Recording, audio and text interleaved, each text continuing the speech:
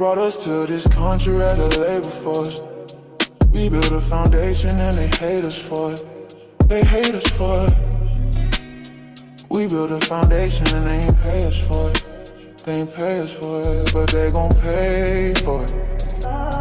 Already prayed for it. Non-believers didn't pray for us. Non-believers didn't pray for us. We're black and we built a foundation. Stone by stone, generation to generation. Vultures said we had no culture. Them vultures got a Jay-Z poster. Them vultures got a lacy culture. Vultures eat what they didn't kill. Vultures sleep what they didn't build. They brought us to this country as a labor force. We built a foundation and they hate us for it. We built a foundation and they ain't pay us for it. They ain't pay for it, but they gon' pay for it. Already paid for it. Nobody prayed for it. Nobody didn't pray for us. Nobody didn't pray for us. We're black and we built a foundation. Stone by stone, generation to generation. Vultures said we had no culture. And vultures got a Jay-Z poster. Them vultures got a lacy poster.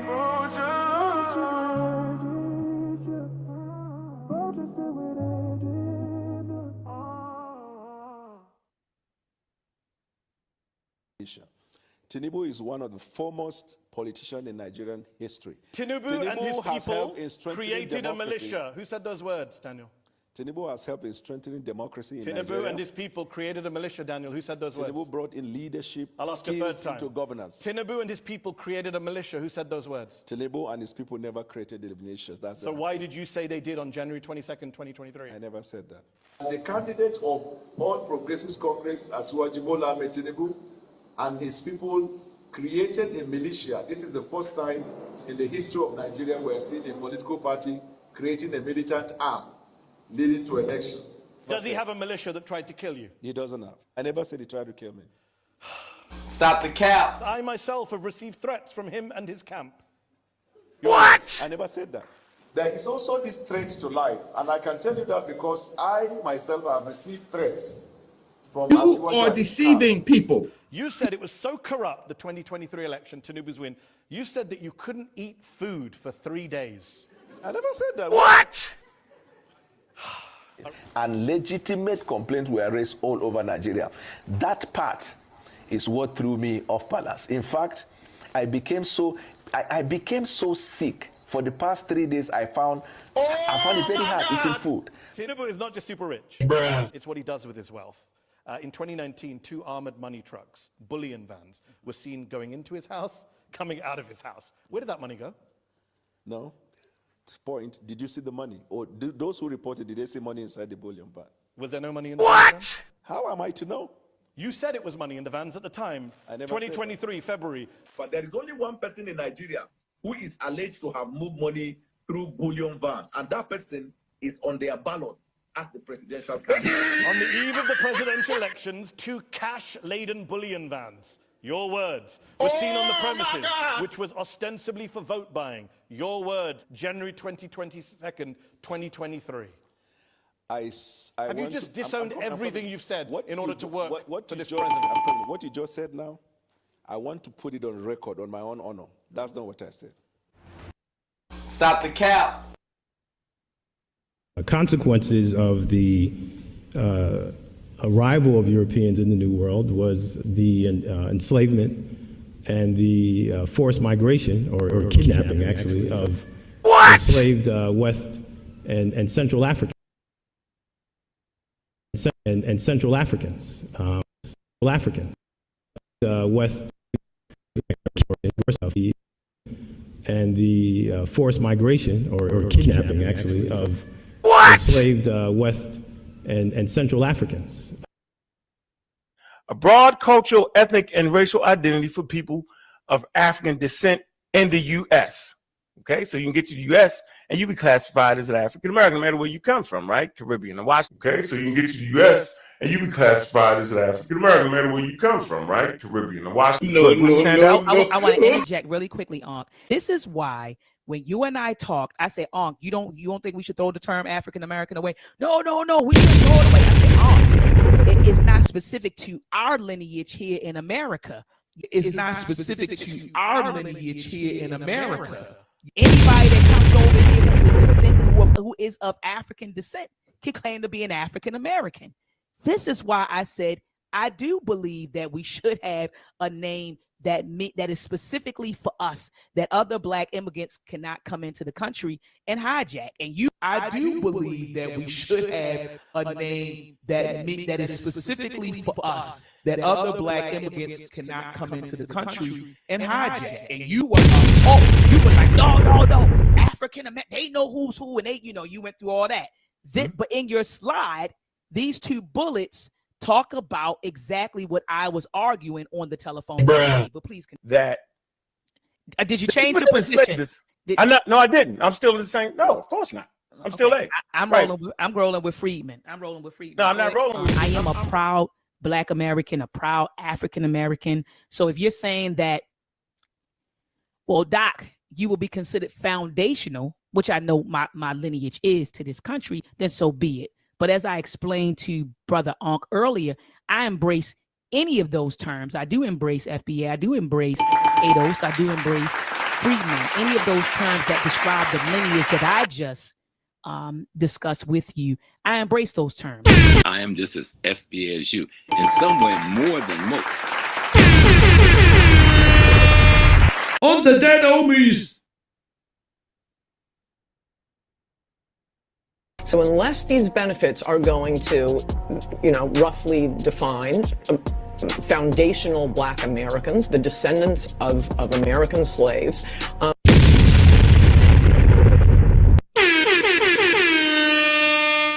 you've taken away the whole purpose of this. So to make the point that Kamala isn't a foundational Black American, I'm always...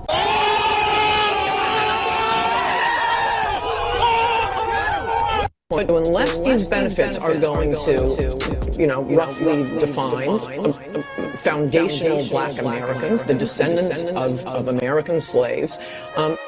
African Americans built this nation. We built this nation. You're just starting to get real credit for that, okay? I don't know if you know that. You're just starting to you built the nation. We all built it, but you were such a massive part of it. Bigger than you would let him cook. For. Does that make sense? Let him cook now.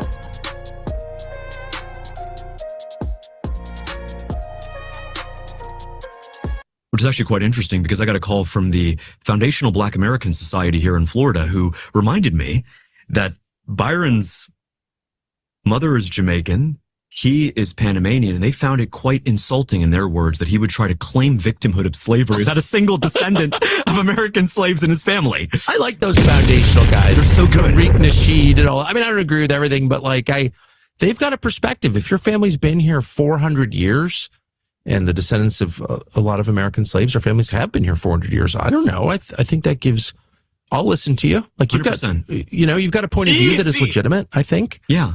And they're unequivocally heritage Americans. That's for sure. 100%. I mean, they're definitely heritage Americans, if anyone is. You have said that you resent the idea of being called an African American, that Yes. you are a Black American. Yes. Explain. I think that when they call Black people who were born and raised for generations in this country, if you accept the handle of African American, that says that you don't accept being an American American. You don't accept being born in Chicago or New York or Detroit or wherever you were born. For generations, your family's been here, built this country too. Sweat and tears and all that, fought in every war, okay? So this is my country here. So I don't want to be called African American. I'm an American American. My people have died and done everything for this country. Do you always gonna be known as a Black American. I can't call myself an African American because when they want to separate us, then they say we are African American. But remember this: when I'm competing in the Olympics, I didn't compete on an African American Olympic team. I competed on an American Olympic team. So don't separate me when you want to separate me. I am not an African American. I'm an American. I am a Black American. I am definitely Black. And yes, my ancestors come from Africa. How long does a bloodline have to live in one land before they are considered a pure species of that land? Meaning, how long did my people have to be in America to say, hey, no, we're American, compared to some people who are English American, who are Irish American, who are German American from their ancestors, but they get to call themselves American. There's nothing wrong with being African American, but a true African American is someone that is from Africa and moved here,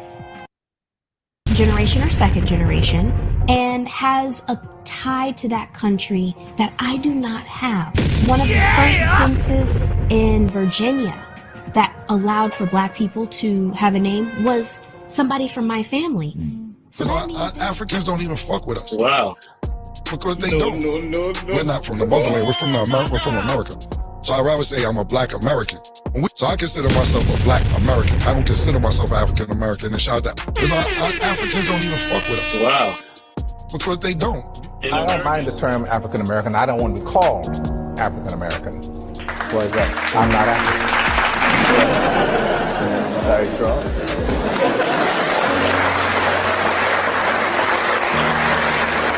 Got how Afro get in front of my motherfucking race. I ain't never been to Afro color. I never been to Africa.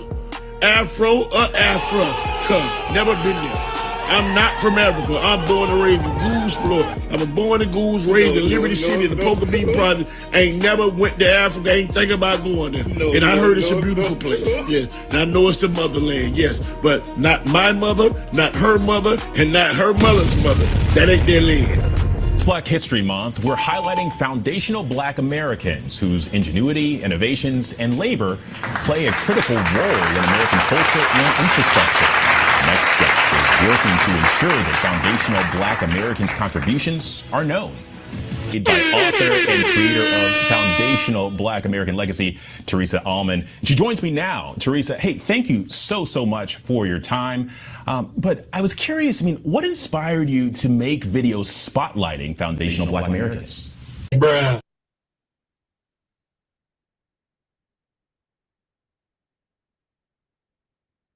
Them to slavery as opposed to seeing it as, first of all, why do you believe the white man's history so much? I went to boarding school in Cameroon, and I learned that one of the tactics that they used to get Africans in the slaves in the ships, they stole them literally. No. What's the word? They will come to the chief and say, "Hey, we just need a couple of men to work for this amount of time," and those men would never come back. I mean, there were so many different sneaky ways that they got people away. Do you think Africans were proud to? Okay, so I would like to say something as well. Wait, hold on. Go ahead, Rashad. You have the women of Dahomey. They were doing, I think it was 75% of slaves that came through the transatlantic slave trade came straight through there. Matter of fact, they had, if I remember right, they had a tree. They used to have their slaves walk around called the Tree of Forgetfulness because they didn't want when them slaves died over there, their spirits to come back and haunt them. They were brutal with their tactics, cutting jaws off, killing. What are your sources?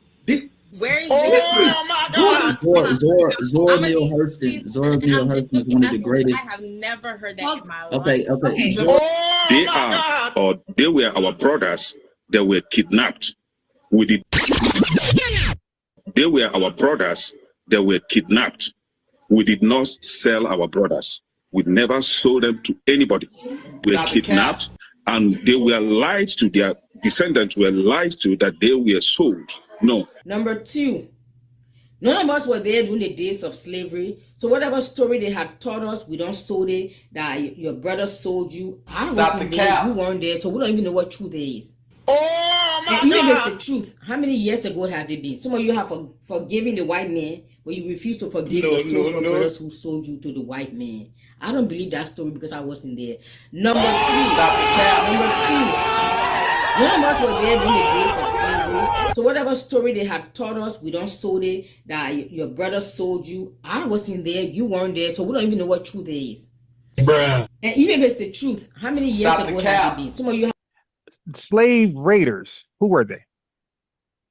According to your research, who were the slave raiders? Primarily the European. Primarily the European. Bruh. You're familiar with the transatlantic slave trade, right? I certainly am. Okay. I heard you use the term. Do you still go by this term? Do you still go by that we were kidnapped? Yeah, because you got to get kidnapped first to get enslaved. Okay. Yeah, I'm just asking. Okay, so now when we were kidnapped, who did the kidnapping? Dutch, the Portuguese. Stop the cap. Dutch, the Portuguese. Bruh. Bruh.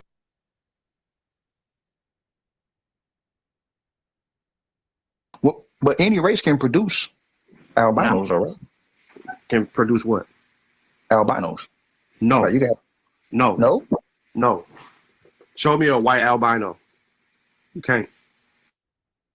Albinoism comes from a void of melanin. Only from black people. Only from us. Only from black people? Yeah. Show me a Chinese It said, okay, I looked up, I said, can every race produce albinos?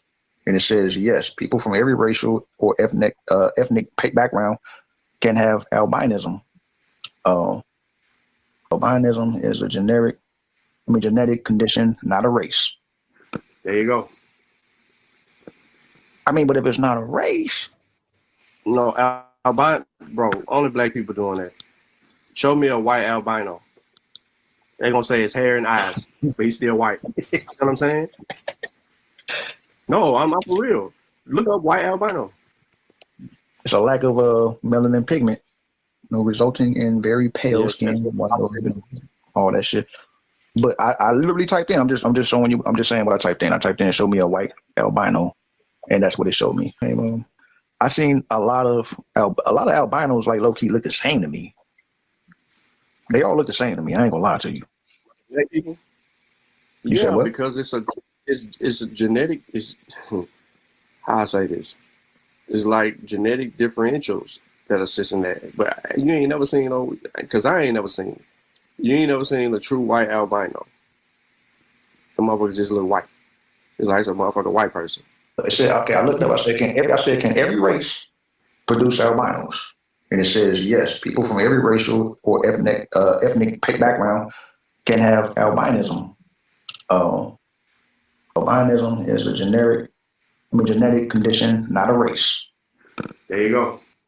No, albino, bro, only black people doing that. Show me a white albino. Well, but any race can produce albinos, or can produce what? Albinos. No. Right, you got No. Show me a white albino. You can't.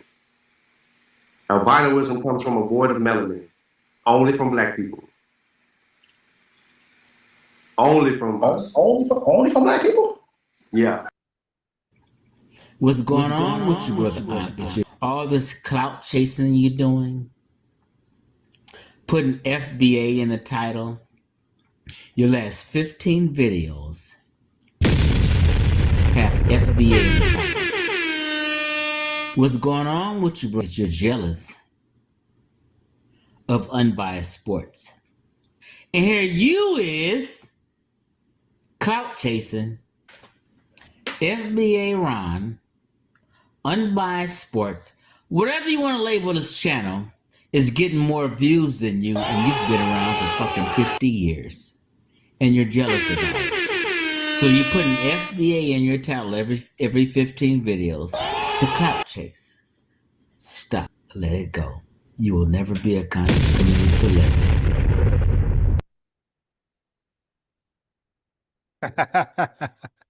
You'll never be a conscious community celebrity, you dig? No matter how many times you put FBA in your title. And that message, I extend that to Dr. Ruxpin. You gotta stop, my guy. You're looking bad out here. Your channel These guys want to talk about grifting. They want to call people grifts, right? This guy, Dr. Ruxpin, if you look at his channel, his early videos was about Pan-African bullshit, right? Fake history, lies, all type of stuff, led by these guys right here. Fraud Zanu, Conscious Flea, Johnny Lyon Clark, Professor Grift, and 19 Z's. You want to get a good sleep? Listen to his content. Okay? Yeah, we're not buying it. And we're going to dig up Henrik Clarke and bury his bum ass again. All right? When I say somebody is a scammer and got misinformation, anybody want to doubt me, come with receipts. This is my receipts. I want to see receipts on the contrary. You dig? I'm different than those other folks out there, the other liars out there. If I say something, again, it's bait. I told people I say stuff for bait. The wrong person got in the trap. I'm trying to bait. Well, you might. I don't know if the wrong person got in the trap. Maybe the right person got in the trap. I don't know. You dig? Maybe the right person is in the trap. All I know, I was setting the bait for Pan-Africans and those who hate people who acknowledge themselves as FBA, ADOS, freedmen, people who hate delineation, self-identification, and our reparations claim here in America. People who has opposing viewpoints of that. I put the trap out for them. Now, the FBA get caught in there, then maybe that's just what you are. Maybe you're in denial. I don't know. But I said this guy wasn't shit. Henrik Clarke. He's a lying, biased Pan-African scholar. Now, I don't got to argue with a person individually. You produce your information, how great he is. I'm producing how he ain't shit. And so far, my information is irrefutable. Now, I would love to hear something on the contrary, how he's great. He's great for FBA. He's great for the lineage. Show me information that he said that he's great for Black Americans. Now, that question may be a trap. That question may be a trap. I don't know. But the link will be in the chat. I'm interested to hear how this guy is a great scholar and he's good for FBA for the lineage. The link's right there. Anybody can click that link, and I'm well qualified to defend my argument that he ain't shit.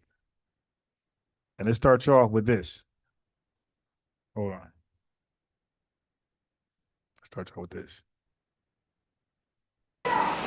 He was probably under surveillance more than any other single man. Now, after this convention, he was probably under more trouble, in more trouble. I think the steamship line was built too hurriedly.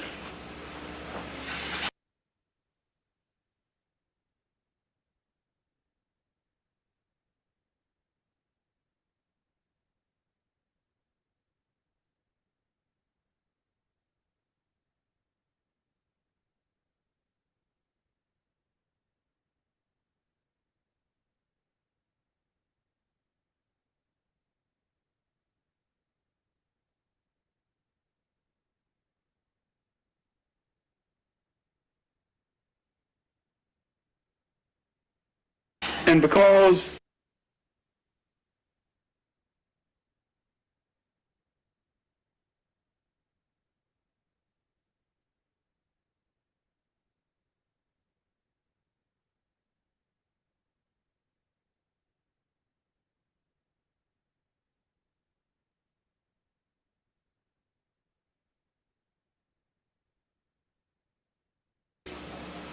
he did not my mic went on mute.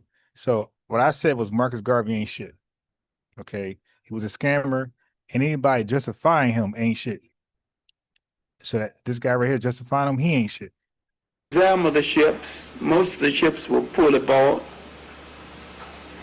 and was not examined for seaworthiness. And they gutted ships mostly had formerly been used by bootleggers for running rum back and forth in the Caribbean islands. And he couldn't do that today. I mean, now all ships you had to be certified for seaworthiness. And in that day, you could have had a ship certified for $50, and because Garvey didn't want to be bothered with the white people certifying anything for him, he just bought them. So he didn't. So the excuse was Garvey ain't white people. That's why you can't make it about black and white. All right, you can't make it about black and white. That's stupid, because now you're setting yourself up to be bamboozled by somebody who's black. That's an agent. No, it's about actions, man. And we don't call people tethered because of how they look.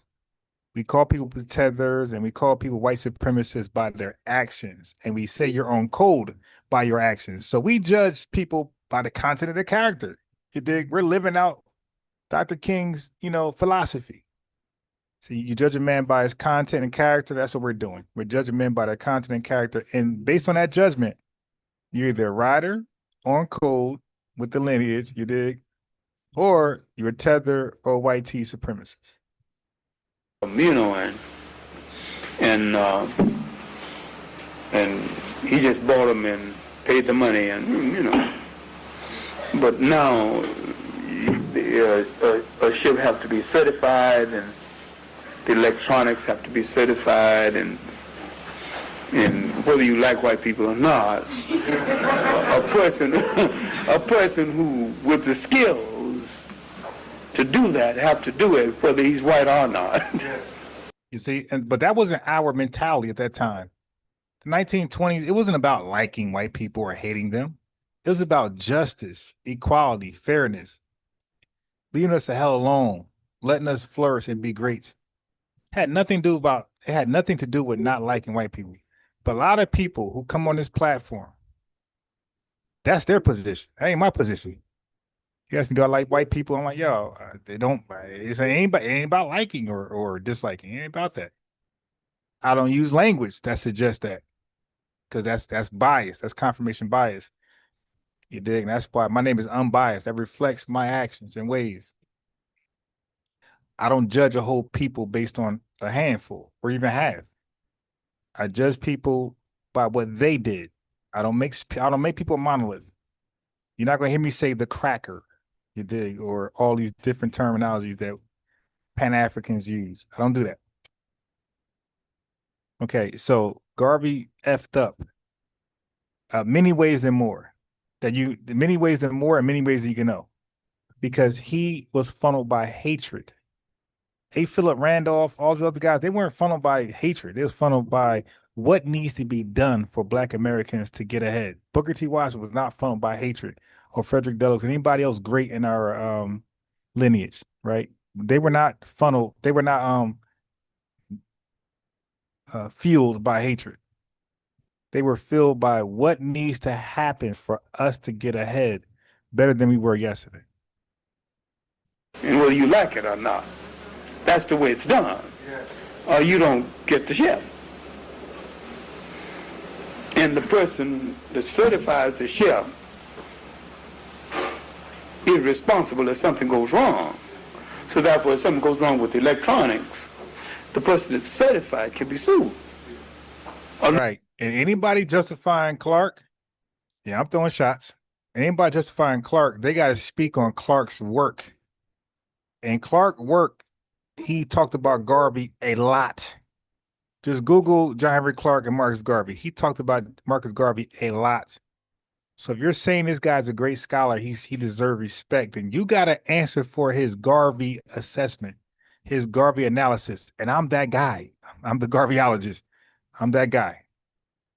So everybody, whoever appeared on this platform, even Rob Bourne, goofy ass, all of them had to admit Garvey was a scammer.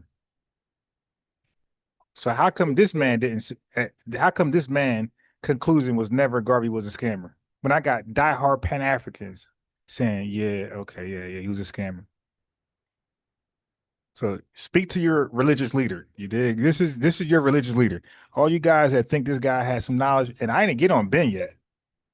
Ben not even on my radar, but y'all keep it up. I'm gonna cook all y'all deified scholars. You keep it up. All of them ain't shit. All of them were wrong. All of them were Pan-Africans, and they were on some bullshit. lose their job.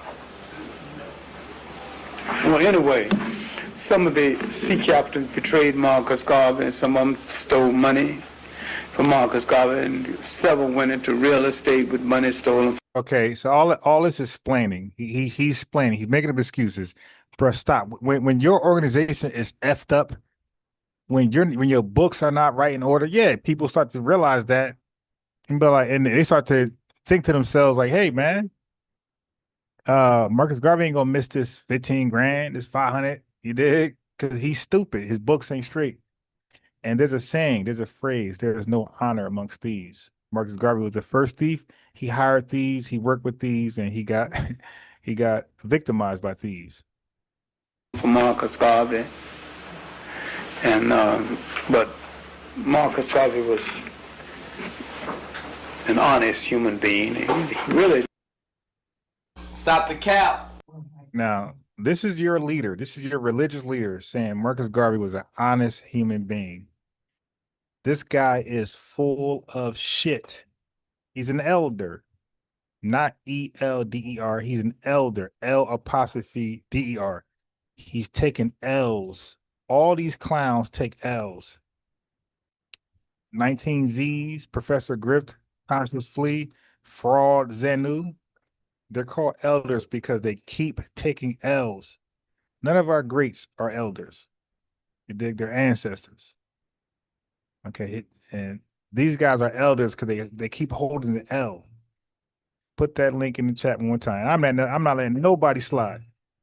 My name is Unbiased for a reason. You dig? There's a reason why people avoid me. You dig? Link be out there freely. Anybody click. We got the viewers. There's no excuses because you can't say we don't got numbers. We got numbers. My last 3 videos went damn near 7K. We got the numbers. But if anybody gonna challenge me, stand on 10 with your chest out. Come back out. Come back outside. Click that link. Come back outside. Let's talk about your religious leader. This clown right here, Henrik Clarke, lying about Garvey. And I just got started.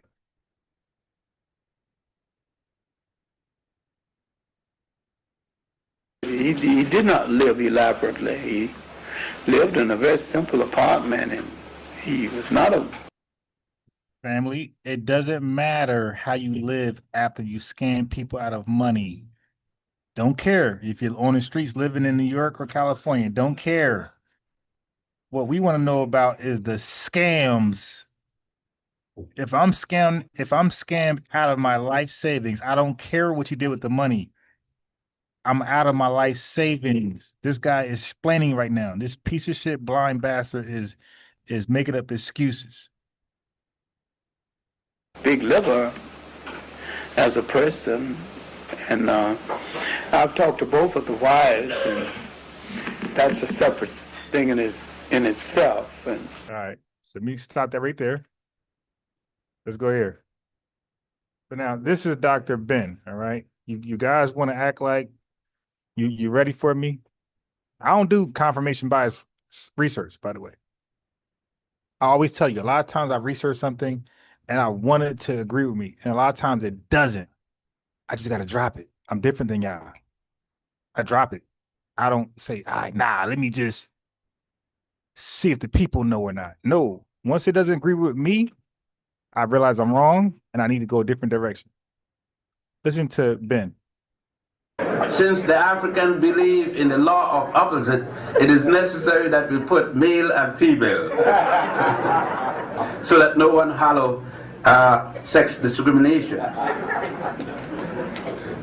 In terms of Garvey, again, in the philosophy, let us try to look at the bi-black situation and to see if it had any aspect of racism.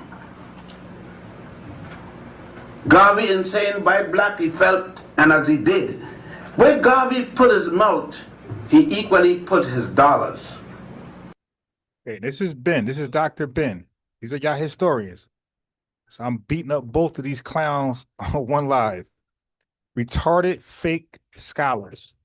How do you study Garvey and conclude that he put his money where his heart is at? Like, at something positive.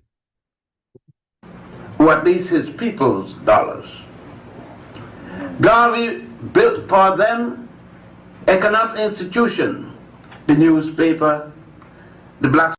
By the way, the link is active in the chat and nobody's clicking it. I wonder why. You put the link back in there again. Moderators, if y'all can, copy that link.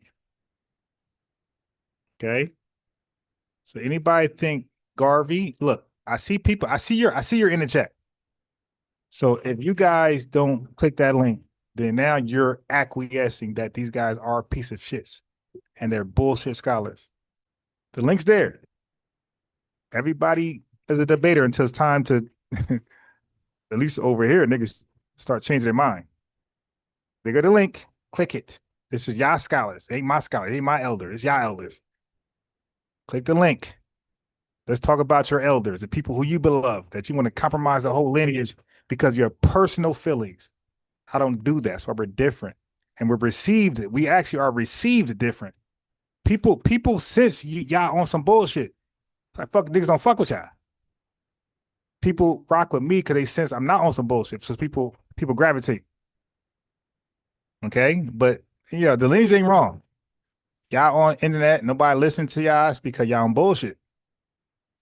So I'm trying to give y'all a second chance at life. Second chance at redeeming yourself. All right. So we got somebody on the panel. We got Jason Mitchell. What's up, brother? Or other. Now come off mute. No. You click that link, you come off mute. Come off mute, Jason. Hey, what's up, Rod? What's going on, bro? What's goody, man? All right, so man. where you stand with the topic? I don't want no off topics, nothing. You see the title. We talking about this only. What's up? Oh, I'm in the wrong thing because I just came on the list. Okay, all right, Nah, yeah. I So be in the learning chat. for you, So brother. all right, so wait. So before you hang up, Yeah. How you feel about Dr. Ben and John Henrik Clarke? Stop that. They pieces of shit. Yeah, exactly. It ain't hard to tell, bro. So when somebody claims to be FBA and they're acting like these guys are great, Man, how you feel about them? All been misled. Wait. Yeah, but if they're lying to the lineage, saying these guys are great and they're elders, you don't think that's like toxic, detrimental to the lineage? That's you don't damaging. Yeah. But well, it leads to a Ghana hijacking reparations. All of that, yeah, for real. That's what it leads to. When we're not honest with each other, it leads to where we're at now. Yeah, and I see that. You know what I'm saying? Yeah. So FBA or not FBA, if you with this shit right here, you ain't on code. You did. You ain't with us. For real. You are what I call an honorary tether. That's true. You dig? Or what Tariq Nasheed says, proximity tethering. You dig? Yep, That's what you're doing. You're doing. For real. Yeah. So yeah, I just wanted to make sure that we see alike. Yeah, because that's what on code means. On code means we see alike. You dig? And sometimes I might say some crazy shit, and you guys call me out. I take it. I don't act like y'all gotta believe, y'all gotta rock with me on everything I say. I say some controversial shit. Yeah. But when I start to receipt show, that's a difference. That's no longer opinions. Yeah, you're So right. I'm showing you John Henrik Clarke, brother, and Dr. Ben. Both are not doctors, by the way. That's some fake title they gave themselves. These guys are regular. They're no different than you and I, bro. These are not doctorate degree guys. They have no college. Yeah, no college, nothing. They're like you and I. Yeah. So a lot of these guys use a doctorate title to deceive the lineage. Man, I'm to just make not you trust learning all them. this. Yeah, to make you drop your guard. Man. Okay, so the fact they call themselves doctors, that's the first red flag. Don't listen to them. And then when you listen to them, they're both talking about Marcus Garvey. Hey, bro, I'm gonna tell you right now before you drop down, and the chat and the people who worship these guys, none of them talk about Garvey stocks. John Henrik Clarke, I don't know one lecture. He got 1,000 talking about Garvey. Yep. He don't mention his stock sales at all, bro. Never heard about that. Yo, he don't want to acknowledge the scams at all. Man. John Henrik Clarke and Dr. Ben, they are pieces of shit. Right? And This we is ain't rocking with no mind-blowing, Pan-African scholar at all. All of them. As a matter of fact, we get to a point, anybody of the lineage who say they got some Pan-Africans love, we gonna start archiving y'all. like putting y'all in the waiting room. Like, all right, Dang, look. Yeah, like, dude, like, listen, man. Thanks for telling me that, so I can put you over here. Real talk. Yeah, so anybody going forward, yo, this is going to be where we're at. We can't take no more chances. All of them. You see, Professor Smalls, Pan-African. What happened to him? 19Zs, Pan-African. What happened to him? So all of them showing the behavior. At some point, they showed their face. You see Lex the other day. All coming out. Start caping for this guy, and he's lying about the transatlantic slave trade. Yeah, so I'm gonna need Lex to pull up and click that link, and because we're gonna go deep on these clowns right here, who they're loving for no reason. Like they did nothing great. Like why are we in love with these guys? Exactly. You know, yeah. Did you know Elijah Muhammad taught? He has some questions. He says, why in the Supreme Wisdom book? He says, why do the black man? I'm paraphrasing. Love the devil. He said because he gives them nothing, and like I never really understood that. But now I see like we loving these guys and they did nothing. Did nothing, man. But got all the criticism for people who did great works among the lineage. All right. So I'm gonna let you drop back down and I'm gonna go ahead and finish playing the video. Thank you, brother. I appreciate you, Rob. Yes, sir. Yeah, we gonna cook all night. So y'all got time to get your research up. Go Wikipedia, go Google, go Chat GPT. I already did it for you. All right, so I'm saving you time. I already did it for you. You got nothing. You got nothing. I got the link there for you. You got nothing. There's levels to research, you dig? And I'm on that top level. And my sons. Economic institution, the newspaper, the Black Star Line, the shipping company. Now, by the way, in that newspaper, he was lying, talking about how great the BSL was. See, I'm giving y'all information I shouldn't be. I should be bidding y'all to click that link. But in the Black Star Line newspaper, he was talking about how the stocks were doing great, the business doing great when it lost $750,000. It was in a negative, and the newspaper is still promoting the stocks as how great it was. All right, so I'm gonna give y'all that warning. Y'all click that link. You already know what it is. Bakeries, grocery stores, and he started to manufacture. Bakeries, grocery stores, all of them were in the negative. You hear me, Lex? All these fake ass side out businesses Garvey did, all of them were in the negative. None of them were productive. None of them had the IRS owed him money because he didn't make a profit. You dig? All L's. All of his businesses were L's, my guy. Manufacture, because Garvey said, if only we could sell one match to each Chinese. So now I got Dr. Ben and John Henrik Clarke both caping and lying for Garvey. And you're telling me we could dismiss this and trust these guys going forward? Bro, stop. Per year, we would have an industry that will be able to occupy every African in the Western world.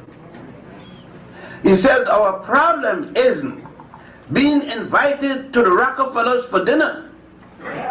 That is it, because we may not like the way they cook anyhow, because they don't use much seasoning. He says, and then we can't reciprocate. We will be at a total disadvantage. He said, wherever we are, we must control the economy in that spot.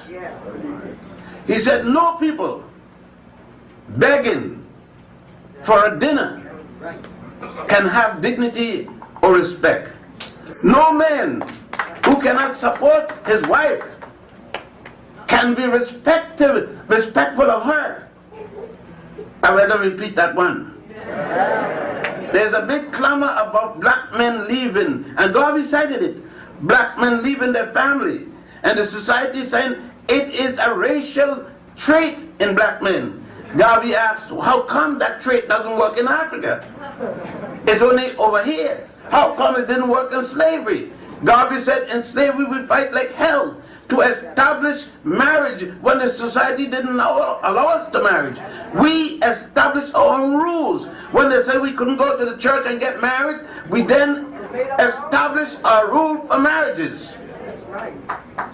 Not only did we do that, but we understood that the significance of it, it was not a matter just for something called holiness. Because we know that isn't the reason people marry. It has nothing to do with heaven. Because what God put together, men can't put asunder. So don't say it's stupidness anyhow. Garvey said that the reason for marriage is a security for the woman. All right, so I'm gonna hold off on this for a second because Lex called in and he said, I'm shooting at you because you were the person shooting at me when I was condemning this guy, which I'm supposed to do. I'm condemning anybody who's against the lineage.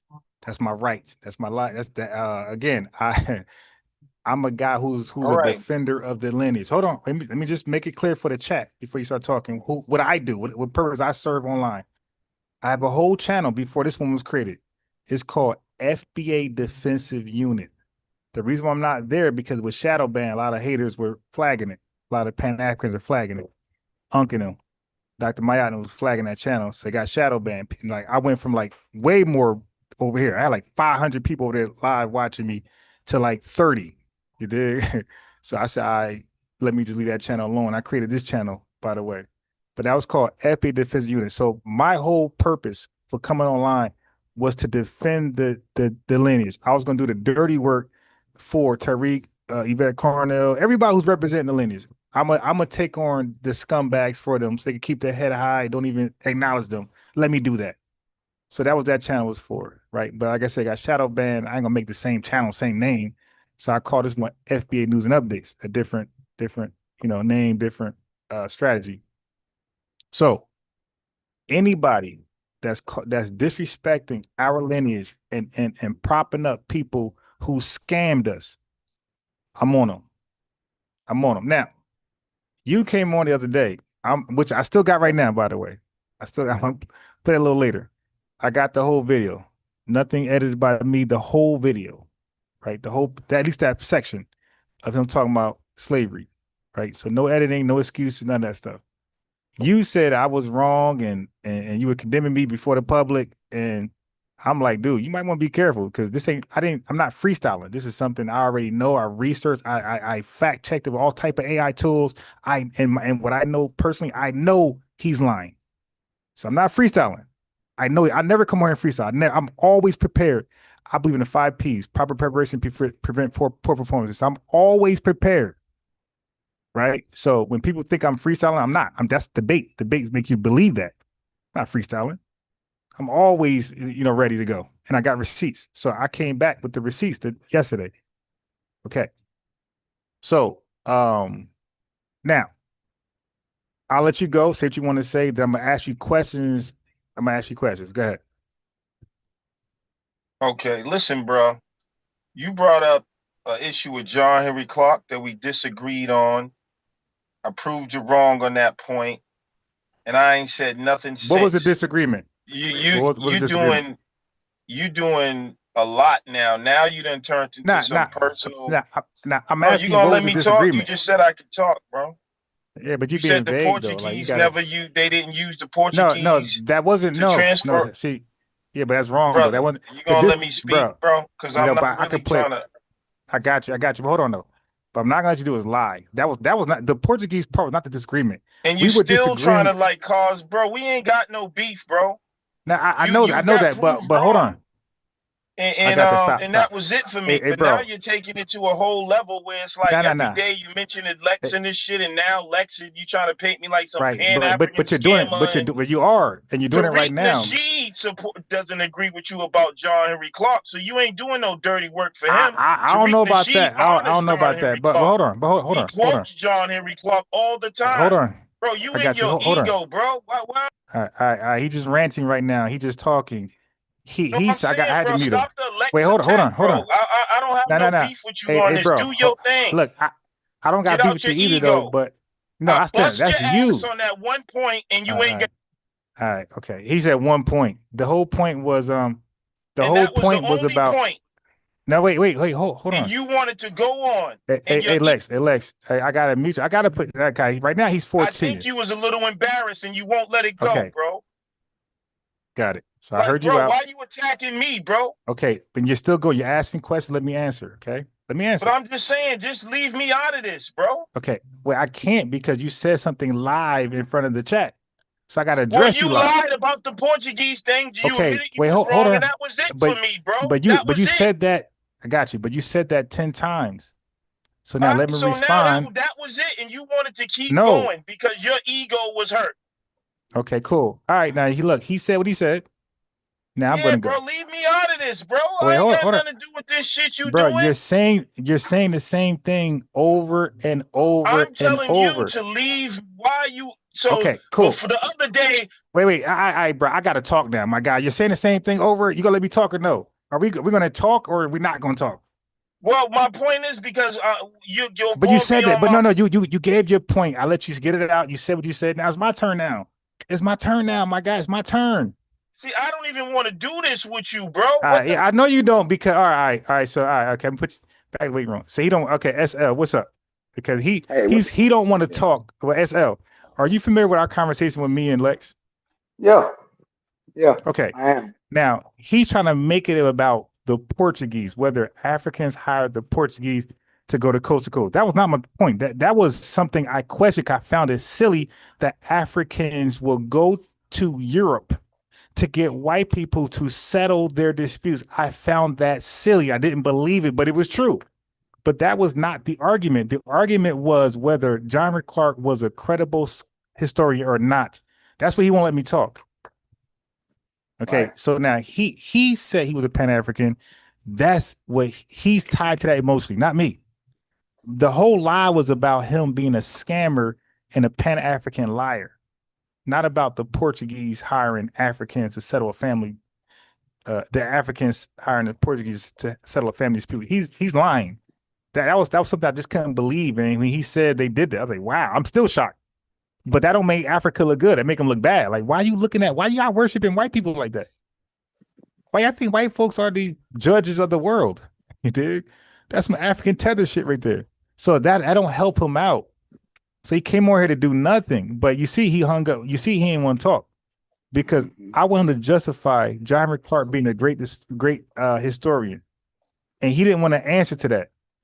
He's one of those Pan-African guys who want to slip in, claim to be FBA, but slip in Pan-Africanism and then back doors like some 19 key shit, bro. I'm good with that. I'm good with that. You're either FBA on code or you're not.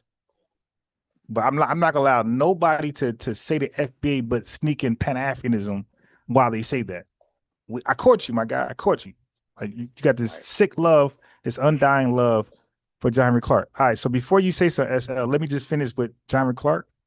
I'm gonna touch on some and then we could touch on Henrik Clarke together. So let me finish Ben real fast. This lying ass dude, and let me hit on. Then we could watch Henrik Clarke together. Woman and her family. It got nothing to do, but if God is so bad and want America to stay together and then want somebody to break it, he killed the man who tried to break it. Hey family, by the way, the dude hung up. He wouldn't stop talking. He said the same thing over and over and over, and that's just who he is. I invited him more to have a conversation. He didn't want to do that. He hung up. He has an agenda. I don't. I'm transparent. I got the link out there. Let's talk. He didn't want to talk. He said the same thing over and over and over. Now I'm about to ask him about a historian. He don't want to answer no questions. Get your Pan-African ass off there. You dig? And go ahead and join Mayat and those guys like your friends. But over here, we're FBA and we ain't compromising nothing. Okay, we're exposing these fake historians. Woman who's trying to break it. So since God has nothing to do with it, let's deal with it. It's man. And you can't protect a marriage when you're broke. Because your wife can't eat love. She can't put it in the pot.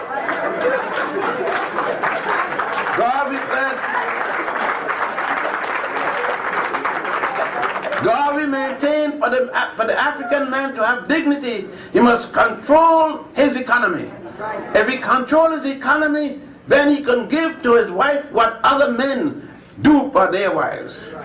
But if he does not, he will forever be a man whose wife is subject to abuse and whom he can never protect. I mean, Garvey's philosophical thoughts were fundamental. And one thing Garvey said, particularly, I should probably said from before, in endorsing what Dr. Edmund Blyden had already said in accepting the presidency of the College of Liberia in 1883, in context with the previous statement that was made, Africa for the African, to which Garvey had already had those at home and those abroad. A family, me and V4 and SLE 44, we were all, who's on the panel right now, we were all on the panel together.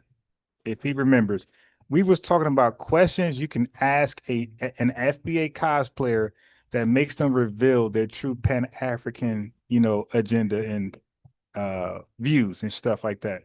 And we talked about it last night. SL, I don't know if you heard us or not, but we would ask them about Garvey, right? We'll ask them about the slave trade, right? Who did the kidnapping? And these were questions that would expose their Pan-African or their tether. So now another one we're seeing is John Henrik Clarke. Was he a great scholar for FBAs or piss poor one? And that made Lex reveal who he was. Like, he's a guy who's a Pan-African. He said he was. He said he's a Pan-African, and you could be that, but you don't gotta lie about the Pan-African historians. And I say that with quotations because they were not real historians. There's people who just read like us, and they gave biased opinions. Now, John Henrik Clarke said no Africans were involved in slave trade. Now, me and SL going to cover that later on, that they were not involved in the slave trade. Lex said I was lying, and he tried to explain for John Henrik Clarke. He did that. Okay, he did that. He said he wanted to explain what he really meant. Now, when somebody says something, SL, when somebody says something in plain English and they be wrong, I don't need another grown man to explain what he meant. You dig? SL, if I tell you, don't come outside or I'm going to delete you, I don't need somebody else to explain that. That meant exactly what it said. What he said, that's what it meant.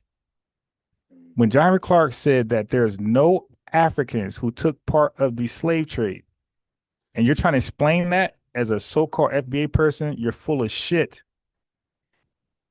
And guess what? This is the tether historian. They all watch this guy, and they borrow his talking point. When you listen to Revenue, hey family, just do what I do. Go back and look at Tariq Nasheed arguments with these Pan-Africans and listen what they're saying. You'll see that almost everything they said came from this weirdo right here. These two, Ben and Clarke. Almost all of the tethers that argue against us, Afro-Elite, whoever, the brother Reggie's, all these guys come from the John Henrik Clarke, Ben tutelage, all of them. And Lex said he was one of them too. Okay, so he's cool as long as you don't out their beloved historian. Now, by the way, I showed last night, John Henrik Clarke kept calling us African. He's very anti-American, and he was pro, we need to go back to Africa type shit. And that's why he's bigging up Garvey. Garvey's whole message was about going back to Africa. So SL, if his whole message was going back to Africa, why is Garvey investing in America? Why does he have stores and whatever else in America if his whole message is going to Africa, bro? How do we benefit in Africa if he's investing in America? Would not benefit. Right. So that means that he planned on for you to leave. He planned on staying. Like, all right, y'all go to Africa and struggle while I reap the benefit of these investments. And America. Right. with this good old white man. And I'm sure he had probably some KKK members as stockholders and shit. He sold them shares.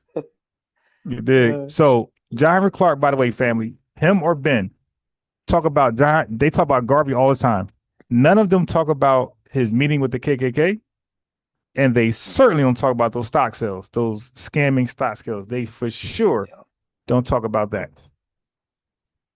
All right, so let Ben finish up, and then we're going to get on Clarke. Blyden is speaking about the beauty of the African woman, had maintained that the African woman has no other woman to set an example for her beauty. That is something I wish the African woman here had heard Garvey speaking about. Let me repeat that. I think it's good. It caught me to my funny bone.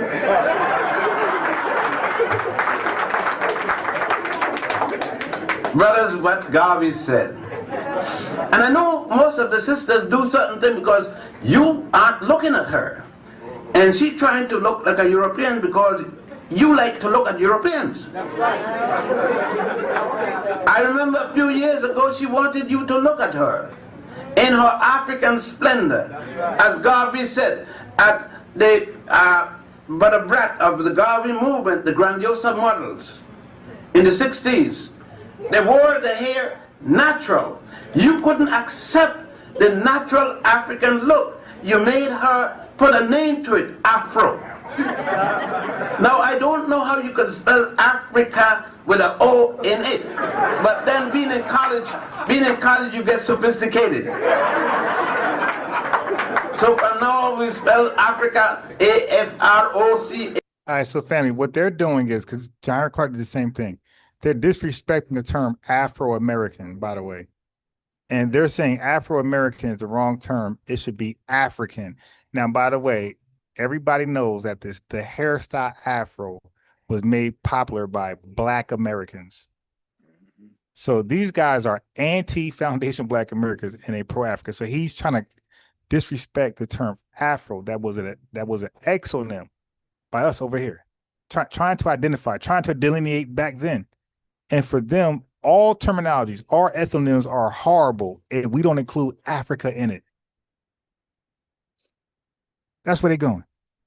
Hey, Afro-Caribbean.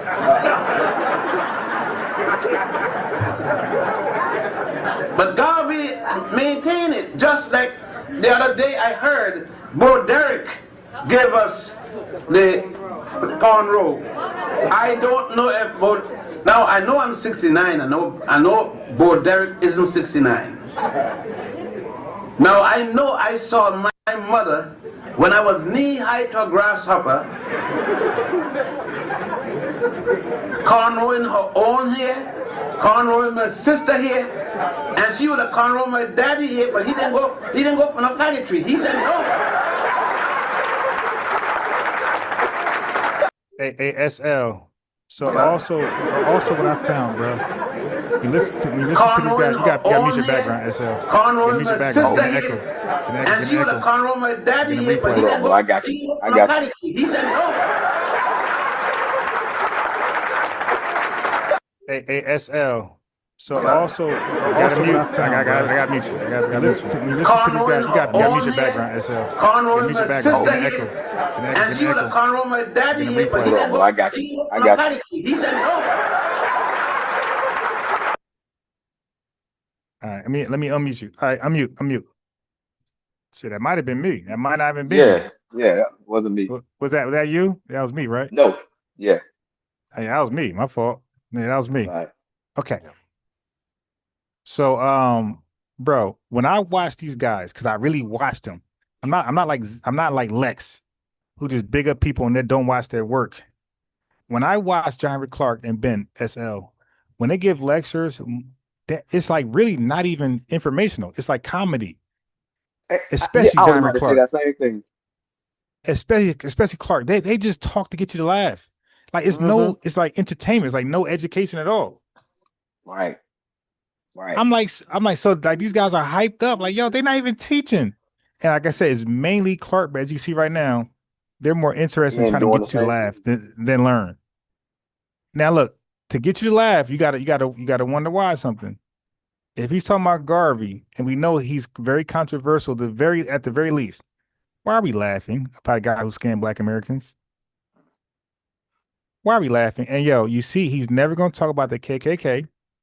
He's never gonna talk about the stocks. They're gonna talk about the things they think he did great, and then the trial. That's it. The white man, they deported him. They're never gonna talk about the KKK and most certainly the stocks. I know for a fact. So you guys can try to fact check me. They don't talk about the stock sales at all. They leave that from history. They omit that from history themselves. These are scamming historians, yo, that paved the way for this moment right now to happen, where Ghana could feel as confident as it is to say, hey, we want reparations. Yeah, and look, hey, SL, they're not even saying we want reparations with FBAs.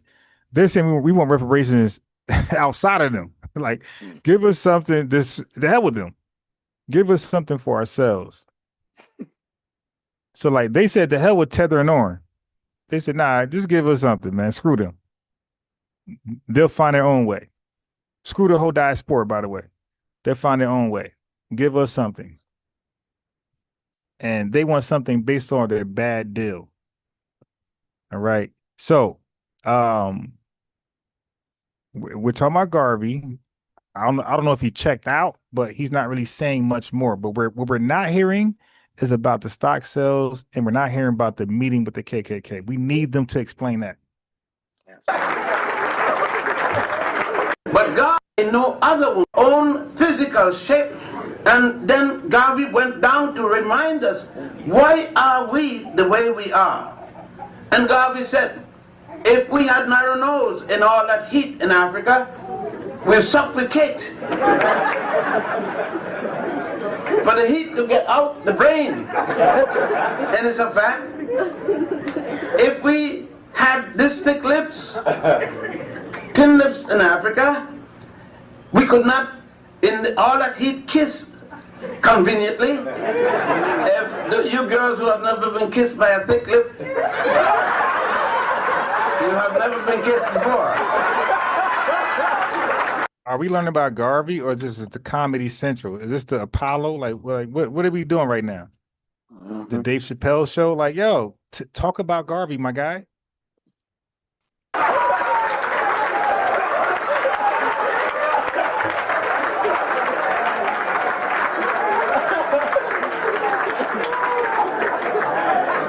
am speaking from experience. I have one.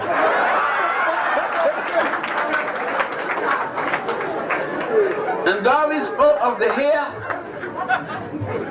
Since man did not come here with hat on, and with the kind of sun we have in Africa, the hair, the kinky hair, was made by nature to do as what the straight hair does in Europe. If the Europeans had started out with kinky hair, with all the ice and the snow, it would have done the opposite of what the woolen hair, or so on and so on. The light skin in the icy places is better for the European than his nationalism. Yes, he was an African nationalist to the core.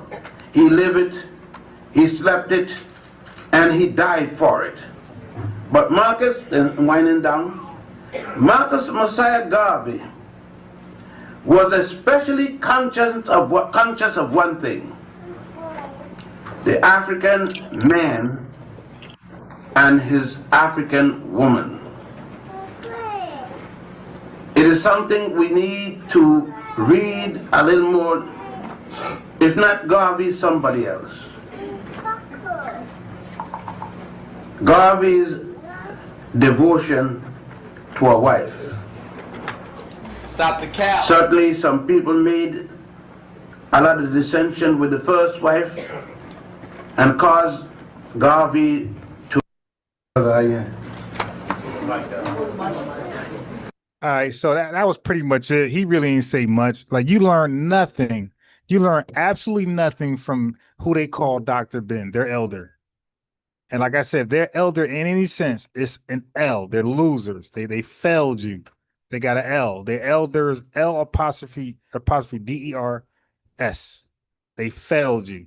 You learn absolutely nothing from Garvey. When you hear John Henrik Clarke, you learn a little bit more. But most of the people who've been following me for like the last year, you learn more about Garvey from me than most Pan-African you'll ever meet in your life. Y'all learn more about Garvey, and then I'm gonna say even you could throw Tariq Nasheed in there. You could throw Yvette Carno, because they was giving some stuff, some good information on Garvey as well. But us three, the FBAs, the ADOS, the lineage, y'all learn more about Garvey from the lineage than any Pan-African. All right. So hold on. Let me go ahead and go to the next video. Let's see what we got here. Matter of fact, if you want, SL, this is a good moment to chime in on the topic. Let's stick to the topic. Are you there? No, you're not ready? Okay.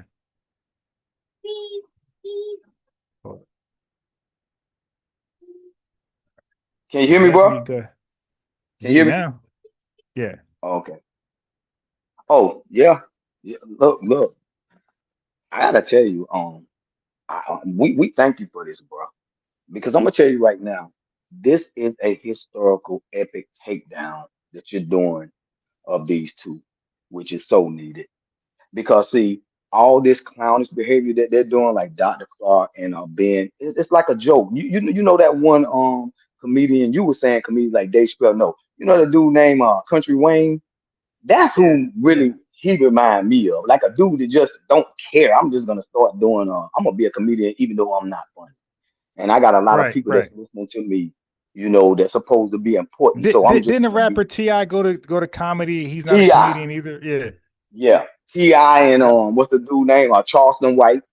Anybody that Charleston White was already a comedian, but T.I. was never a comedian. He was a rapper and he went to comedy. But go ahead. Yeah, I get what you're saying. Go ahead. Right. Yeah, so right. people go to comedy and that's not their thing. Right. And it's just terrible. But I just getting back to Lex, it's real disappointing, what Lex is doing. I mean, because when you listen to this brother talk, got a whole vast of information and knowledge and understanding, but then he got this strange fixation with Dr. Ben. That's not a doctor, and Dr. The other one. It's like, look, we are going to see who these people are regardless of the circumstances, because FBA is a lineage. We keep trying to explain this to them, and Lex know this. He knows that we're a lineage. Even though he all bent out of shape with that one little thing he said about you that really had nothing to do with Africa. He really made Africa look bad, like you're saying. But he keeps on saying, well, I made you do this. I'm like, dude, you way smarter than that. This is what you're holding on to. Hold on. Wait, let's get context, because there's no proper context for people who didn't chime in yesterday.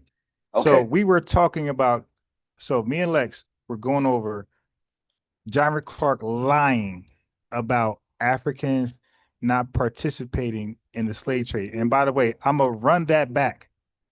To prove that he's a full of shit liar and he's compromised. Like, these guys are straight agents to start the lineage. Okay, so I'm going to actually play that back later on today. So we were talking about Garvey saying Africans were not involved in slave trade. That's what Tariq Nasheed been covering. So this is like news to us that people are lying, saying Africans were not involved in the slave trade. So I was showing you, hey, this is where it comes from. It comes from their historian. They're borrowing this talking point from their historian. This ain't come out of nowhere. I'm showing you where this came from. This came from their historian.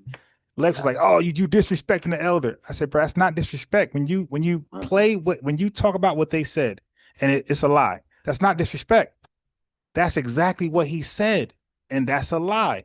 Lex said, "Nah, it's the context. It's the con." I said, "Bro, what context could a man conclude?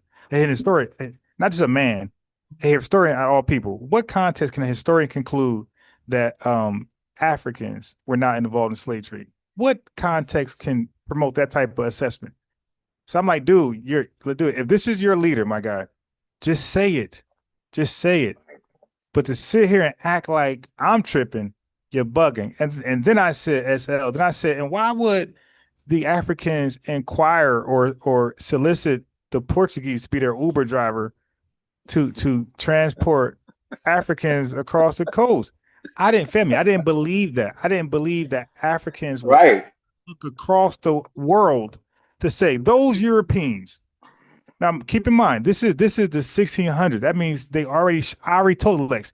I said, Lex, they already showed their face who they are. They came to Africa in the 1400s trying to steal people. trying to force enslavement. I said, so Africans already know who they are. You dig? So why would you go to people like that to settle a so-called family dispute? He said, nah, so I'm actually protecting Africa. I'm saying they're not that dumb. They ain't gonna do that. Right? I'm protecting them. He like, no, they are that dumb. They did it. So he showed and proved that Africans were that fucking dumb. I couldn't believe it. I said, well, shit, you're right. I concede, man. Damn, that's a pitiful people. So for Africans to sit here and ask for reparations, and they SL chat, they, according to Lex, they called for the Europeans. That means the Europeans are minding their business, doing white on white stuff. Africans call them to interfere with their daily affairs and then get mad when it plays out the way it played. So I didn't believe they were that dumb. So it turned out they were. I said, oh, all right, bro. Yeah, you got that point.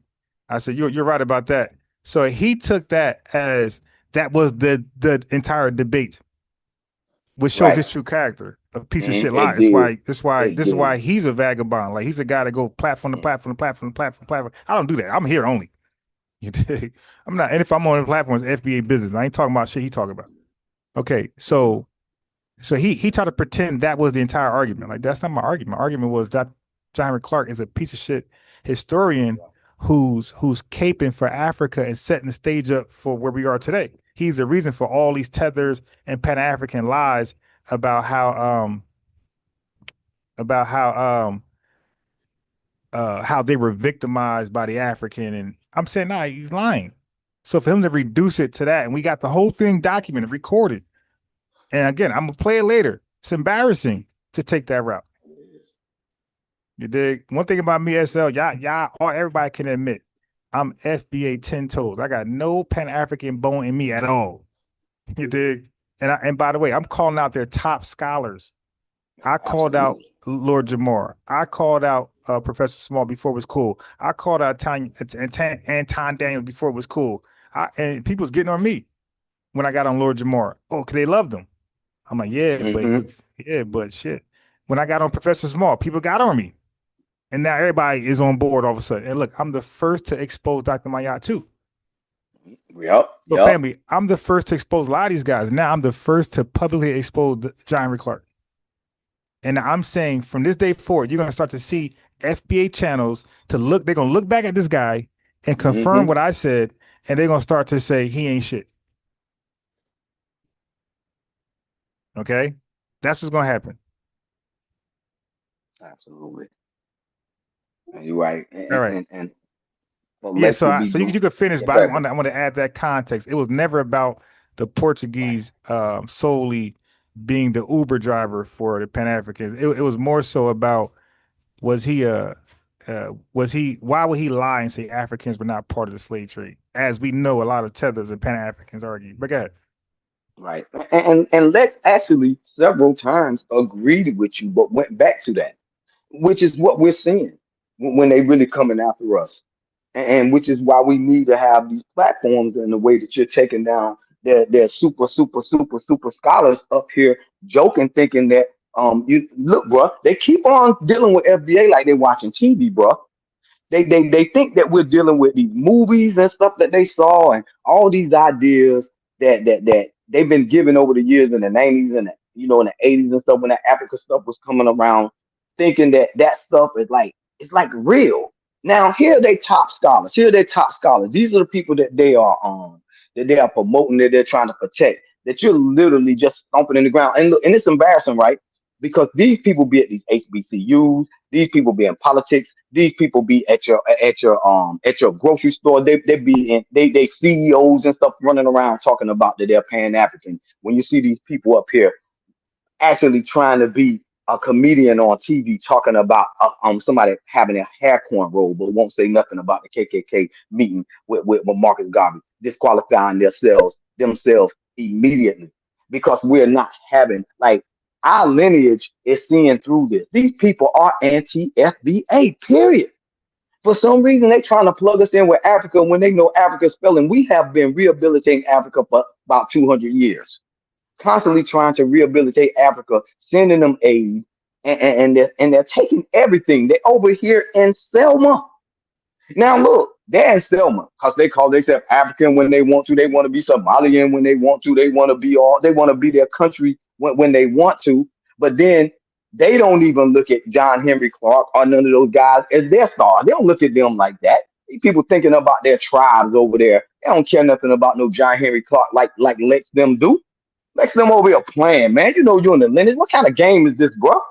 We don't listen to people telling comedians. We got the greatest comedians. These Dr. Ben and Clarke are not comedians. That's somebody like you know our comedians, they great. These dudes not funny. This is not funny. They keep on thinking this is Boys in the Hood or something, giving us all these crazy ideas about the worst parts of FBA. That's what they want to judge us all so they can be better. You can't be better off of a lineage. Look, and I'm gonna tell you, we are straightening them every day off this lineage thing. And you're right, there are gonna be a lot of shows going on about Clarke and about Henry Clarke and Dr. Ben, because now they're gonna not be a doctor anymore, because we got a lot of those nutty professors running around thinking that the FBA is playing games with people like we don't have children behind us, like we don't have grandpa. We got family that's 50, 60, 70, 80 years old. And we're listening to somebody talk about somebody corn rolling somebody's hair. But he won't talk about Marcus Garvey and all the scams that he's doing. While they're sitting there listening, we got to listen to this man for like 15 minutes to get from his jokes. Why? He's not a comedian, Lex. He's supposed to be the #1 historian. And Ron said he's not a doctor. There's another one. Y'all keep running these. Matter of fact, the prince of Pan-Africanism is y'all boss. We gonna leave y'all with him, and I'm telling you right now, he's almost sketchy. But that's your best bet is to ride with Umar, because you're not gonna be able to ride with Clarke, and you're not gonna be able to ride with Ben. These dudes right here are done. They're not. Look, you can try. I tell you what, go get Afro's think tank. This guy. He's another one using FBA because all they can do is use FBA in their titles to get anything. Come on, Lex, man. Come on back home, bro. You're going to be fine. You can live without Clarke. Hey, bro. But this is when you know that Lex ain't got no real love for the lineage, because I gave him a link to talk about it. To talk about, hey, man, like you said, I was wrong when I said, okay, Lex argument was I was disrespecting the elder John Henrik Clarke by exposing that he's a Pan-African and he got disrespect. We're talking about John Henrik Clarke. So the whole conversation, I never directly attacked Lex the whole time. I was talking about John Henrik Clarke. I kept it right there. He was feeling personally attacked. He was. So he started to attack me personally. And I'm like, let it slide. I said, okay, I ain't gonna do that because we're on live. We're live. It's the lineage. We're both supposedly FBA. He says he is. I don't know. He could be lying. I don't know. All right. But you give tether vibes. You dig? I give no tether vibes. So anyway, or he I don't know. Maybe his wife. I don't know what's going on, but he gives those vibes. I don't give those vibes. When people hear me talk, they hear an FBA, authentic FBA man talk and represent the lineage. I don't make up excuses. I don't justify Pan-Africanism. I call that shit out. I condemn it. I say throw it in the trash. I say get rid of 19Zs and Dr. Maya. Matter of fact, get rid of any Pan-African on the damn documentary. That's where I'm at. Yeah. And I'm saying anybody who calls themselves Pan-African, we should look at them side eyes and archive them. I'm saying anybody who calls themselves Pan-African, we should say, hey, man, it ain't worth the risk. I can't fuck with you, bro. You dig? I can't. It ain't worth the risk because all of them end up doing what Lex did. All of them. Which one didn't? Yeah. Which so-called FBA Pan-African didn't do the Lex? Not they all end up doing it. Oh my God. Yo, SL, I gave him the link to apologize. Like when I was wrong yesterday, I apologize. You see? He tried to hold it against me. Bro, I'm okay. I was wrong. I apologize. But now you're wrong about the entire argument. Are you gonna come here and do what I did? Nope. He came here and justified and tried to make it about him. Dude, get your goofy ass up out of here and go back to where you belong. Those Pan-African circles, my guy. Go back to the Pan-African. He just left them, by the way. I watched him over there on Sinetta with Unc and them. So go back with those guys. Yeah, you belong. Yeah, today. Yeah, he was there. Wow. So take your ass back over there and go back to your inner circle, the Pan-African crowd. You dig? They got to come over here. You know, I'm not playing with these guys. I'm not, being nice. I'm being real. And I'm saying all of their leaders are full of shit. Every last one of them. And look, I asked Lex. Lex made up excuses for now, SL, I want you to speak on this in the chat. I want y'all to hear this. Because he tried to make up excuses why John Henrik Clarke wouldn't know that the Africans were involved in the slave trade. Oh, nah, see, he was confused. I said, bro, Carter G. Woodson, was he before John Henrik Clarke or not? He said, yes. I said, so how did Carter G. Woodson, who was here before John Henrik Clarke, now, SL, what that means is if we're here before somebody else, what that means is that we got less tools. You hear me? Right. That means we got less research tools. That means research is harder. So if Carter G. Woodson was around, which he was, light years before John Henrik Clarke, with less research tools, and he was able to conclude, because, by the way, family, Carter G. Woodson was a historian, and he concluded that Africans sold us. He concluded that Africans stole us. Hold on. My earplug came out. So I asked Lex on the fly. I said, Lex, wasn't Carter G. Woodson a scholar, a historian? He said, yeah. I said, bro, he was here light years before John Henrik Clarke. That means he had less tools, less research tools to know this stuff. So that means my point is Africans stealing us and selling us. It was so well known. It didn't take much research to know that. You didn't need Google. You didn't need Wikipedia. That was a common. Roots would tell you that. Like, what are we doing here? Mm-hmm. And for John Henrik Clarke to be this profound historian, him and Ben, these two clowns, for them to act like this never happened, and Lex want to make up excuses for them, no different than revenue, no different than another Pan-African booty scratcher. They make up excuses why these guys are lying. It's like, yo, can we just be honest? They're lying because they want to save Africa at the expense of us. They're doing it all over again. They're selling us to make sure Africa is better off. Jeez. That's a profound statement, bro. And it's so true because they are selling us. They're selling us in 2026 with the new age information. And they're basically like coming over here like Ghana. It's like we're dealing with Ghana like over and over again. Like they want to be Ghana. This is crazy.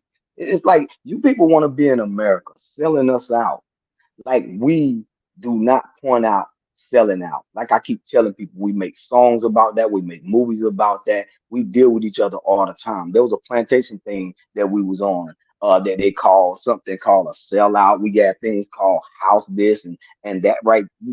We made things like that. That's what made the world strong because we would call out everything. Nobody else was calling out anything. Everybody else on these islands in Africa, they're trying to make good with the Caucasian. And every time he leave, they start crying. Every time one of the colonizers have left, most of them started crying, started making images of them and building statues of them all over Africa about Caucasians that leave their countries, the Congo and Angola. You'll see them. They got many pictures of them after they leave. They treat them like they're deities. But then they don't talk about them. It's like, dude, we fight white tea supremacy. That we do that in our sleep. We don't need instructions. We don't need instructions on how to fight this. They literally have been reading books. And if you're going to how should I say, if you're gonna reference John Henrik Clarke or Ben Yakerman, if you're gonna reference them, this is what you get with delineation. Okay, delineation right now is like a sanitizer. We don't have any control of this. This is a lineage. And when we move, we change America and the world. The brother got a song called It's All About the Lineage, baby. I love that song. by the way. And that's an incredible song. I just love it because that song just hits us from our heart because, like I said, we got our family still here. And they want us to recognize Ben. Now the Lex is just destroying his credibility, talking about that one little incident. I'm like, bro, come on, all that breadth of knowledge that you talk about, and then you're gonna hold on to that? That's terrible. You look so weak. But you could. There's a way back, bro. You have to come back and apologize and say that I was wrong. That's all you have to do because that's what we're trying to do. We are correcting wrongs. We have to straighten people. Go ahead, bro.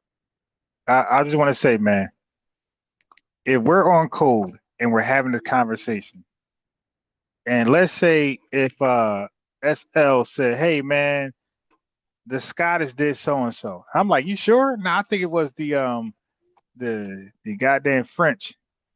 Let's say if we Googled it and it was the Scottish. You know, I'm gonna say, family, SL, you were right. Right. Now, if SL say, yo, I'm right, I'm biased is wrong.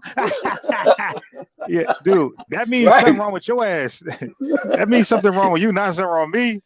You dig? Like when we're wrong about some things, it's mature to say you're wrong. So what happens is, SL, when you do that, you provide an atmosphere where nobody want to say they're wrong because that's going to happen. You see what happens? So you don't encourage people to say they're wrong. Now you want to make people say they're not wrong, and then we have the Lex Vortex in the world, who's not going to ever say they're wrong. Now he never came back, by the way, and say he was wrong about Henrik Clarke selling out the lineage and calling everybody African. Now he won't do that. He won't come back and now I didn't give information when he was on the live. I gave information. Yeah, last night with V4, and I'm gonna show stuff today, family. The evidence is irrefutable. Henrik Clarke tried to lie and say Africans were never involved. Not try, he did lie. He said they were never involved in slave trade. Now look, I'm gonna play the video for all of you. I'll let you guys hear for yourself. And you tell me if that's what I'm gonna do a whole poll. And you tell me if he said that or not. If he said that, then we know Lex is full of shit.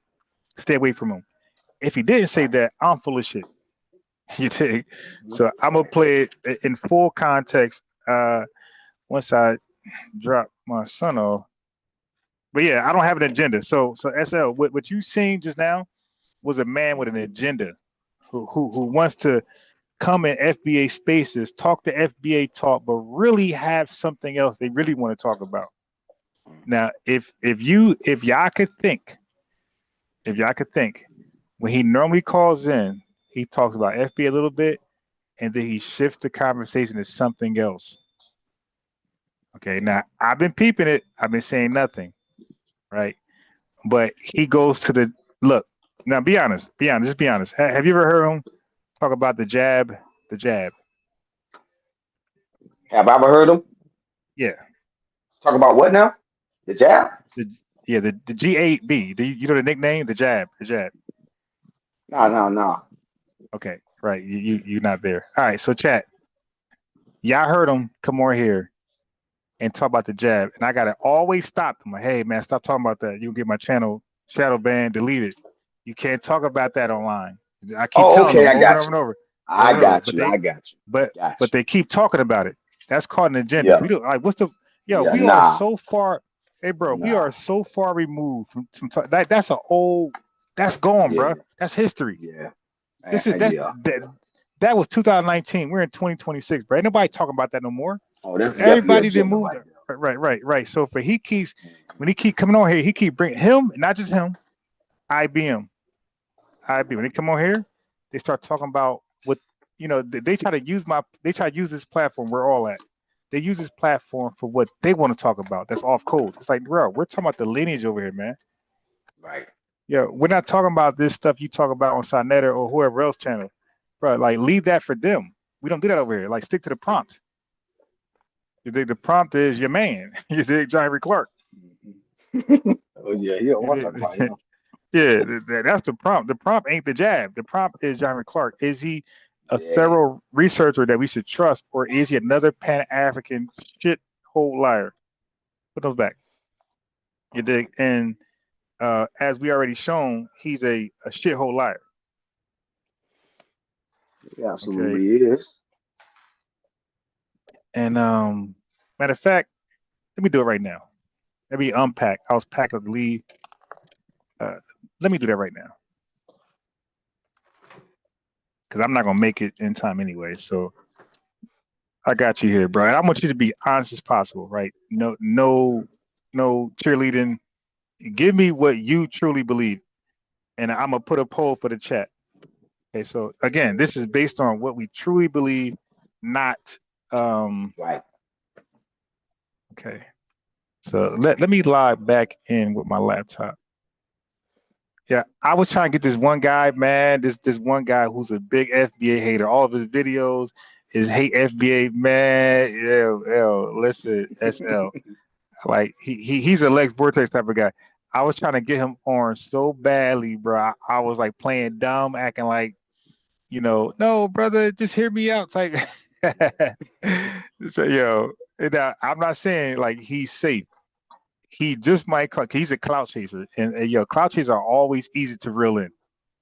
Okay, so I need this guy to bite, right? Because he be on different platforms. He be on Sinetta. So I'm hoping that he don't get invited on those platforms, and then he's just thirsty to do something. And click the link over here, man, bro. I'm going to light because he's a Garvey worshiper, and he's a Turkey Shiiit hater. I'm gonna light this dude up, bro. I'm gonna light him up.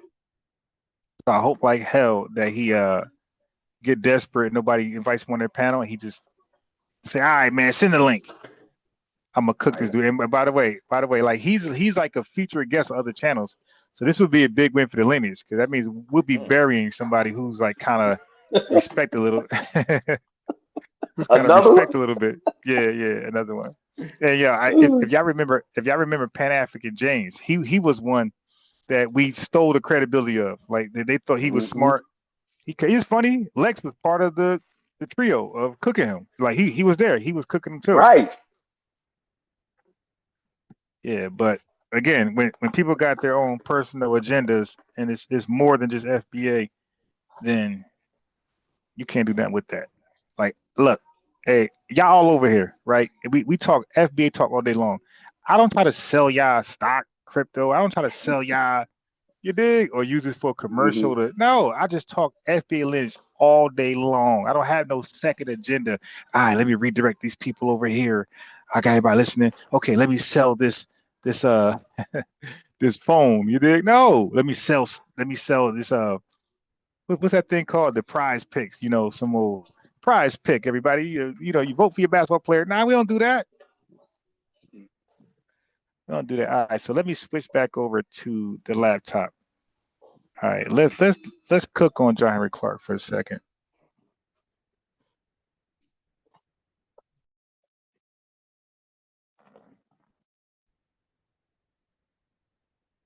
All right, am I still heard? You can hear me? That's up, going in and out. All right. He's on mute. Yeah. Hey, bro, look, when y'all click the link, y'all got to be ready to talk. Right. Okay. It's not going to work. I keep going on pause because I need a witness, like the church. Oh, you talking to me, bro? I'm back. Yeah, so I need a witness like the church. All right. Gotcha. So let me pull that video up. This lying historian on Marcus Garvey. Yeah. And he's obsessed with Marcus Garvey. He got hella videos on Marcus Garvey, and none of them he ever talked about the stock selling or the KKK. I had the link there for Lex to call in and challenge me on his leader. It had nothing to do with what he was talking about. It was about, is John Henrik Clarke a respectable historian, yes or no? And as you can see, he didn't call to address that. He called to filibuster and try to shift the blame.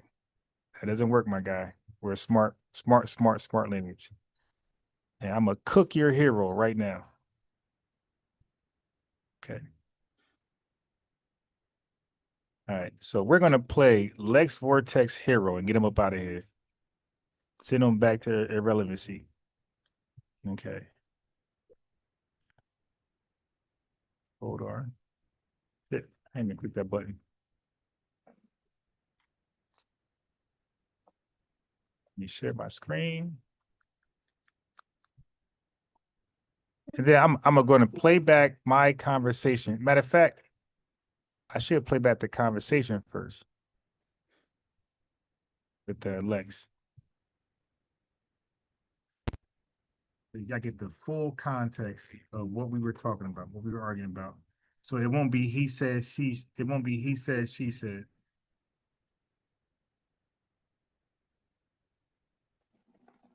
So we got this hating fat guy with FBA, a lot of these Pan-Africans, Dr. Ruxpin, all these guys, all they do is talk about FBA or FBA related topics. They no longer teach Pan-Africanism. like Pan-African, like that's how silly it is. They don't even talk about it. It's FBA everything. It's what we said, what we did, what we didn't do, what we did do. But then they'll tell us that we don't got power. Like, okay, we don't got power. But all you talk 24/7 about FBA. Then you got another, like, there's a bunch of Pan-African channels out here that I've been like trying to bait to come over here. They don't do it. Dudes ain't serious. All right, so let me try to give the context first, because I don't want to misrepresent anybody. I want you to hear for yourself.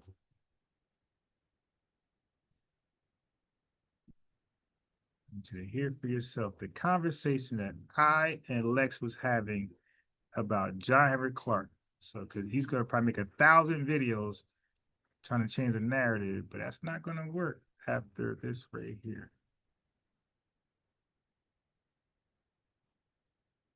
Hold on. Okay, found the video.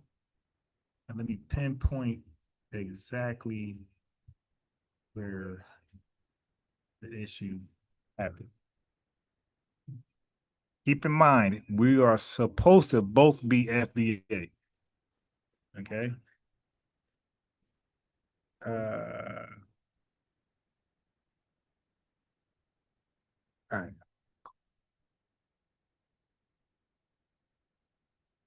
All right, so I already found. Okay, I found some of it. All right, okay, here we go. Now, family, I'm gonna play it from here. If I gotta go backwards, I go backwards. But this is what I found so far. Okay, okay. Listen. I don't know what we're doing right now. Okay, you're just talking just to talk. Because you're mixing up. I'm saying to you, Ron.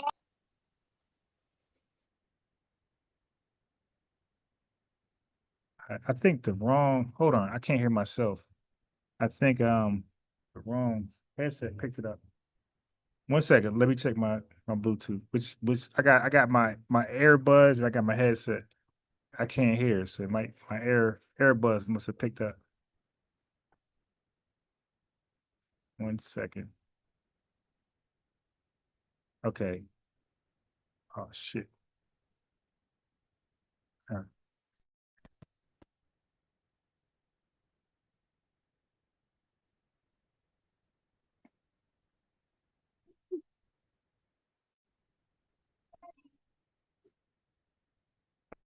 Yeah, stay here.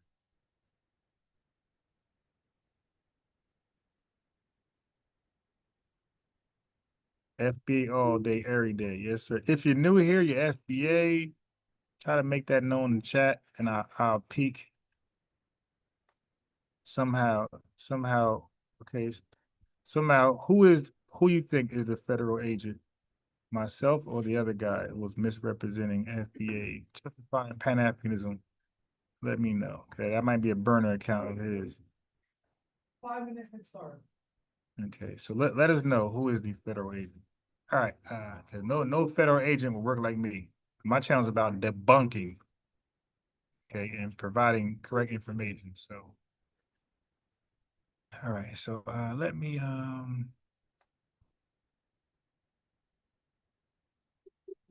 right, okay, make sure I can hear me. My channel is about debunking. I got it. I can hear it now.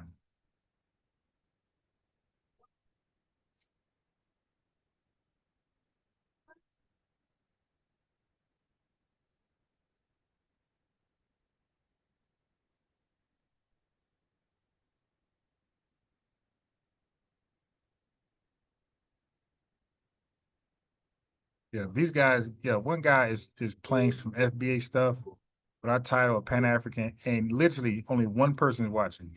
I think it was me. All right, here we go. Opinion ain't true. That's how you see it. Your problem. Okay. Okay.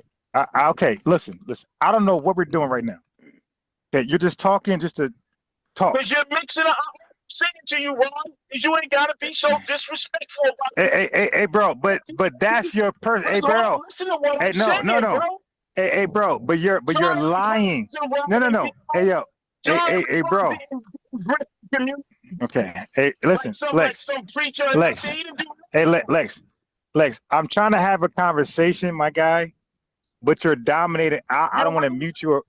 I don't want to mute you or put you in the waiting room, but you're dominating the conversation, my guy. You're talking. Now let me talk. Okay. You're saying I'm disrespecting this lying ass nigga. Now, That's forget my language, but we're talking about John Henrik Clarke. Opinion. We have a whole chat that don't agree with you. So your opinion ain't the fucking verdict, my guy. I'm saying people got to choose for themselves. I don't care what you believe about me. I stand on what I stand on, and I argue my point to the masses, and they get to decide whether I'm right or wrong. You don't. Fuck, you an individual. Fuck you talking about? I don't give a fuck what you say. You're a one man. I'm one man. None of us are the end all be all on our opinions. We argue our points to a public, right? This chat, another chat, whoever else, and they get to decide who they rocking with, and they ain't rocking with you. That's why you're getting the feedback you're getting. You got to reevaluate. So the feedback I was talking about was the chat. The chat was cooking on him because he was arguing like a Pan-African. So when you give Pan-African vibes, the chat gonna roast you. That's any FBA chat. So you on some bullshit. Okay.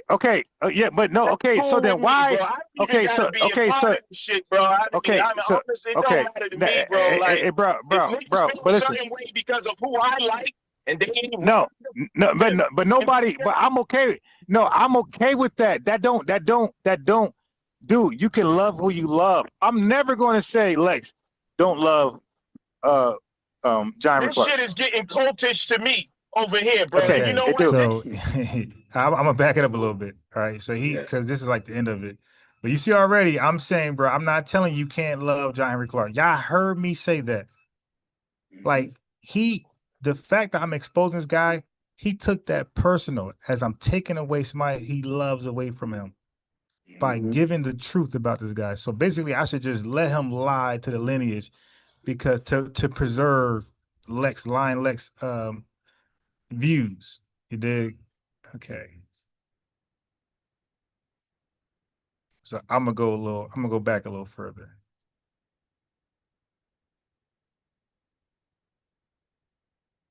Go a little back a little further. Okay, because he was wild and y'all don't really see me becoming like that. Normally, I like to have a conversation. Like, you go, I go, but I don't just start crashing out, just over talking. People just start yelling. I try not to do that. All right. Okay. So I'm gonna get y'all right where we were. Okay, let me go back a little further. God damn, we were talking for a while. But he was really against me for exposing John Henrik Clarke as a liar because John Henrik Clarke said Africans were not involved in the slave trade. Now, Tariq Nassi would jokingly say, so what do you think would happen? The white man was in a tree with a net, just casting upon people, you know what I mean? And bring them to a boat. Like, bro. Yeah. Okay. So what happens is, family, I was talking about one thing, that part. And then I couldn't even believe that they would hire the Portuguese. So now he took that. Wait, they did hire the Portuguese. I'm like, really? I didn't believe it. He showed that they did. I said, oh shit, I concede. Then he tried to act like that was the argument. I'm like, oh nah, that's weak. Terrible. So hold on. Nah, that's weak. All right. So I'm around where I want to be, right here.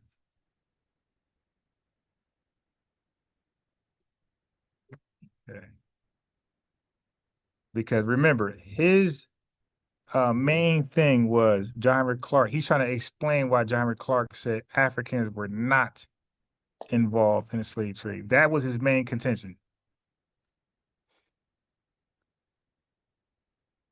He tried to shift it to something else. All right. Okay. All right. Let me catch up to speed.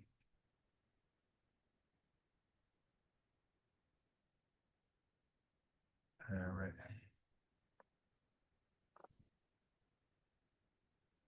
Okay, here we go. Nah, this is, I gotta go back. Go back. Yeah, I want the context. So, give me a second. Because when y'all ever see him on another platform, y'all could bring this to him, what you heard for yourself.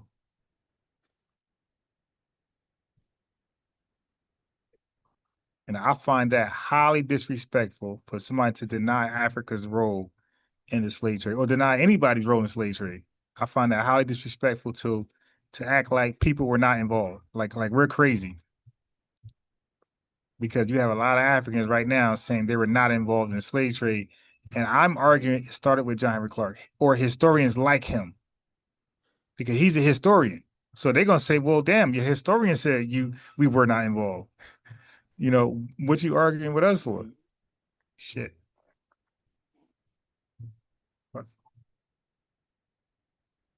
I got to start all over. I did some dumb shit.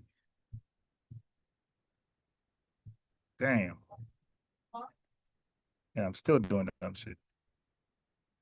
I'm trying to watch my son, and then also, damn. I turned away, clicked the wrong button. All right, we'll get it back. Come on.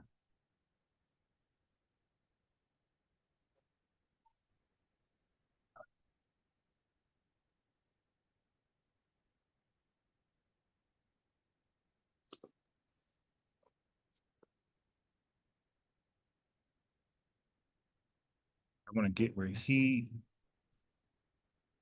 came in.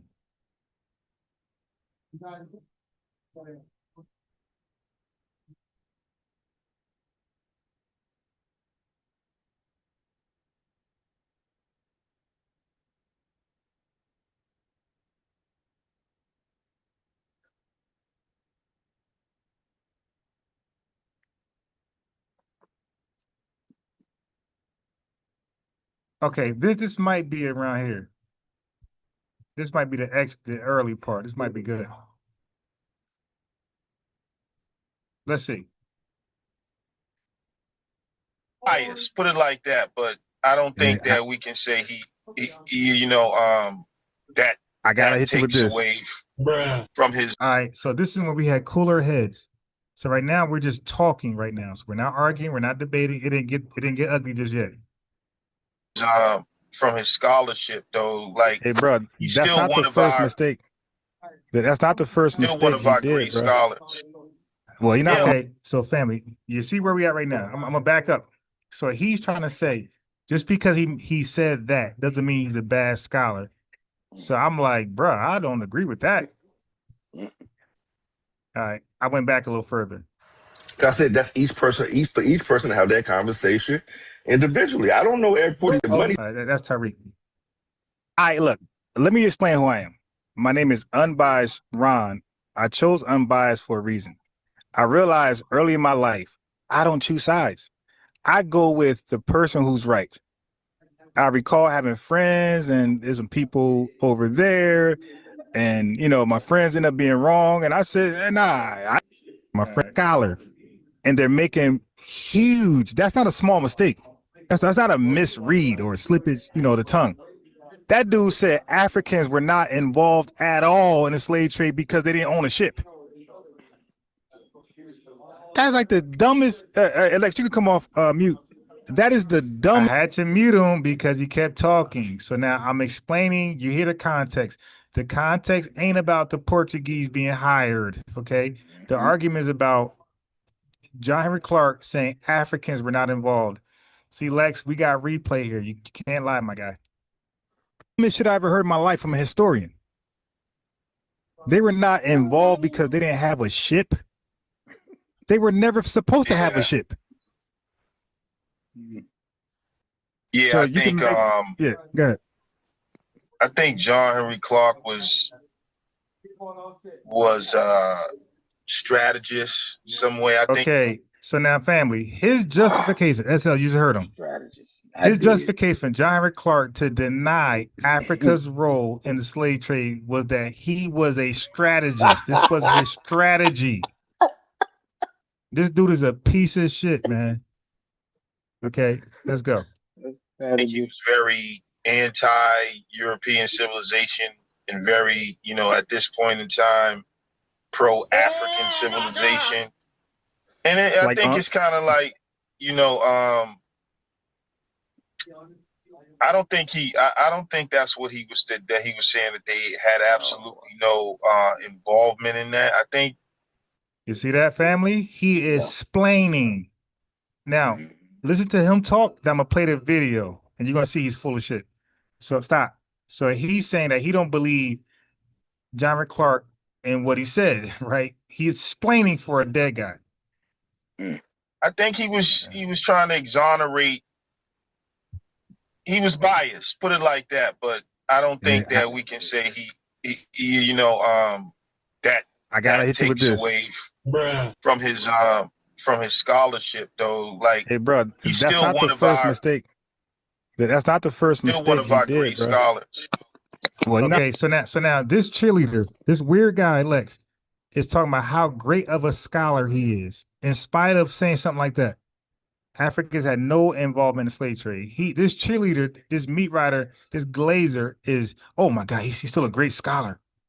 I'm like, how? How you make a blunder like that and you're a great scholar? Like, nah, you got to be looked at differently now. Not one of my great scholars. Yeah. No. Now, I explain what a mistake is, and I explain what a blunder is, bro. I'm a chess teacher, bro. I teach mistakes and I teach blunders. A mistake is something that's like a slip of the tongue. You misread. A blunder is an unthinkable move. That's like you stealing your mom rent money and buying a bike, an electric bike. You see, no, bro, that's not a mistake. That's a blunder. That's unthinkable.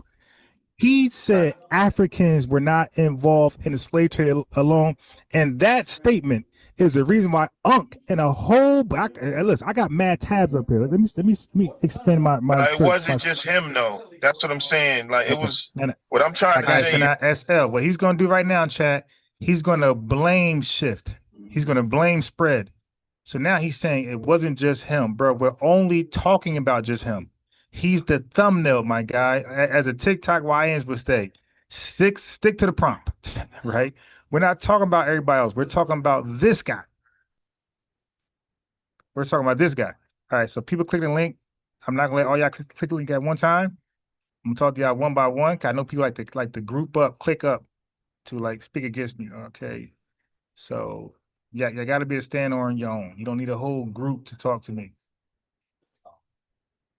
All right, Mega, come off mute. Let's see what you got. Come off mute, Mega. What's up, Joe? Oh, I can't even hear you. Can you hear me? Yeah, you better. Okay. Yeah. Okay. So where you at with the prompt? Shit, I'm just jumping in. I was listening. I'm probably like 5 minutes behind about how they was playing games with Dr. John Henrik Clarke, saying, trying his deceptive nature, trying to pretend like they wasn't slave trade. So I've been hearing what you're saying. Right. You're 100% okay. Right. So what do you think? Right. So what do you think about a guy who claims to be FBA and he's explaining, like he's sitting here saying, well, he said that, but I don't think he really meant that. Other scholars make mistakes too. So he's gonna lean on, well, other folks make mistakes too. I'm like, yo, this ain't a regular mistake. This is a historian, bro. If a doctor make a mistake, man, he's looked at sideways. He lose business. He lose credibility. the BBB is reported. You dig? My man's reported on the BBB. So, when go ahead. I was gonna say this wasn't a mistake, like you've been saying. This was, in my opinion, it was intentional to build a narrative. And I think he was trying to say, well, I don't even want to do that because when I get to trying to play the devil's advocate, you start believing this is my point. No. I'm saying, like, listen, you could play devil. There's no devil's advocate to play because he's not alive. He said what he said. Or the other guy. Right. Whoever. Oh yeah. Okay, but even him, like, if somebody say, like, Malcolm X is no longer here, Dr. King no longer here. When Dr. King said the burning house thing, we can speculate, but he did speak on that though. But if somebody doesn't elaborate on something and they're dead, like, we can't just come behind and say, hey, what they really was saying was this. Like, that's just speculation, right? That's what we believe because we're either anti or pro that person. John Henrik Clarke said Africans were not involved, and his main source, his main logic was because they didn't build slave ships. That's what he said. Now, Lex or nobody could come behind that and make that mean something else. He said why they couldn't have been part of the slave trade because they didn't own ships. And I'm gonna play it in a second. Yeah. That's funny. Yeah. So Lex admitted that he used to be a Pan-African. And he's saying, basically gives John Henrik Clarke a pass, basically. Like, yo, stall him out, Debo, stall him out. I'm like, no, because this is a historian, and a lot of these tethers who call in my platform, Jason Black, Turk Nasheed, and whoever else, Afro-Elite, these tethers are repeating what this guy said. So he's the source of all of their information. So when they call in and say, hey, you're African nigga, you're not FBA, fucking ethnogenesis, they're quoting this retarded guy. That's his talking point. He don't consider it ethnogenesis. He's saying we're African. So now, guess what? I don't know what year this was. Oh, it says right there. What year? They don't say it. But 2026, guess what? Now a whole country is saying we're African. And saying because we're African, when they sold us, they really ain't sell us. They just sold their own and we're their own. So whatever we get, they get. That type of shit.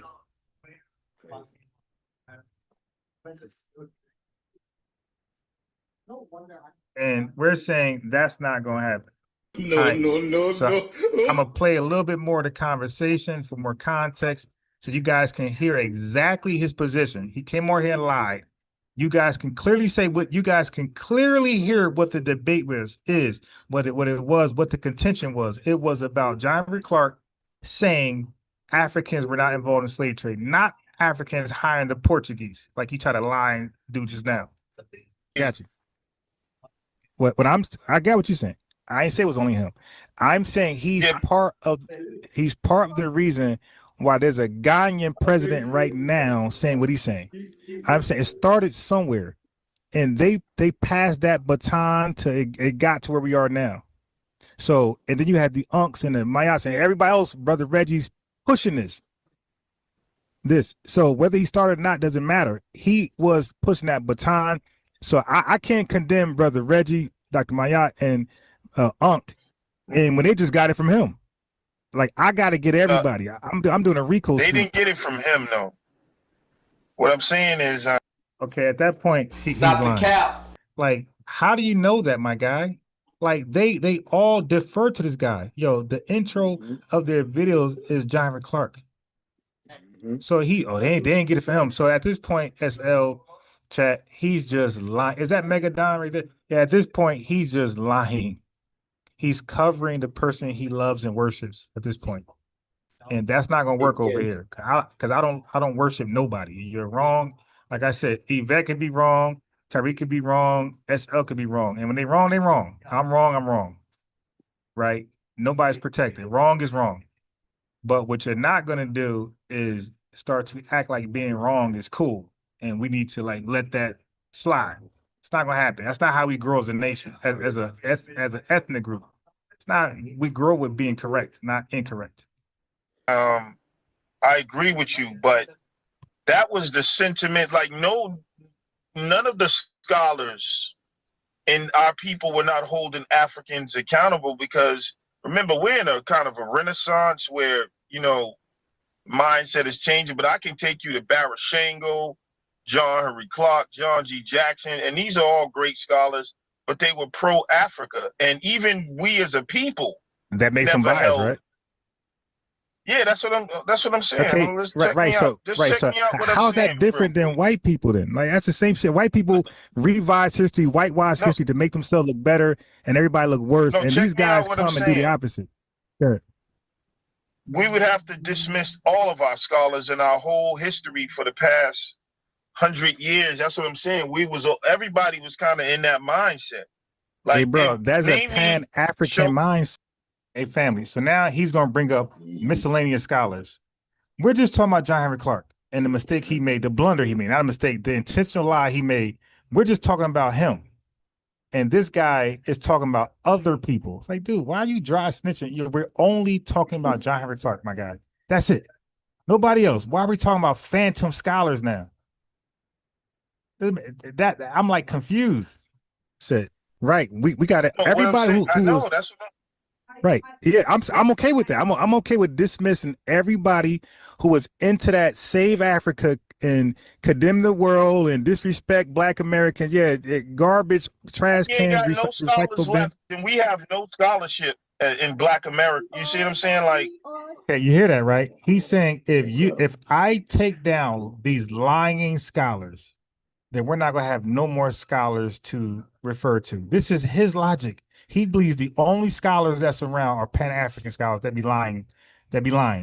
You did. I'm like, I'm like, dude, what are you? There's scholars that's not Pan-African. What are you talking about? It's outrageous. Yes, we do.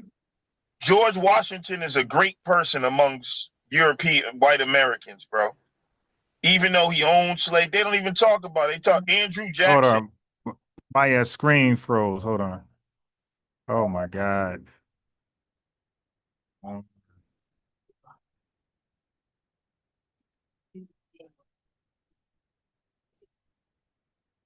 right, my screen froze. Let me back it up. God damn. Screen freezing. All right, let's go back.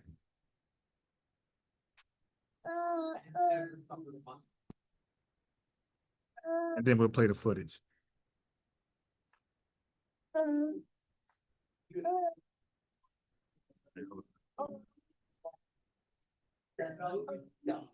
everybody who was into that save Africa and condemn the world and disrespect Black Americans. George Washington is a great person amongst European white Americans, bro.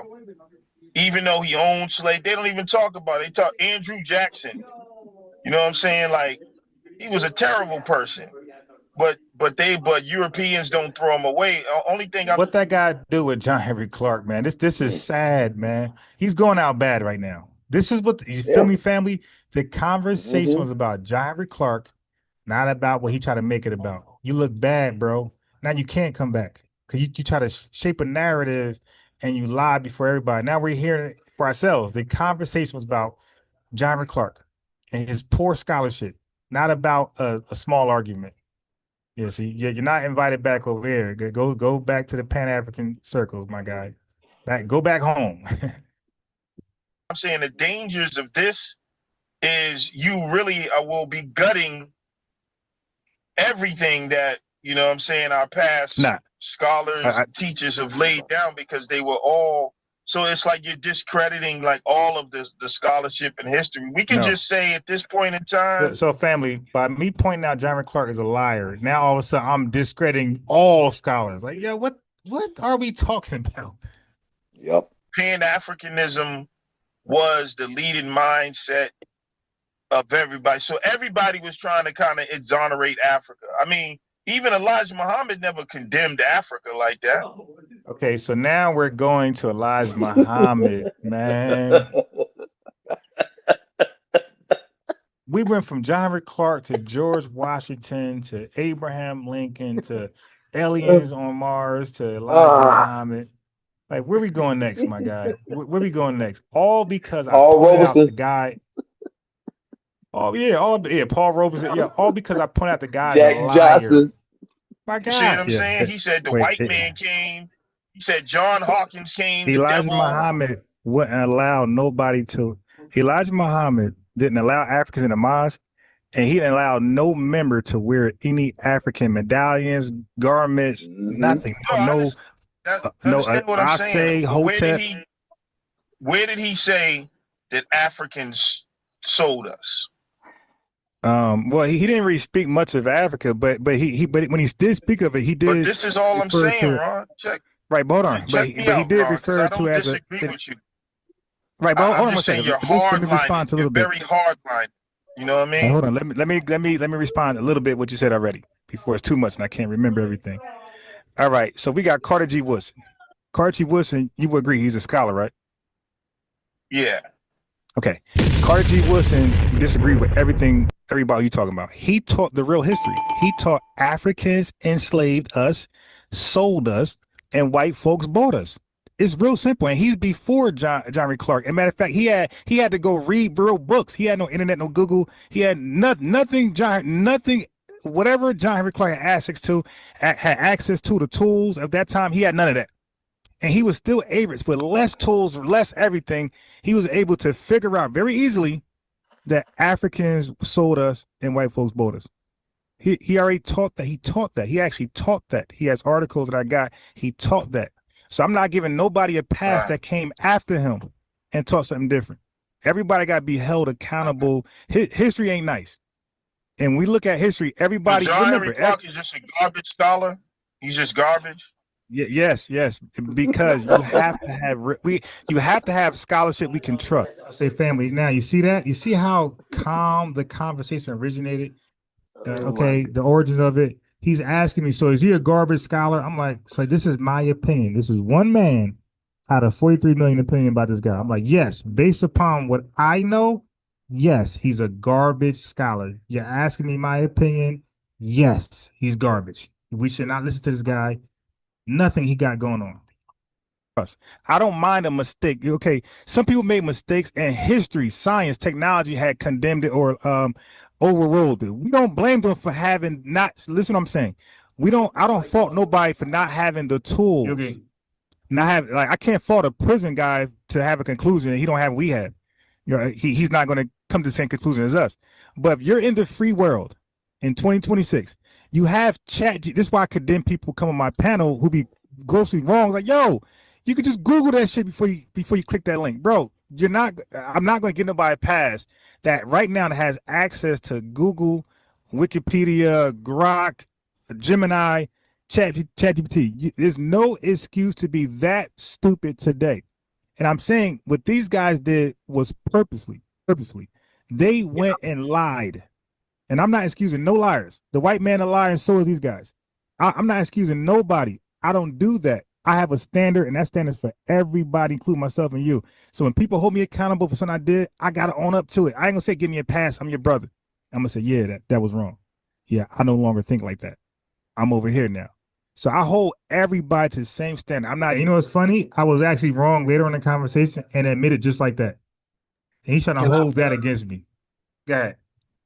So, yeah, I for some, again, remember in the first conversation we was having, I was saying that I believe that when you try and strip the basics of the Pan-African identity from them, even if they identify as FBA, it's still things that's ingrained in them that it's like cognitive. It's removing a core memory from them. So if John Henrik Clarke is a staple in his mind, he can't fully accept what you're saying about it being not a mistake, but intentional and malicious in order to drive a narrative that specifically harms the lineage. He's not making that connection, in my opinion, right?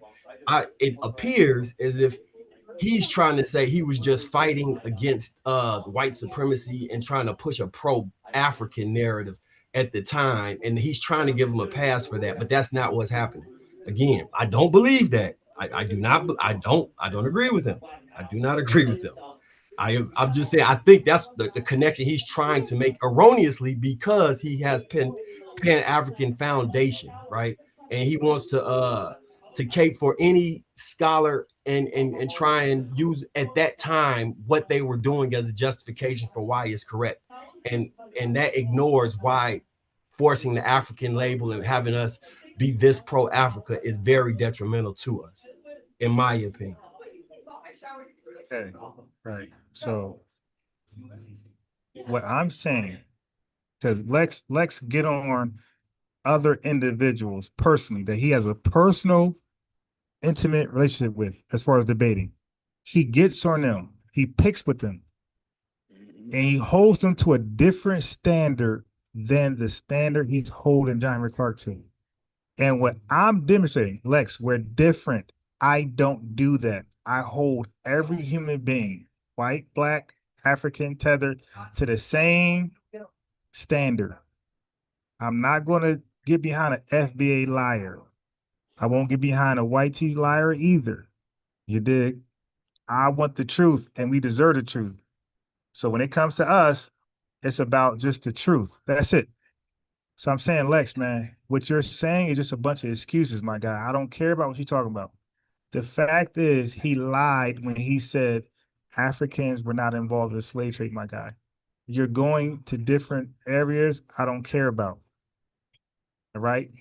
I'm not doing that. I'm not giving nobody passes. That's not happening. He's wrong, and we can move forward. But you're stuck here. So let's be stuck here then. But I'm not going to, and by the way, Mega, I'm not trying to convince nobody I ever talk to, my guy. I always explain to people that I'm talking to, hey, bro, I'm talking through you. We have thousands of people who tap in over here. I don't care if you don't believe nothing I say. I'm talking to the chats and the people that's going to watch this video later in the future. That's always my argument. Hey, man, stop rebutting me. I'm not just talking to you. I'm also talking to the listening chat. Right? So Lex, you're all the same. SL, I talk to you and I talk through you. I'm not trying to convince none of y'all. I provide the evidence, the arguments, and it's up to my family to decide. Get your feet off. Get off. It's up to the family to decide if I prove my case or not. Right? I don't even do polls. I'm not that petty. Hey, who y'all rocking with, me or Lex? I don't do that. I just give my argument and I move on. Okay? So here we are. Didn't find nobody. When I look back at time, I see Malcolm was wrong. Suddenly said, oh shit, Malcolm, goddamn, Malcolm, what was you thinking? Or whoever else. I mean, goddamn, he was wrong. But again, if you're limited, it won't be too hard on you. Henrik Clarke, you ain't gonna tell me he came 30, 40, 50 years later after Carter G. Woodson, and he didn't know that Africans were heavily involved in the slave trade. I'm not buying that. And by the way, Lex, you don't know this. I got John Henrik Clarke saying out of his mouth that he revises history so it fits the narrative he wants to push. I got him saying that. I got him saying he purposely lies in his research. I got that receipt. I wanted to comment on the UN thing with Ghana and the president. Yeah. And because I heard there was a conversation last night where the thing about Nigeria and Ghana and all those West African countries, you know, it's a scheme that they're trying to pull in terms of tapping into, you know, the black culture and reparations because. So as you can see, the conversation with somewhere else, I didn't mind. But you see that he no longer wanted to talk about the topic.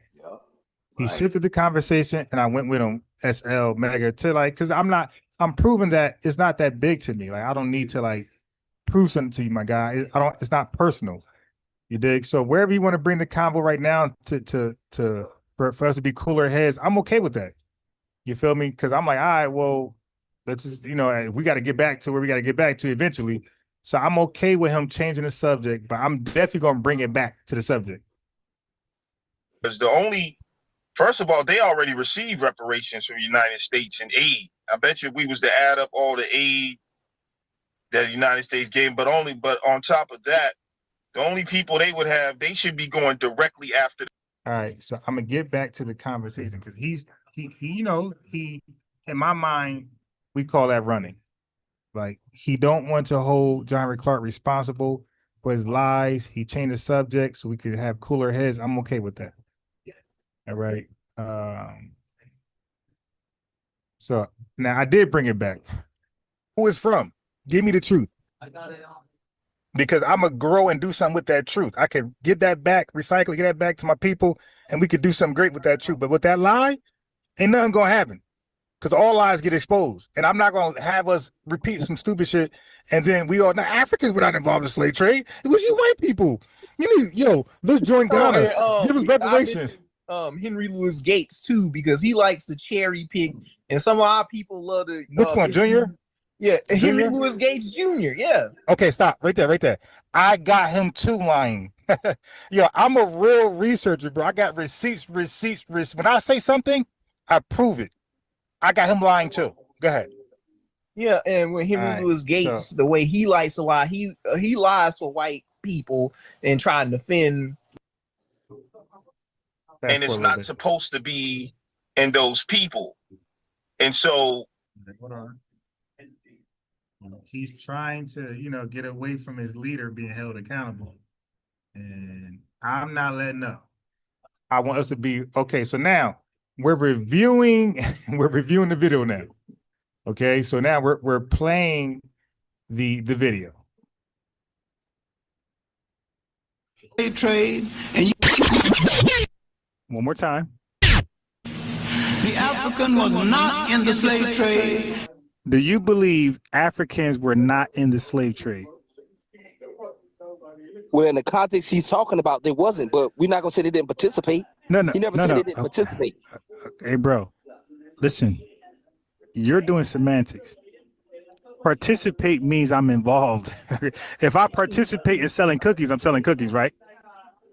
Yes, but I mean, when you hear the whole lecture, you hear what he was saying. I got the whole lecture. I got this. So family, that's me showing the conversation with somebody else who's also justifying Henrik Clarke. And these same people justify Marcus Garvey scamming us, by the way.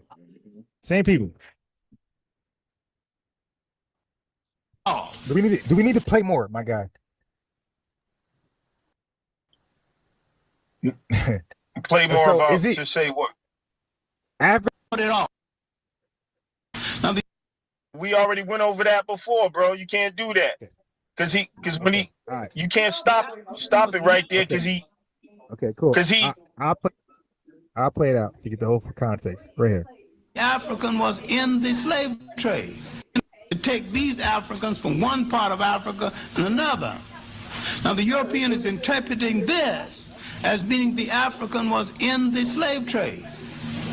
The African was not in the slave trade, and you let people beat you over the head with nonsense because you have not studied African culture to understand that the nature of African servitude, one to the other, had no relationship to the slave trade, that the slave trade was the greatest holocaust, the greatest drain on a people in the history of the world. Africans had no ships that he could connect 3 continents. And even if the African was in the slave trade, he could not have brought it off. Do we need to play more, my guy? Okay, is that the Play more So about is it- to say what? Africans were not involved in the slave trade. Because he made it. Look, this guy said, do we need to play more to say what? So y'all see what I'm on. Africans' involvement in the slave trade. That's it. Nothing else. That's my main argument. It all. Do we need to play more, my guy? Play more So about is it- to say what? Africans were not involved in the slave trade. Because he made it. Look, the chat ain't dumb, dude. You can do whatever you want to do. Just, voodoo, whatever the fuck you want to do. The chat heard it. He said the Africans were not involved in the slave trade because they didn't have ships. No, that's not Okay. what he said, bro. Okay, so That's what not did he say? said. So what did he He say? said- Reinterpret that for him. Okay, yeah, but you got to go back a few words too. This is what I'm saying. He said that. Now, Megan, yeah? What'd you say? is there any confusion, or is he just tripping? Is he right with the wordplay? I'm doing some wordplay deception, or is he just chasing at this point? He's wrong. Let me start off by saying that. Do you want me to tell you what I think you're doing, or you just want to leave it right there? He wrong. He 100% wrong. You want me to tell you what I think? SL, Yeah, what's I'm going here. on? Like we're all hearing it, and he's telling us we're not hearing what we're hearing. Right. Man, Lex is just it's just sad listening to a brother like that, man. You know, I mean, I feel bad just sitting here, just like listening to this guy do this. It's like, why are you doing this, bro? You know, they that's the agent stuff. They keep talking about agent. Listening to this crap, it just doesn't make any sense, man. Trying to save somebody just because they lying, like they retarded. I always say that Pan-Africans treat Africans like they retarded all the time, and they want to be retarded. They like, yeah, we retarded. Whenever it helps us, we retarded. Please make us retarded and send us some USAIDA, anything, just make us retarded. And they like, okay, we will, but it can't help us in our lineage by allowing people to lie. And he shouldn't do that to us, man. We can't win or survive off lying. We've never done that in this country. They treat We them just like they're can't do it. gods. They treat Africans like they gods and they worship them.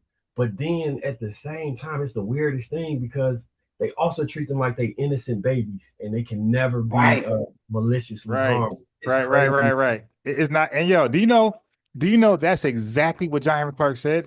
He taught that they don't have, that's not in their nature. So what you just said, I'm saying their leader, their historian, their well-renowned historian teaches just that. So a lot of tethers, a lot of Pan-Africans, they come and repeat that as its fact because they're going to say, hey, an FBA scholar said it. Argue with your scholar. Argue with your government. That's their position. Argue with somebody else. But don't argue with them because this person said it. Yeah, but I'm like, dude, just because somebody said it doesn't mean they're right. I don't care if they are FBA. So in this case, John Henrik Clarke, I think he's FBA, but he's wrong. And Lex Vortex is selling the whole lineage out. Like he's doing what we know people do when they have a girlfriend that's a tether or a husband that's a tether or a best friend or their kids that have tether, whatever. This is what they all do. But Lex position is worse because this is a guy he don't know from shit, no relationship to nothing. He's not dating the guy. This is a beloved historian that's been lying and promoting Africa family. Listen to what I'm saying, like Mega and SL in the chat. This is a historian who's never been on the side of FBA. He's always only been on the side of Africa. So Lex, why are you so beholden to a guy who only praises Africa? How are you not off code? How are you not a Pan-African still? The guy you're caping for, the guy you're glazing, has always worshipped Africa as a religion. When he said the Africans used the Portuguese to transport that extra labor, he said the Europeans interpret this in history as the Africans being involved in the slave trade.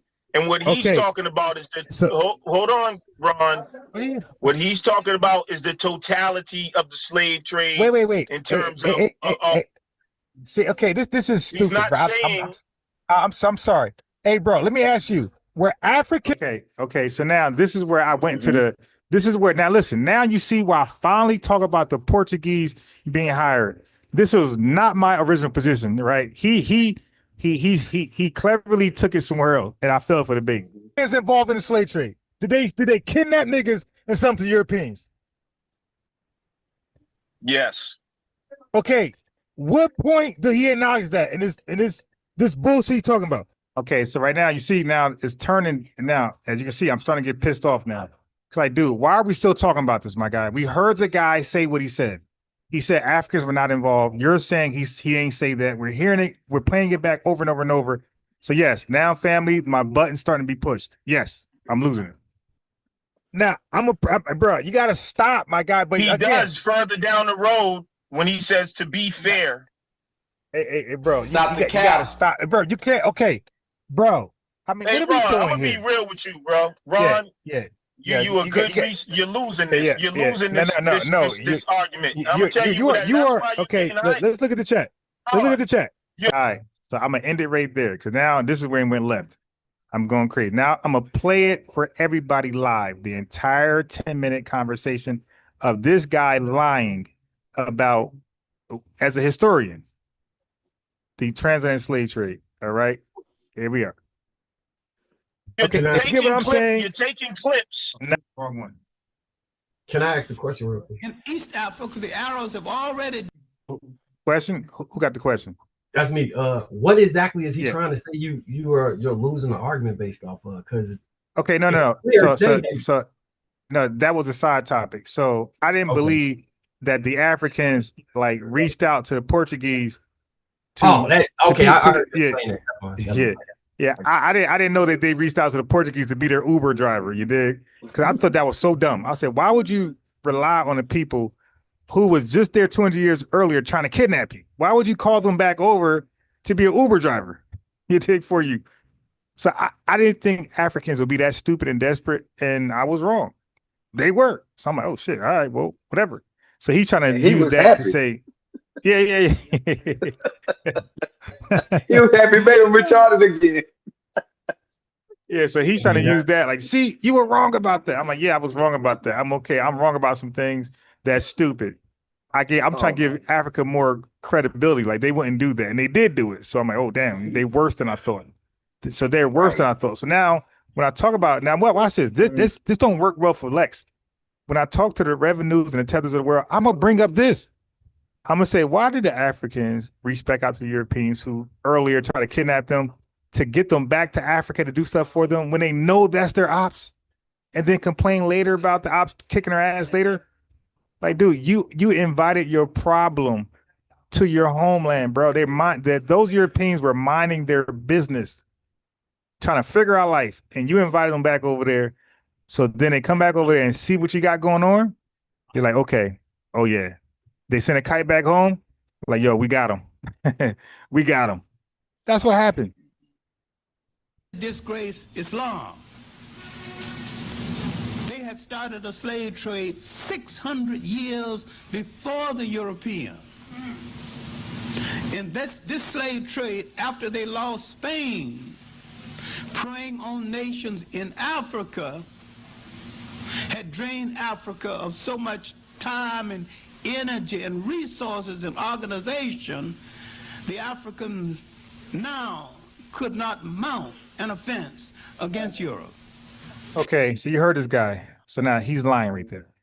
He's lying. He's flat out lying. All right.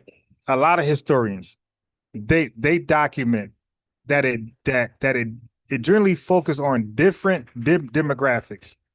You know, where women for domestic labor or men for military roles. That did not drain Africa to the point of, we're talking about women for domestic labor and men for military roles. That did not drain Africa. What he's talking about, that did not drain Africa to the point of structural collapse. All right. So actually, many West African empires like the Mali and the Songhai grew wealthy and powerful specifically because they control these trade routes. That's going back to Tariq Nasheed talking about Tipu II. Okay, so the idea that Africa was too exhausted to mount an offense against European, that's denying the fact that that's denying the fact that European powers generally could not penetrate the interior Africa. I taught Unc that in the 1400s, right? They cannot penetrate the interior Africa for centuries because African states were militarily robust enough to keep them confined to just the coastal forts. That's why they have coastal forts, you dig? And no interior forts. But go ahead. Yeah, no, on top of that, they also didn't have quinine at the time. So that's why they call it the white man's graveyard, because they weren't even able to go in due to the diseases. So it's what they try and do with that shit is it's just more narrative building. Instead of them saying they went and captured innocent tribes, they talk about capturing their enemies, because they make it seem like it was a war conflict and they so happen to be on the opposite side. They kind of they shift focus away from that. These people were going and invading people who were not bothering them a lot of times and taking those people from opposite tribes.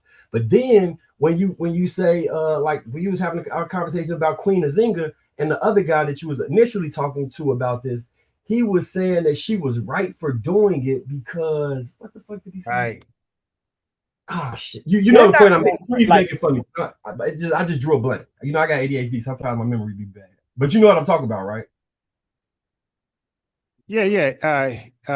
They were saying, well, he said a whole bunch of stuff, but right. So the dude Unc was justifying Queen Azinga horrible violence towards her own people and other Africans because I don't even know his.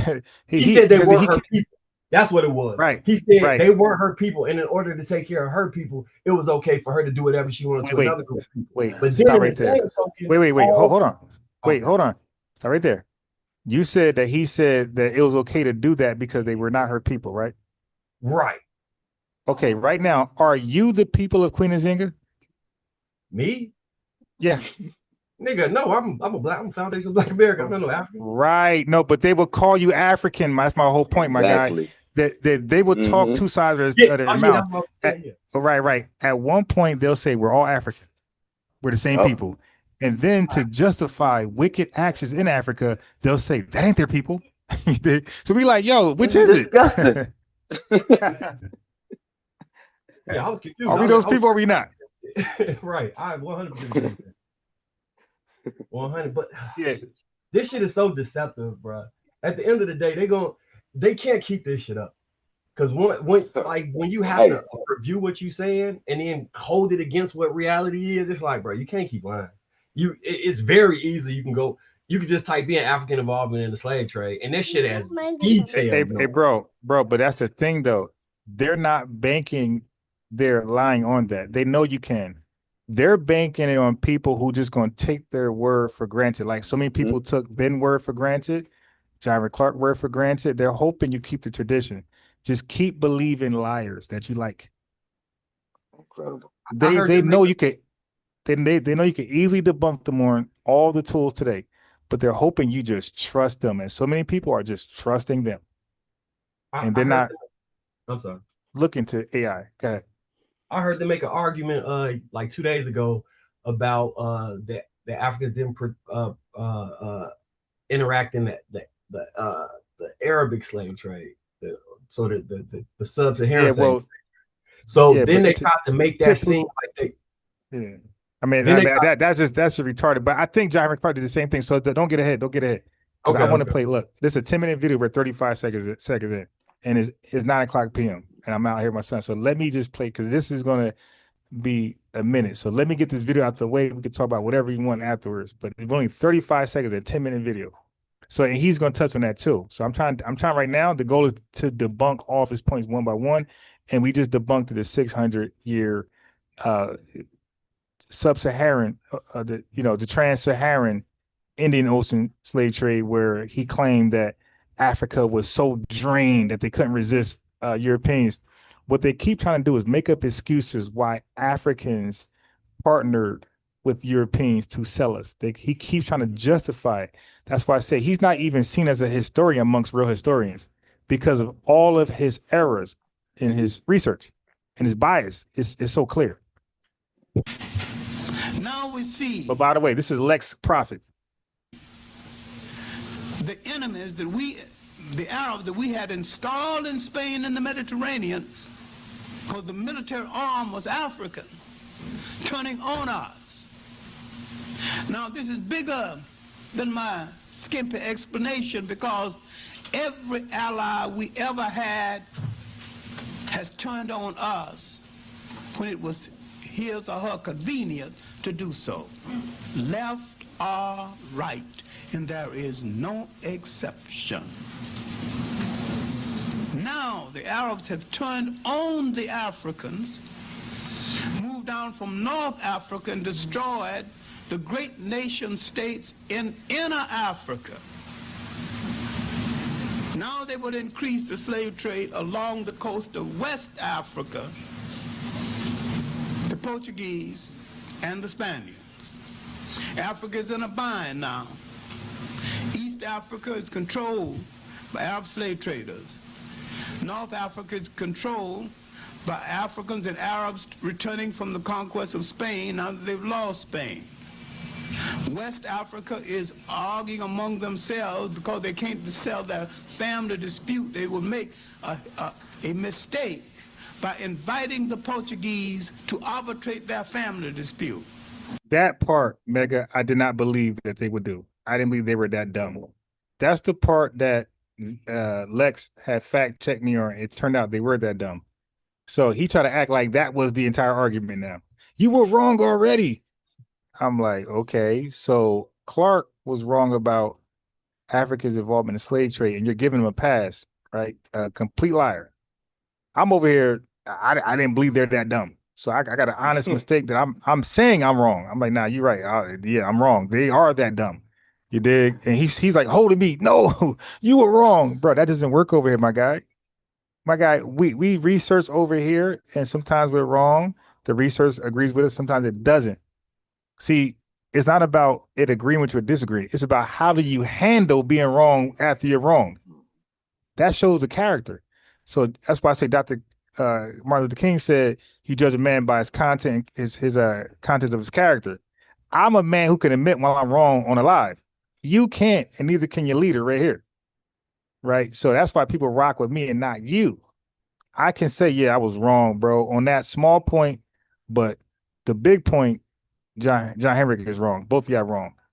There's no excuse for a historian telling you that Africans were not involved in slave trade, other than setting up a 2026 issue where Ghana is that confident to come before you and act like they never sold us. You did. Wow. It's his fault. It's historians like him. He's a historian. I'm not a historian. He's a historian, right? The world of African tethers know what this guy is, and they watch his work like it's the Bible. You dig? Oh. So he can't be wrong. Hello. And he was wrong, and he don't have no videos where he's showing he was wrong and he corrected himself. He left it as is, and now people like Lex Vertex is believing that this guy is right. He's wrong. Now, I've said this before. If you didn't learn anything from Godfather 1 and 2, you never, absolutely never invite an outsider to settle a family dispute. Okay, family, in the chat, do you think that's smart or stupid for Africans to invite Europeans to settle a family dispute? That's his words. Now, keep in mind, these Europeans were already there 200 years earlier trying to undermine, rape, steal people from Africa. So they already know their mentality. And then 200 years later, they're going to say, you know what? Let's get those folks who try to kill us. Let's ask them to help us out. Yeah. You can't make this up, man. No, you got to throw this guy in the trash along with Lex. Never. Sober up old drunken Uncle Willie. Let him settle it. But it must be somebody from within the family. Now the African is in a bind by the European. Now let us explain something that a whole lot of people have got misconceptions about. Okay, now he's about to start explaining. Listen. Africans had slavery before the Europeans. In the European sense, no. Servitude is not slavery. They had worse servitude here in the United States, whites against whites. Many times the Africans in wars or difficulties would capture other African groups. These groups would have to work their way out of indenture, either tending cattle or doing something. Some groups built up a surplus of labor. The Africans had no big ships. Stop the cap. Africans down the coast. All right, so before you change the topic, let's deal with that. Servitude versus slavery. Right. So what he's doing at that moment, family, he's doing the semantics, the word salad. Okay, he's doing the mind games in Chief X words. He's doing African tether babble in Tariq Nasheed word. He's doing all of that to minimize a darker, dark demon reality. Okay, they call it kinship slavery. That's what he just cherry picked. He cherry picked one form of slavery in Africa and try to act like that was the only form of slavery in Africa before the European. That's called kinship slavery, and that is where the enslaved could, eventually integrate into the family that and do well, right?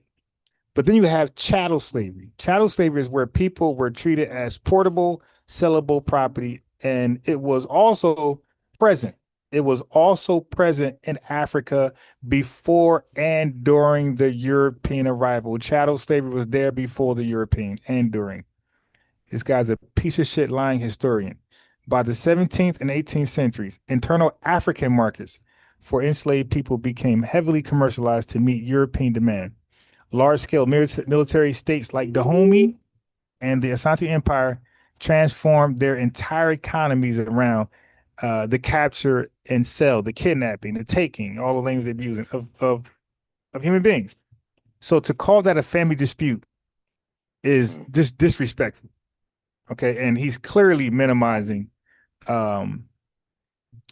Africa's role in the slave trade. Right? He's a demon.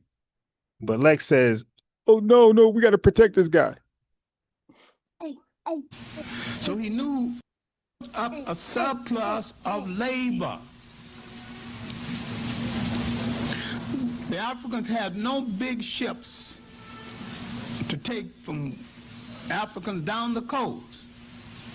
So he knew a king further down who needed some labor. Now that the Portuguese are there, he hired some of the Portuguese to take these Africans from one part of Africa and another. Now the European is interpreting this as meaning the African was in the slave trade. The African was not in the slave trade, and you let people beat you over the head with nonsense. Okay, now that statement right there, Lex was trying to justify. So let's talk about it. He said they didn't own slips. They didn't own ships, right? Listen, the transatlantic slave trade was a partnership. It was a joint venture. It was a multi-membership LLC. It was an LLP between European capital and African political power. Europeans provided the ships, numbskull, and the manufactured goods, guns, textiles, and K2, cocaine, and alcohol. And while they did that, the African monarchs and merchants provided the human cargo. So Africans were only supposed to provide human cargo. They were never obligated to bring ships, guns, textiles, alcohol, K2, fentanyl. That was the white man's bargain. The African just had to bring the product. That's it. So for him to they didn't own ships. Duh, stupid. Why would they own ships? They own the people that they're going to sell. Okay, so European sellers rarely, check this out, European sellers rarely survive treks into the interior, as Mega said, which I already knew. I already taught on this, because of diseases, and they just got killed by the African military. All right, so they rely entirely on African middlemen, like in Nzinga, Queen of Nzinga, to kidnap, capture, and transport the enslaved to the coastal barracoons. All right. So now he talked about Africans hired the Portuguese, and this is where me and Lex, I was like, bro, I don't know about that. Well, I did some further research, Lex. Primary source records, specifically the letters of Alfonso I of Congo, 1526. That date sounds familiar, doesn't it? It showed that African leaders were actually aware of the nature of the trade. So he just lied, saying Africans were unaware of the nature of the European, that they would twist this into something else. 1526, King Alfonso I of Congo already knew what the white man was about. I told you during the 1400s, the mid 1400s, that they already tried to kidnap Africans on their own, and they died in the interior due to malaria. Okay, wait, no, let me finish real fast. Alfonso initially participated, but later begged the Portuguese king to stop because the trade was destabilizing his kingdom. You see, it's about oh man, you got to stop this because it's hurting me, not the others. So African elites were not tricked into the trade, Henrik Clarke. They were rational political actors who initially saw the trade as a way to gain firearms and luxury goods to defeat their local rivals. Go ahead, bro. Yeah, no, to build on your point, you so right. Look, they even have so King Gizo said in the 1840s he would do anything the British wanted him to do apart from giving up the slave trade. And the quotes was, the slave trade is the ruling principle of my people. It is the source of the glory of their wealth. The mother lulls the child to sleep with notes of triumph over an enemy reduced to slavery. What the? Come on, bro. Sound like cotton, don't it? Come on, exactly like it. This shit is crazy, man. Yeah, so sit here and claim to be FBA and on code. To stand behind this, you got to deal with everything that comes afterwards, my guy. You sound crazy, my guy. And you're not going to come over here and try to use technology and try to show I have an agenda, my guy. I'm condemning this bullshit. You are justifying it. We got you. We played it back. And if you ever see this guy in FBA spaces, let them know. Let Afro Elite, because he's one of those guys. He's a vagabond. He's channel to channel, like revenue. So go ahead and when y'all see this guy somewhere else, y'all make sure y'all put him on game. Like, nah, that dude was justifying these Pan-African leaders like slavery was only a European thing. The Africans were innocent. All right. This guy come with an agenda. So he ignores military slaving complex of West Africa, where states like the Asante or Oyo became empires through the slave trade. He frames African participation as a tactical mistake rather than a calculated economic choice by their elite rulers and kings and queens and zingas. So by removing the agency of African kings and merchants to participate in the slave trade, he inadvertently reinforces the victim narrative, right? That they all do. They're just so innocent, right? He spent his career trying to dismantle, right? So a modern, unbiased historical view recognizes that the trade was a global system of exploitation involving multiple actors across 3 continents, and one of those continents was Africa. So Lex, you ain't shit and your scholar ain't shit. So yeah, got rid of both of y'all. And didn't mean to, only meant to get rid of Henrik Clarke. But you and Mega, what we were saying earlier, and you know, everybody gotta be vetted. Yeah. Everybody gotta be vetted. But I was gullible because I'm thinking somebody said the FBA, they just automatically on code. They're automatically with us. And that's kind of, now I see how Turk Nasheed got caught up. He doing the same thing. These guys are pro-black, so he like, I guess they on code.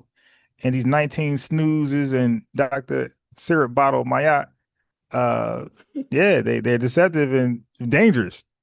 No, I 100% see, because I start listening. Like, I know we was having a conversation the other day, right? And I listened to a whole lot of the Pan-African points so I could understand why they were saying that and why they can't get over the hump and see where we got to this point. So I think when I was trying to give the devil's advocate argument the other day, you might have misunderstood my perspective. And it's 100%. I think Pan-Africanism is the second worst thing to us to white supremacy. You know what I'm saying? I think in this day and age, a Pan-Africanist will intentionally try and affect more harm on the foundation of Black American politically, socially, and reputation-wise than a white supremacist will. They'll repeat the same white supremacist talking points while being in our face and representing themselves as us to make that shit stick. So I think they're even more harmful, not on a systemic way, but in an interpersonal and just propaganda aspect. I think they're the most harmful at this current moment.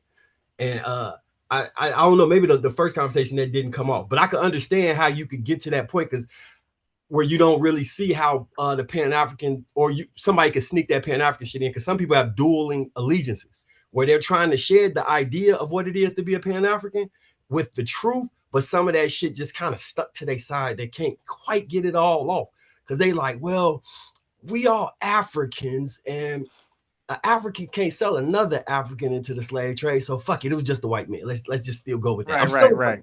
You know what I'm saying? But absolutely. Yeah.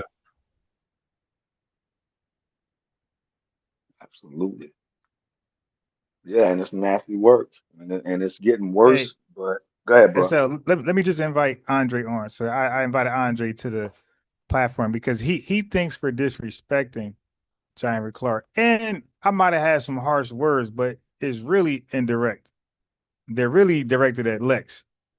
Okay, now, so I want Andre to click the link because maybe he knows another side of John Henrik Clarke that we're not privy to, that he can justify and explain, you know, why we should respect this guy. And I'm open.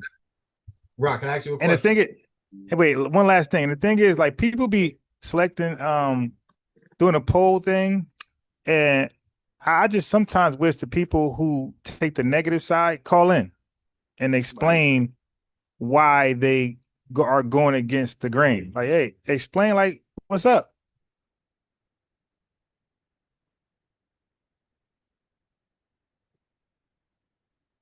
Yeah, so Andre, click the link and let's hear, you explain why you think it's disrespect. We'll let you talk. We ain't gonna cut you off as long as you're not too long-winded. And explain why you think we're disrespecting John Henrik Clarke. We're really not. Well, I might have said some crazy stuff, but the other two are not. All right. So yeah, just click the link and let's hear you out. Like, let's hear the other side of John Henrik Clarke. So we're not giving you a one side perspective.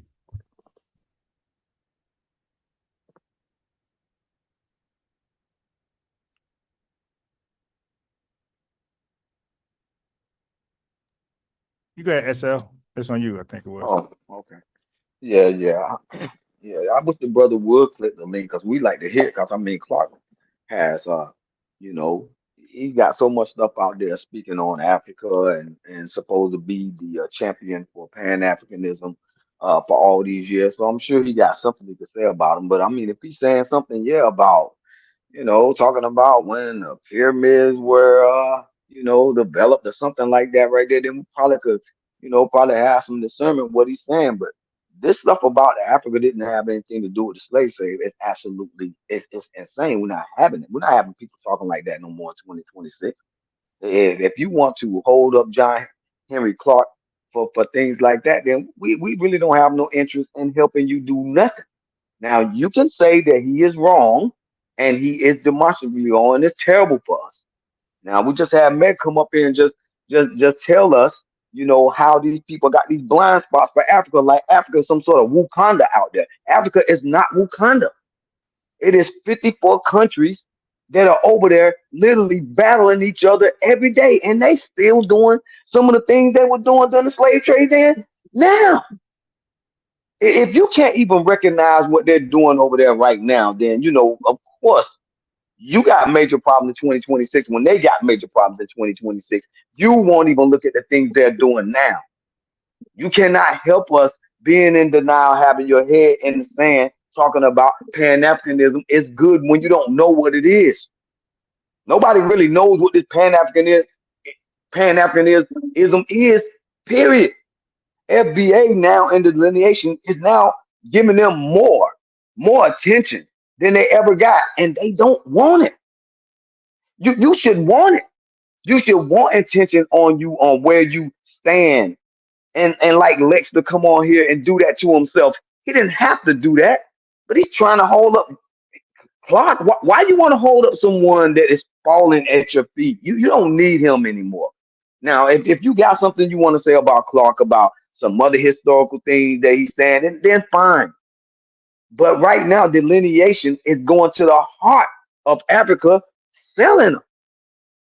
If you don't want to believe that right there, which I know you don't, because it kills Pan-Africanism, but it's already a scam. That's why we call Pan-Africanism a scam. And that's why we joke about it, because they're telling jokes. You hear them when they talk. We were talking about it earlier about listening to Clarke and listen to Ben Yakum. It's like listening to freaking Dave Chappelle or listen to somebody that's joking in the house that's not serious about anything. And we're saying this is FBA business, bro. You either you either with our lineage talking this serious business, or you playing. And if you're playing, we will stop you from playing. It's not a joke. You got to go to the kids table with that. That's what the Pan-African sitting there. It's sitting over there at the kids table with a dunce cap on, talking about Africans are retarded. If you so retarded that you let the Portuguese come in, I need y'all to come over in this, and settle this dispute for us, because we got families over here that we snatching up. And we want to know if y'all say that they're our friends or foes. This is Africa. It's your history. You should lean in on it, so you won't be coming to the UN talking about you want something. You're talking like Lex. You want something. Come on. You can't steal, and then you want to get a prize for it. If you want to stand on business, you want to stand on African business. If you want to be from Africa and you say that you're from Africa, then stand up, Africa. Stand up. Stop doing all that. Stop doing everything that the Caucasian look at you like is like terrible. And you're calling him for help. You can't help us calling him. We can explain to you what's going on. Stop going to Pan-Africanism like what's his name? Dr. Umar. He's building a freaking school talking about Frederick Douglass, and I forgot who else he's saying. Another one of y'all scholars. Frederick Douglass doesn't need to be on there. He said Frederick Douglass is his cousin. This is the problem with Pan-Africanism. You can tell Umar right now that Frederick Douglass is not his cousin, and he's gonna start talking to like Lex. Yes, he is. Let me explain to you how. But they don't care to just keep going on. We're gonna have a school. I'm gonna have a school because it's Frederick Douglass because he's my cousin, and we just like, see, you keep saying that he's your cousin, just like they say Pan-Africanism or the Africans didn't sell people into slavery. Just like he's your cousin, how Umar. See, this disgusting thing that you're trying to put out and spew out to our people now, we just sick of it. We're tired of playing games with these comedians, and then they're acting tough. They're acting tough with us. It's like, bro, we trying to lean on some truth here, man. We got real serious business that we got going on here. America has every country over here talking about they want to be in America and not be deported, and they're crying too. If you want to be African, if you want to be a real African over there in Africa, you have a lot of issues over there in Africa. A hell of a lot of them. Stop coming over here talking to the UN, talking about slavery was bad when you did it. What's wrong with you people? We can't have you continue to do that when we got our children and we got families here. We got people 60, 70, 80 years old listen to this crap. You think you want to talk to that grandma like, okay, well, the Africans didn't have nothing to do. They're looking at us like, stop it. But we can't tell y'all to stop. You running over there to these politicians. These politicians are talking. Look, you could be getting deported, or you could just leave. You could leave. You could just leave and say, I'm going to Africa because it's so great. But you're over here. You're over here in our politics.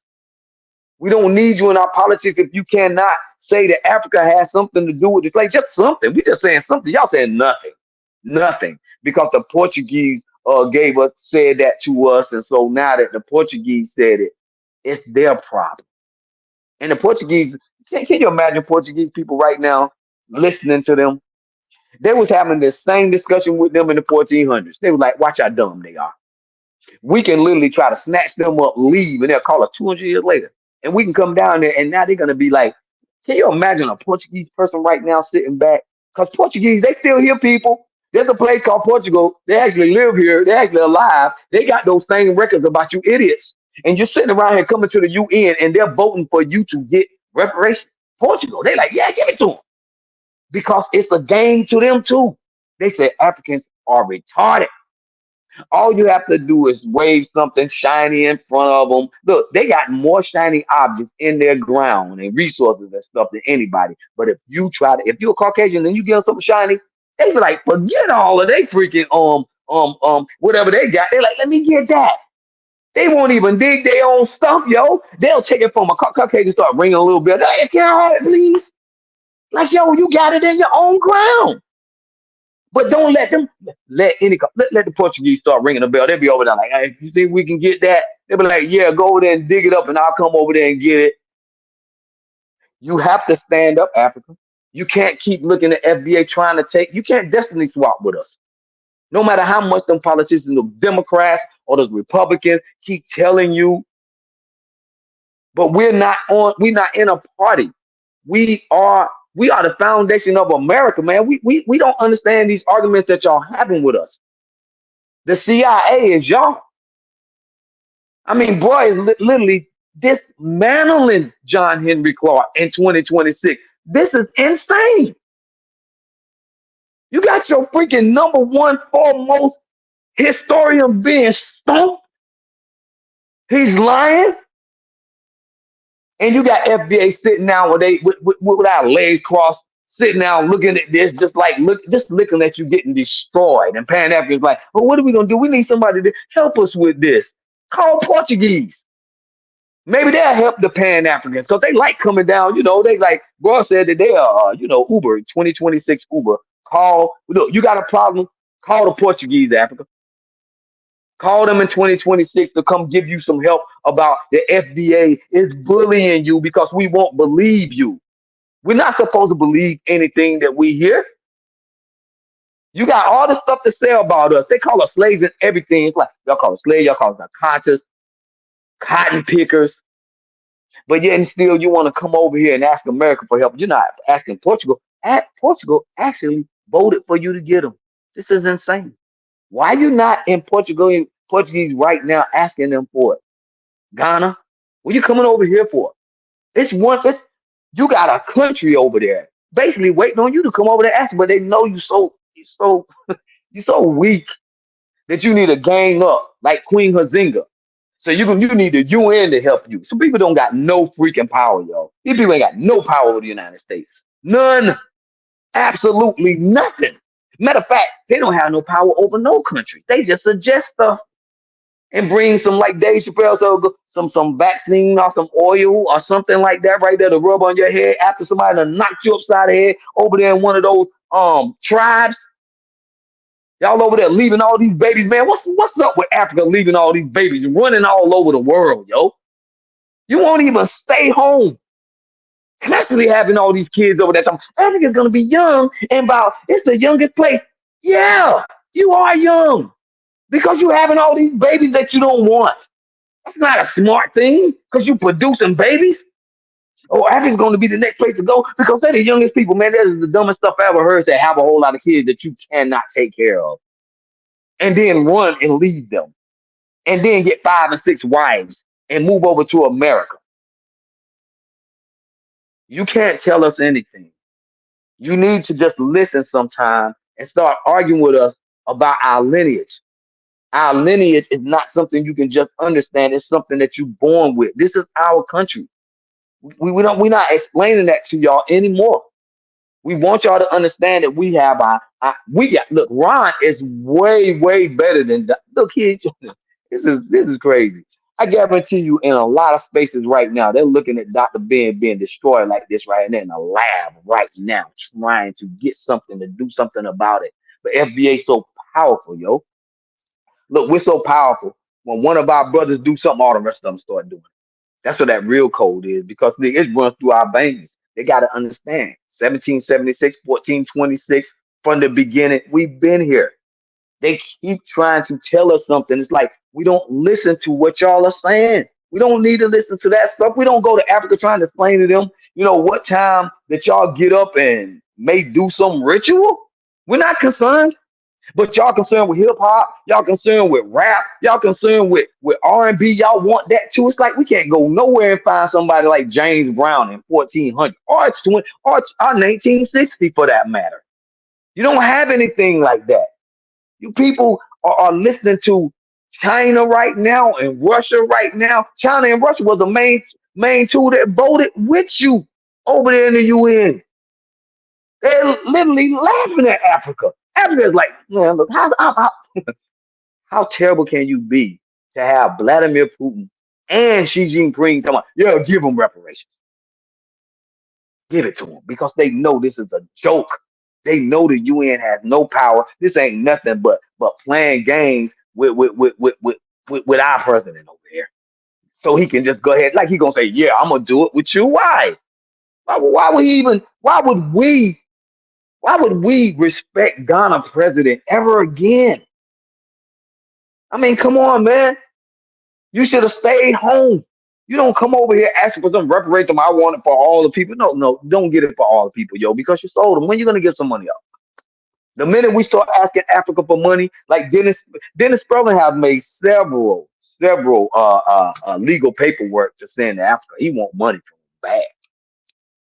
He said y'all should be starting out with the checks, Africa.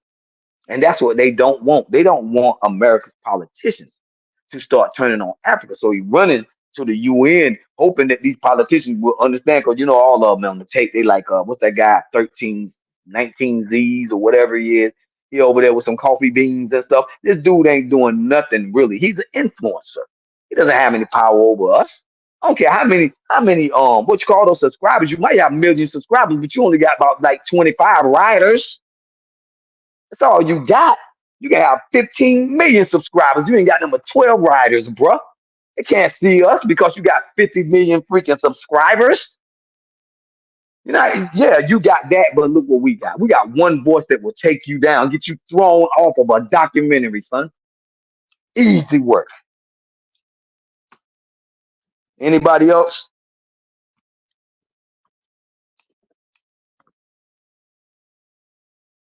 Meg, you there? My bad, brother. I'm right here. I was okay, because man. I was reading on this this history, man. Yeah, it's so easy to track this stuff. I mean, it's so easy, and the numbers it's just there. Like we'll say one thing about the homie, then they got another king from the 1720s, King Ajija, expanded his kingdom with the takeover of the kingdom of Alada in 1724, which controlled Porto Nuevo, a key port of slave trade in West Africa. The kingdom of Wada in 1727 controlled the slave port of Uda, the coastal slave trade that they handled it. Like it's several different slave ports they control over hundreds and hundreds and hundreds of years. Like, how do you deny this shit? Then they have written documentation from the people whose families remember their participation in it. Like, this shit is just weird and gaslighting. Like, it's I don't know, bro. I'll be listening to this shit. Like, the desire to absolve them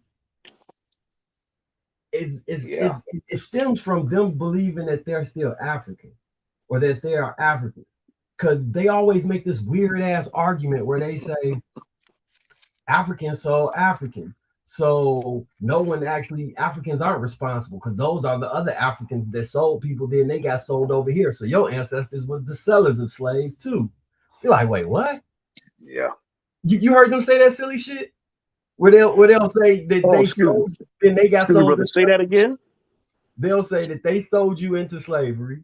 And then they got sold themselves. So your ancestors probably were slave traders if they're in America because they were slave sellers who got sold. I'll be sitting there like, wait, what? Wait, say it one more time. I'm trying to say it one more time. It's just so weird. Wait, hold on. I can't get it. Say it one more time. They say, I swear to God, I heard this multiple times. But I heard it before too. They will say that the Africans who sold slaves later got captured and sold into slavery. So the people who were slave sellers are all in America. Oh my God. They actually said that, bro. I heard that too. I be listening to this shit like, oh my God. Then they make okay. So here's my rebuttal. Right. Because I'm a guy who did with dates. I want to know what year did the sellers get sold or get taken in, because obviously they couldn't get sold, right? Because they were the sellers. So for them to come to slavery, that means the white man had to kidnap them. So I mean, what year did the white man have the might to go kidnap the kings? What year was this? Man, they don't care about that shit. They ass Nah, gonna they don't care nothing about that. Don't forget. Well, hold on. Don't forget. We're not just talking to you again. Oh Right, yeah, right, right. Yeah, Right. don't. Okay, listen, guys, gals. I'm a natural debater. Right. This is what I've been doing for 17 years online. By the way, everything's public online. Got probably like 600 recorded debates online, different topics. Okay, so what I'm saying is I never try to convince my opponent. I want to convince the masses who are listening to this nut. So my thing is, if that's true, if the seller was brought into captivity as well, I didn't even know what year, because he certainly ain't go the same time we came. So now they got to make up a year, right? And they can't say the 1800s because that's when they just carved up Africa. They weren't taking nobody because slavery was abolished. So it has to be before 1808. So the lie ain't going to line up with history at some point. That's my whole point. Like when you ask for dates, that's when the argument falls apart. I always ask for dates because I guarantee you it won't line up with history. Facts. That's a good question. Yeah, we do need to know that date. And they actually are saying that what brother said too. The way because it's like a tongue twister, right? Even just listening to that, it's like, oh my God, that's just the respect that they have for themselves, right? You can imagine how they talk to themselves over there. And that's why we call it scam Africanism.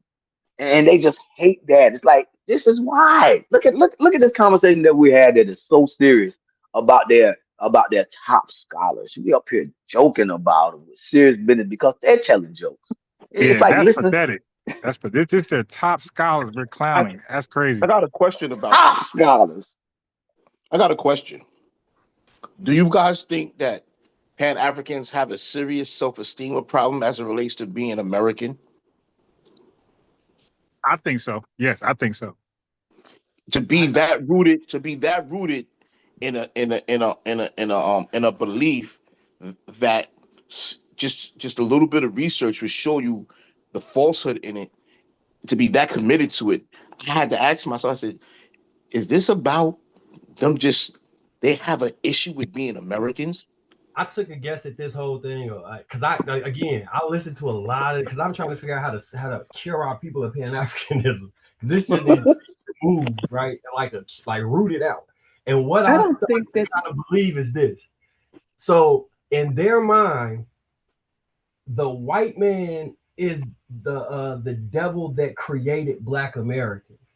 So because our existence is through the prism and the lens of white America, they don't want us to exist, which is why they displace us from America and add us as just floating random Africans. Because I've seen them say this. They would say like, to be Black is to be lost in a person without a country, place, history, or a that's language. them. And to That's be who they African is to be connected with the wholeness and one or some crazy shit like that. They say like weirdo shit like that. So essentially they view us as a byproduct of white supremacy and don't think we should exist. That's why anything good we do, they'll say we brought it over from Africa, and anything bad we do is us being that byproduct of white supremacy. They literally hate us, I think, more than white supremacists. I really do believe it. They hate our independence is what they hate. They hate the fact that we were separate. We lived separate from whites, and we developed an identity. They don't have an identity. They're servants. They live in a servant culture. Once you said yesterday that, Clarke said that they paid the Portuguese. No, they saw white faces and they saw God. Yep. They saw that as their God, literally. Mm-hmm. And from that moment with Portugal and Europe, they knew they didn't have to pay those people anything because they had no concept of economy. And they still don't. You know what I always...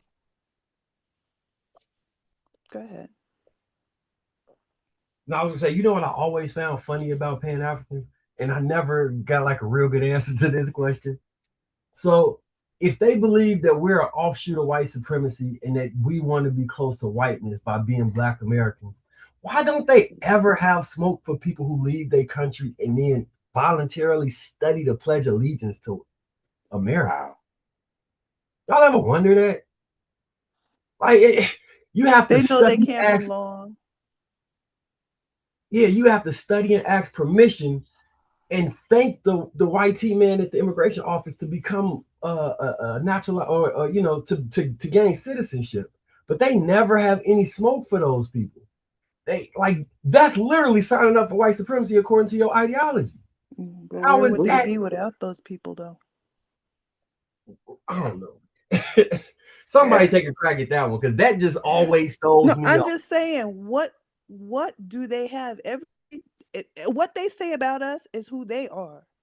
When they build buildings, where did that concept come from for them? Or who got those buildings built there? It was through all of these nonprofits, the NGOs, and the churches. Right. They didn't build that on their own. They've been dependent. Right. You know, I come to find you see that guy Frank Zano? I like to listen, right? That weird guy. I like to listen to him because in all his stupidity and foolishness he says, he also go in on Africa too. Yes, and he tells on he them. cooking Africa. And he tells on them, right? Right. So one of the things he told on them I found amazing is he said, if you look at especially predominantly sub-Saharan Africa or Black Africa, outside of South Africa, most of Africa that was colonized, when the colonialists left, when the Europeans left, the infrastructure crumbled. And he said he challenged one of the guests, it was three people on there, and he challenged them, what word in your language do you have for maintenance? And he said the concept doesn't even exist in Africa. Yeah, that's crazy. And the lack of that concept, he pointed to the visual of look at Ghana, look at Nigeria. He says when they left, the railroads crumbled, the post office crumbled, everything crumbled. Yeah, that's right. Every country it did. Yeah, because they built it, they didn't own it. They didn't even have an idea. Like, think about this, right? They didn't have any, like FBA people, even during slavery, our people would look and say, oh yeah, you doing that? I'm gonna watch this. And then I'm gonna put a spin to it. You see what I'm saying? And like then, the Black church. And then this is why 10 years out of slavery, all of a sudden cities and towns started popping up. FBA cities and towns popped up in 10 years. Infrastructure everywhere. So you mean to tell me they was among you for centuries? These people were among you for centuries, and you didn't learn how to do anything? Nothing. Just had their hand out. And in those global institutions, that's the way they expect you to think. And they will tell you, don't do anything unless your boss tells you to do it, because they believe that. Yeah. And then get mad when we say we're foundational. Like, yeah. But the white man made you do it. Like, yeah, but we did it. You didn't do nothing. Yeah. The white man made you do it. They even upset. I seen one where some African female was like, the only reason you guys know how to do stuff because you were among white people. No. Oh, so you're mad about that? It almost seems like, how dare you be among white people? We're supposed to be us. No, but we start things. We create things. They think our talents came from white people. Right now, look, from that same one from when people make a blanket statement like that, I love blanket statements because all we gotta do is name one person. Now, my guy would be Uncle Nearest with the Jack Daniel thing. Okay, so white folks had to do it first. We learned from them. Explain Uncle Nearest. Because Jack Daniels, that whole billionaire enterprise is from a black man, the way he distilled his unique way. No white man. his unique way how he distilled alcohol, liquor. So now explain white people learning that particularly from him. And then the combo's over. It's like, okay, I thought so. We brought an innovative way to distill alcohol, liquor. The white man took that, ran with it, and have a multi-billionaire enterprise business right now, currently thrive right now, all because of this black man at that time. Yep. Just like tenderism. Yep. Knock him out the park that fast. Now, what have you guys? So that means white folks are tethering to our ideas. Now, give us your equivalents of that. And by the way, he was an enslaved man. He wasn't free. He was enslaved. He did, doing all this. Yep. They got Akon. Yeah, Akon, right. Akon. Akon was funded. Akon was funded by the Chinese. Yep. So he didn't conceive of anything. Wasn't there some issue with that he had been funded by them? He ended up going down with that. Absolutely. It never, I don't think the building ever got off the ground, really. He was just Umar 2.0. Yeah. I have to look at He see what wanted to make happened, but I know it failed. Yeah, he wanted to make a Wakanda too. And that's the thing about these Pan-Africans, like they want us to look at Africa like we have to look at them like that they mean so much. And they have to understand a lot of people down south don't even look at that stuff like that, yo. We don't have no interest in no like Africa. Pause that right there. Right. They're looking at, because you're like that 100 person that said that. At some point, they gotta start believing it. They're looking at Pan-Africanism from the lens and the eyes of the North. And like you said it, I think V4 said it, I said it, 1,000 people said it. I've been down south, lived down south, just came from down south. A lot of us live still down there. They don't even know what Pan-Africanism is. Like that they're like, what is that? Who the hell is John Henrik Clarke? Who the hell is these guys? Who are these guys? They don't know. Yeah, because we basically got like grandfathers and great grandfathers. We got like cookouts. We have like cookouts. We got like family Bibles. We got stuff that we was already dealing with like for years. But it's like the trees and like the trees, houses, buildings. There's markers all around down south where you can see things that happen. The history is like right in your face all of the time. It's like there's no freaking Africa. Nothing. Even when we call those anything, we still don't even look at stuff as Africa. Even if you say the African Episcopal Church, to us that don't mean Africa.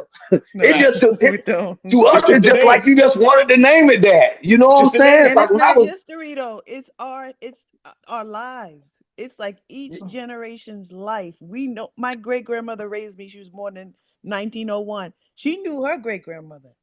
And there's stories from way back then. There's stories. You know who those people were. You knew the stories about them, and you have your stories. It's not history. That's a fact. Yeah, we just don't accept Pan-African like that. Because when we think about Pan-African, when I was coming up, I really didn't know what the freak that was, bro. And I used to just hear about it, and I used to be just thinking of like rap for our rap and all of our songs and stuff. Like nobody really was pushing that, even in R&B or none of that stuff. It started more with rap, and it's like that started like in the 90s when people started like I guess dressing in dashikis and stuff, and people try to make you feel bad because you don't ain't think about the motherland. You be like, no, you know what I'm saying? Like looking at TV, trying to send them some money because they over there looking like that.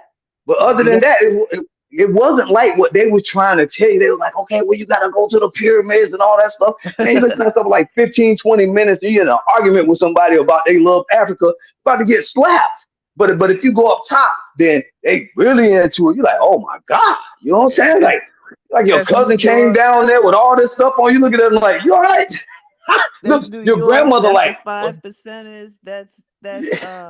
That's Nelson Mandela. All those events we tied into being Black. Yeah, we tied into being Black. I wanted to when Ron was playing he was playing a replay earlier, getting into that, right? And they mentioned Elijah Muhammad. I'm like, I don't like when people speak on things they have no idea about. I used to be a 5%er, right? I quasi grew up as a 5%er. And once you get into Elijah Muhammad teachings, he doesn't directly state that we weren't African, right? But he says it in other ways. For the most part, he taught that we were Asiatic.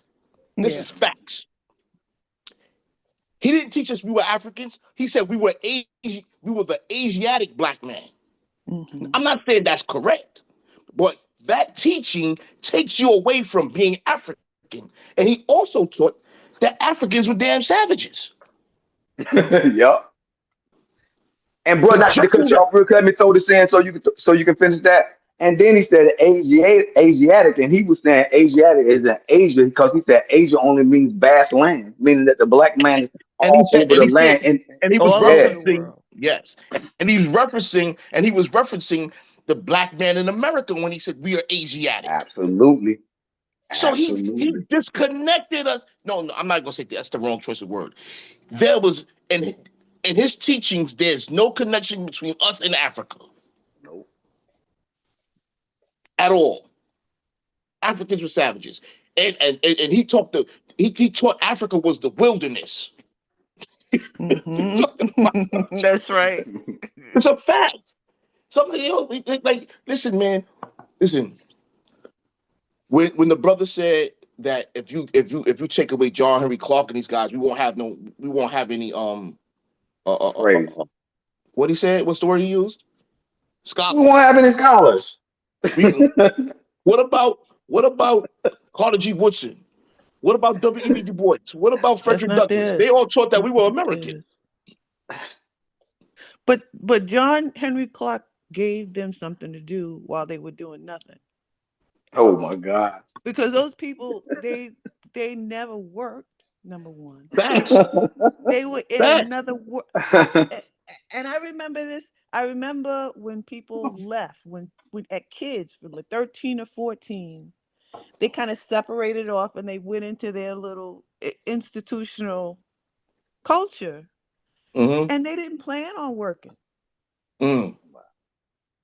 And that world gave them another truth. It gave them, we don't have to deal with the man's world or the work or anything because, this is not who we are. Who we are, we don't need jobs, And guess what? They did just like the Africans. Built nothing, and when John Henry Clarke was dying, FBA had to pay for his services. Wow. That's true. If I'm not mistaken, I think you're right. That's true. Facts. We always got to clean up Africa's mess. And he wasn't even African, but he was playing African. But the thing is, they get so much money though. Yeah. Yeah, like okay, he's your beloved scholar, and he's venerated. Why did he die broken, penniless? Y'all should have bought all his books. We did. They did get his book. That's a problem. We did. He freaking books, man. Bro, look, about like 10 minutes ago, like when we were talking about John Henry Clarke, right? And I just want to thank bro again for going on this, like part 2 of this, right? And he's basically like dismantling this guy, not because he don't like him, not because he just want to go after him, but because what time it is now with us in this world and what we need as FBA, which we've always needed, because this is our country. We have always needed the truth to defend and to combat white supremacy, bro. Look, we can't deal them lying with them, right? We can't be lying with them. It's not gonna work with us. We can't be lying because our spirit won't allow us to fight back when we lie. We'll lose line because we don't want to hurt people off a lie. So in our makeup, it's not for us to lie. Even Elijah Muhammad said that. Even he kept telling us about how to think right. You know what I'm saying? And this is the way that the brain goes. This is the way that you do. You cannot win like that. Now, He don't have to be 100% right, but what he's telling us is that we have to stick to facts. We have to stick to facts. We have to have something, some solid foundation. And he said that right there will get us. That will get us. That will get the people. He said he don't need them all. He said he need the truth. He said it doesn't matter what we think. He said as long as I can give you the truth, I give you the truth, and you go check it out. Always go check it out. Go behind me. Go study. Go learn. You know, don't just take my word for it, but just do learn. But he was one man doing that. Like, but we had many Elijahs, bro. And that's the thing. You have Elijahs in your family. You have to have them in America, man. You cannot survive without one in your family. That's what's wrong with them. It's like, man, we just produce these all the time. We're constantly producing them. We have a particular history where there's a spirit that lies within us, where when we're faced with opposition and we have the truth of the matter, we go to the line, and and many of us give our lives for the truth. Yeah. This is why you see the difference with these people out here now, scared to fight for themselves, because they don't want to give their lives for their own. They don't want to give their lives for their own selves. We will give want our us to lives do it for freedom, justice, and equality. We will give our life for it. You so right, bro, because that's why they wanted us out the streets. They kept on saying, where are they at? Where are they at? Why they not marching? Why they not doing this? Because they know that on the face of the earth who's known to do it and die for the truth. This is crazy. We're the only people on the face of the earth known to do it. They want us to continue to die for the truth, but not them. No, they want constant opportunities. No, they want. So the thing I put in the chat earlier was this. One of the reasons they're going so hard about Henrik Clarke, in my opinion, is that Ron is right in a lot of ways. They're getting their talking points from him, and he's one of the last pillars. Most of the guys that are alive right now were probably students of his, you know? And if you destroy Henrik Clarke and you destroy Marcus Garvey, those two in particular, once you take those two pillars down, there is no Pan-Africanism left. Like I said, they got Umar left. That's He's the a best thing they clown. got going. They don't even take him serious. You don't even hear them talk about They don't like He's it. a fraud now. He can't even lie anymore. They don't like Umar, but that's who they left with. But if you take down, I meant to tell Ron, I got cooked yesterday. I was sipping on some drink yesterday. That shit, it cooked me. I fell asleep on Ron. He probably got bad. But I wanted to say, right?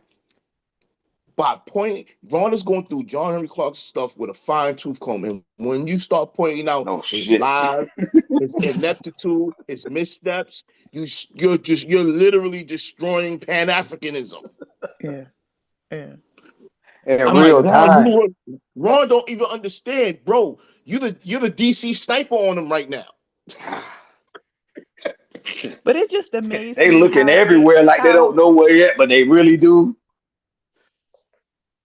Cause like they could come over and look, bro, constantly like hit the link. You know what I'm saying? Like hit the link. They be like, they might be in the chat, some strange people might just all of a sudden show up with certain topics that he have. Because look, this bro be like, yo, I'm baiting you in. Like a lot of our content creators, and you know what I'm saying, and more power to them, man. Now, so too, look, we got some thorough, dangerous FBA sisters out there, bro. They sharp. And this is the thing about it's like none of us have no problem with saying this stuff. That's why I can just say to them, bottom line, our people are from here. See, you get us like this from every corner of America. All of us are pretty much on code except for the Pan-Africans. They just feel like we've been going through today. They somehow think that Pan-Africanism is going to save them. Like 19 Keys was on talking about, well, you got to have friends, because if you don't have them with Africa, all the stuff is over in Africa. It's like, dude, but Africa don't want it themselves. They want to outsource. They want to outsource everything they get. They don't want to do the work. So he asked you and something. sign the Hold on, brother. outsources contract. So he said everything is in Africa, right? And the only That's thing what he came 19 up Keys with, said. and the only thing he came up with is coffee beans. That's it. And he's a content creator. They've never even seen their Look, resources. he, They're not he allowed to got see. he got coffee beans, and he's a content creator with over 1 million probably subscribers, and I bet he got 25 writers. That's it. He Everybody came else up is You know with just what? coffee beans. bots. You know what? Yeah, he's kind of smart because he know he's boring as hell. You're gonna fall asleep. So you're like, yo, I got these coffee beans to keep you up during. Jack and the Beanstalk. Plant these jokes, Yo, they'll grow you all the way to Africa. he got the doodle. He got the doodle ass coffee beans. Somebody buy the damn coffee beans. Oh my God. This dude They're got Nineteen doing like, their Keys yeah, come coffee job. over here and beans. start a Come business. on, man. Come They're on, just man. doing He their could, job. yo, Oh my God. They coffee were brought beans. here just to be a And population, just wasn't to he be in Ghana? numbers. He didn't even go get the cocoa. He didn't even go get the cocoa. Right now, there's an issue with the cocoa in Ghana. He could, and he ain't want to step into that situation. He went and got. Who goes to Ghana for coffee? Ain't that a Nobody South drinks American African. thing, a And they Colombian thing? already had it. They already had it. He's like a middleman, dude. He's more like a it's called those people that be in the middle. He's not even really that guy. He's more of a spokesman. That's why you look. That's why you know they don't never really create nothing. It's all a scam. Look, every time Pan Africans do something, you think they something and then they not, right? Like Umar, you think he gonna build this, then he not, right? So every time we look at them, it's always the same. They this big, this huge thing. Then we thought, because we always try to give them the benefit of the doubt. Then once you start peeling back the layers, it only is just a matter of time before what they were doing means nothing, and they immediately start tagging FBA. All the titles are about FBA after that. All of the titles are after FBA because it's like once you don't do that, somebody wants you to battle us. They're like, we don't want to look. Even their people, look, we don't want to hear nothing else not unless you battling them. They be like, well, I thought we Pan-African. They like, what the hell is that? You need to go get FBA right now. Stop them. The hell with Pan-Africanism. And they like, oh my God, there is no Pan-Africanism. Pan-Africanism is battling FBA. That's it. It's no real ideology anymore. We don't know what it is. They're not offering anything. This dude said, come get some beans. Now, if that's all you got that you want for us to, everybody just pack up. Go get some coffee, right?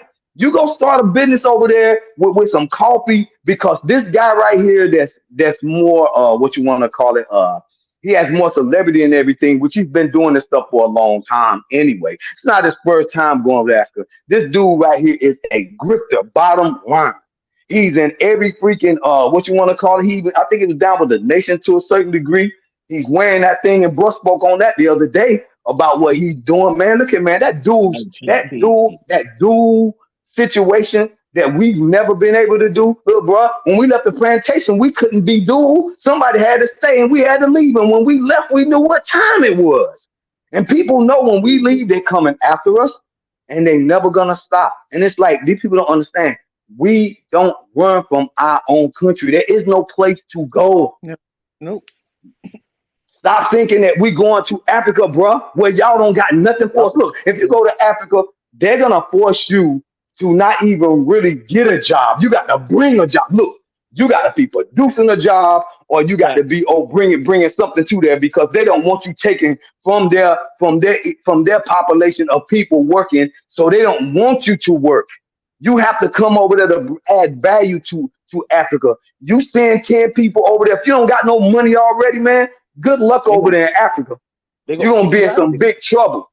And then you got to keep on signing up for those, what you call those things, those visas over and over again. But they keep on talking about we Africans. Well, we're African and we're the generic African. We should be able to go in any country. What the freak we need a visa for? Yo, Even ain't if that we ironic? could. They asking for reparations from a people they don't even want to accept over there. Yeah, you're not one of us. Yeah, get out of here. But they want the reparations for it. Because Freak they out keep of here, telling man. you, oh, the slaves that we sold, they weren't in our tribe. So what does that tell you? Oh They my want, God. and you know, here's the thing that's messing them up too. And I want to say this is for the African and the Pan-Africanists. They really were committed to believing that we didn't know our culture. Right. And as we're engaged in this fight and this movement of delineation, there's surprise it's bothering them that they're coming up against us, and we know our culture. We know our history, our culture. You can't just come with any nonsense. Somebody's gonna blow you up. Right, exactly. Bro, have you ever seen anybody take down Clark and Ben Yakiman on the same day? Look, I Never. guarantee you, we have never ever seen anything like this. But we have, if you look at FBA and the battles that we've been in this country Mhm. about everything, we have always done stuff like this right here. So when you see bro doing that right there, man, you know, they sort of piss them off and stuff. It's like, man, look, you just don't do this stuff like on a whim. Because for him to do that right there, you gotta understand that we all been waiting for this stuff, man. You know what I'm saying? It's They like we've been forced waiting it for this though. stuff. Yeah, it's like we've been waiting on this stuff because like we have been like pushed so much through immigration that it's like out of control now. The immigration now, people just playing us. They trying to be us. You know, they have basically erased our grandparents and our great parents. They in the That's right. middle talking about like you got people like Roland Martin talking about what I'm saying, the black man, like, dude, you're a I'm freaking about to tell immigrant. you something. This too. I'm gonna tell you what's about to happen. You see that push Ghana did for this reparations request they were asking. Did you see the I forgot who he was. He represented America in his rebuttal in the Uh, United Nations. In his rebuttal, he stated that they're asking for reparations from people they are distantly related to. Yes. Oh yeah, he did say that. I- Yes, and I'm going to tell you what's going to happen. Because you have YT content creators who are starting to do it. They're starting to put the information out there. mm-hmm. They're putting that. They start, and America's going to end up putting the information out there and say, "Yo, these ain't your people no more. These is That's a right. whole new people. These are Americans, and Yeah. this is why." I'm telling you, this is what you're going to see. And then they're gonna put out the information. They keep stooping around. They're gonna blow them up and say, hold on. We got the records here. We got access to the UK records. Here's these invoices. This is your king. When you had this kingdom over here, he signed this invoice. Mm-hmm. Isn't that family still alive? The family line is still out there, isn't they? Yeah. Aren't they? Well, they're here now. I said it the other day. If you go chat GPT and just ask something like where are the records or who have the records for Africans partaking in the slave trade, right? With engaging as participants with Europeans, something to that effect. It's going to come up. They're going to show you that yes, they're going to show you the UK records. The UK have governmental records in their archives, and then they have the companies have their records, the ledgers, the invoices, the ship logs, right? Yeah. They exist. And it's going to have the names and dates and people they traded with. And those names are going to come up to be primarily the royalty or the people in charge of those clans who are still around. Guess who those people are? Slavevoyages.org. Guess who those people are in Africa? Yeah. Those people are in charge. You go to any African country, those clans, the royalty are in charge of the various governmental spaces in their countries now. That's who they are. Yeah. Those families. Yes. George Macon had pointed it out the other day, which is true. The president right now in Ghana comes from a slave trading, See, slave kidnapping, tribe himself. Like, so for him to be representing reparations, like, dude, you are directly tied to it. You have no say so. No say so. But we got a new guest. Okay. Robert Hammond. Hey, is that Ron talking? Yes, sir. Oh, hey, Ron. I was just listening to you guys, and I don't know the last brother because I was just trying to figure out this technology. I'm new to this, but the last brother who was speaking about ship logs and things of that nature, I was really listening to him closely, and he was really dropping some great knowledge there. I just really wanted to say, Ron, I appreciate your channel and the guests that you have on regularly, man. For the lack of a better way of putting this is some controversial stuff. You know what I mean? That you're bringing to us. Say the But least. yeah, right. Right. But I have so much respect for you, Ron, because we saw what Tariq did in terms of 19 Z's and we saw that he was democratic about it. He let the people like myself, I voted because I donated to Hidden Color 6 being made. And we all kind of like unanimously said, yeah, get Slim up out of here. But I said all that to say, Ron, you were the first person in the B1 media, the first journalist in the new black media, or whatever you want to name it as, like really going at this guy, putting him out there. Like, I mean, maybe there was other people before you. I didn't see him. You know what I mean? And yeah, I appreciate that. Yeah. Yeah, absolutely. I'm a huge fan. Go ahead. I'm sorry, bro. I think FBA Revolt. He might have been before me. I think I'm not sure, Okay, but I think. And that's another thing that I love about all y'all new journalists and the B1 media and the new black media, FBA media, however you want to characterize it.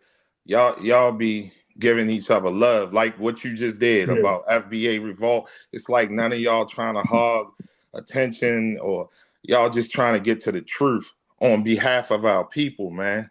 And I assume I'm a little bit older than you guys, like you, Ron, and all like the Alpha and all Afro Elite, all these guys that I watch. But I couldn't be more proud of you, young brothers and sisters. You know what I mean? That are the journalists in the new black media, bringing this truth about foundational Black Americans, because we have a lot of opposition, man. I mean, everybody is coming after us, and it's like you guys who are out in the forefront, like our journalists that are doing this steadfastly on a daily basis and just sticking to it and grinding it out, man, and bringing truth to light, and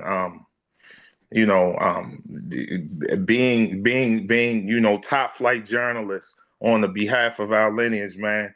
It's just, words can't express how appreciative I am, and I'm sure there are millions of other people I who feel appreciate the it, same way. definitely. Yeah, but that's all I want to say. I don't want to keep babbling on, man. But Nah, but guess what? Guess what? You ran to something that's groundbreaking, because I failed to mention that the coffee beans. I reported this before, and like I said, I think I'm the only person to expose his dealings in Africa. I never heard nobody talk about the coffee beans, but the coffee beans ain't even pure coffee beans. They're mixed with coffee beans and mushrooms, by the way. Wow. Yeah, I think I tuned in that day when you were talking about. I think you even went into the fact that they were from Uganda or something of that nature. It gets a little worse. Oh, as you guys were talking, and by the way, Mega said a couple of things that was interesting that I didn't consider. There's two things. One was he said, everything we do good, we got it from Africa, and all of what they consider bad habits of ours, it's the European. Like, and it's back to that God and devil thing. Yeah. You did, like whatever you do good, it was God, but anything bad is the devil. And that's exactly the mentality. And then he said something else right before it came on, and I'm gonna remember. But I searched Google. I said, "Yo, why?" I said, "Why would a guy go to Ghana and be a wholesaler of Coffee Mm-hmm. beans mixed with mushrooms, because you got to understand, the average, you got to know, a lot of people never been in business a day in their life, never had an LLC, never paid taxes, Right. none of that stuff in their life. So I get it. You don't know. But for those who pay taxes or entrepreneur endeavors, right? You know that you gotta. There needs to be a demand. Nobody's going to go get something and then try to sell people onto it. If you watch There Shark you Tank, you go. know you're dumb. Okay, it should already be a demand for it. That you're trying Okay, to supply, right, brother? right? Because you got to factor this in. Why would I? Most of us get our coffee from a restaurant. Right. Most Americans, that's every ethnicity. So we hardly brew it ourselves or get the coffee beans ourselves. And if we do it ourselves, it's some quick stuff. It ain't no coffee beans. We get like the Instant filter, coffee. yeah, the cup thing you put in your, It's that. yeah, So instant. if you watch Shark Tank, they always had a problem with entrepreneurs that got a service or product that got to be taught to the masses. They usually Right. check out. We got to educate people. I'm good. So 19 Keys, in order for him to sell, I watched his sales pitch. It was horrible because he needs to convince us why we should drop folders and everything else Mm. and go with this mushroom. Now, when you Mm. think of coffee, you think of beans. Nobody want to hear Yep. about a mushroom. Okay, that sounds disgusting. It might be delicious, but it sounds disgusting. and most Americans don't want to try new stuff. Right. Right. So in order to convince us to use the Ghana mixed coffee beans, you got to tell us that this has come from a volcano. Allah cast it, Allah struck it pure. You got to go through this crazy lies about how this Africa gold dust has Right. purified it and the osmosis of the, Mars sunlight. You got to lie to say, hey, this is why you need this. And then you got to make crazy claims like it cures colon cancer, stuff Yeah. like that. And then, okay. And Ron, sorry to interrupt you. If I could just piggyback really quick on what you were just building on. I recently was somewhere, I can't remember, but I was maybe watching like a stock guru or something Okay. online, and he said that the number one most in demand product on the planet Earth is coffee. And just just hearing that, like, that means it's the most, it must be like the most competitive. You know what I Right. mean? Like, so if it is the single most in demand product in the world, like, according to what I heard this guy say recently, like, that's even dumber to jump in that lane. Like, you got competition from everywhere. But yeah, literally when I was down south, I was all 1 year. I was South Carolina, Jersey, and Georgia last year. And I'm telling you, I'm a big coffee guy. And you got the mom and pops, you got this, you got that, yes, you got the Waffle House. Like, you got gazillion places that sell coffee. yeah, I be saying to myself, like, damn, like, how do they make money? Because people usually stuck where they stuck at, and they right. don't. So Waffle House people get coffee from Waffle House. This person get it from here. McDonald's Dunkin' get it from McDonald's. Dunkin' Donuts, Right. Dunkin' Donuts 7-Eleven. get it from Dunkin' Donuts. Right. So wherever you normally get it from, you pretty much don't go nowhere else. So That's right. it's hard to sell people off that. But look what a quick Google search did while y'all were talking. It says a coffee wholesaler. Because I asked, like, why would a coffee wholesaler go out his way, go to travel to Ghana to? Like, it's not that serious. So it says, wait, little ass font. Get my glasses out. But yo, wait till y'all read. Wait till my whole screen ain't showing, so y'all ain't gonna see everything. Wait till I scroll down. Oh my god, it's so now. Old boy is selling coffee, and I said that's the best he did. It looks like he's a scammer too, selling Wow. coffee. Yeah, Absolutely. so watch this. So he's no longer the entrepreneurial wholesaler coffee guy. He's possibly the scammer coffee guy. Watch this. My glass. I got my glass. All right. A coffee wholesaler will buy coffee beans mixed with medicinal mushrooms. Now, by the way, there's no confirmed scientific fact that the mushrooms are that serve the purpose Yeah, they that's claim. So pseudoscience as of yeah, right yeah, now. yeah, yeah. Yeah. So he got a problem there. So he's lying when he promised you. Okay.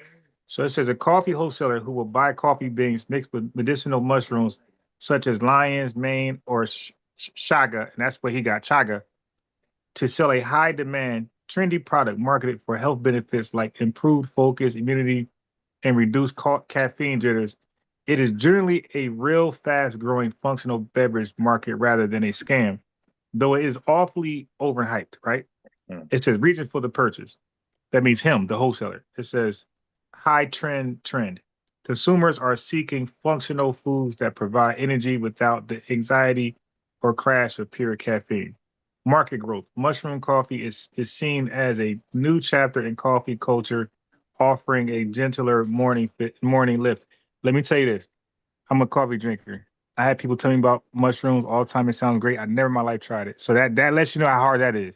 I heard how great it is. I never tried it. Never remembered to try it. Never cared to try it. Cause I just like what I like, right? And that's the average person. It says premium pricing. It is sold as a premium wellness-oriented product. Look at the bottom. Potential risk. Why it feels like a scam. All right, here we go. Vague benefits. Many health claims regarding medicinal mushrooms lack strong independent scientific evidence. Quality variations. Low quality products may use cheap mycelium roots grown in starch rather than the valuable fruiting body of the mushroom. Low concentration. Some blends only contain a small amount of mushroom, e.g. 20%, making the health benefits minimal.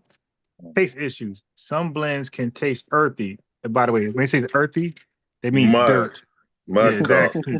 Yeah. So it could taste earthy or like hot compost if the coffee to mushroom ratio is poor. Ghana is known as a coffee producing region. Combining their beans with functional extracts is a method to create a specialized product for the global health coffee market. So a lot of people, look, a lot of people was commenting to him saying that they don't like his product because it tastes like dirt. Yes. Yeah, because I read some of his reviews. I watched you that day when you were reading them. I remember that broadcast that you did. Yeah. So who the hell want to drink coffee? Tastes like dirt. Like, dude, I'm good, man. Nah, but it's the motherland. Nah, I'm good. Hey, Ron, really quick, can I jump in on really quick again? Yeah.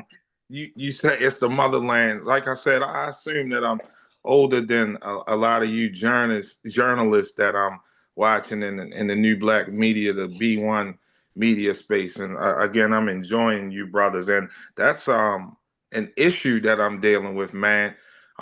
Probably being a little older than you guys, I grew up like simultaneously with hip hop. Like like hip hop is like my cousin. We grew up together, and it's like it taught me so much coming up in the hood. I'm from Baltimore, Maryland, born and raised.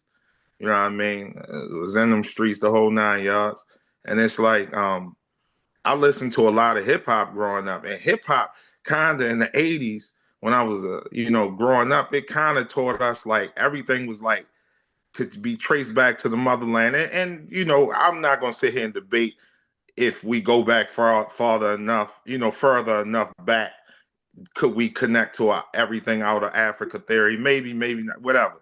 But I'm just saying it made me believe that like really like we came on slave ship from Africa, and then bam, then America started.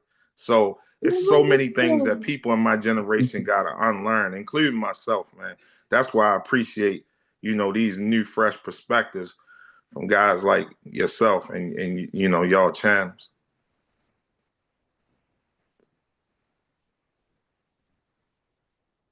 Anybody want to comment to that? Oh yeah, I did. Let me make a comment, brother. Go ahead, bro.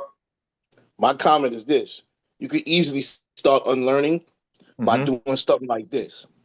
Going to look up, right? Yes, going to bro. put in your Google search. You want to look up the Royal African Company.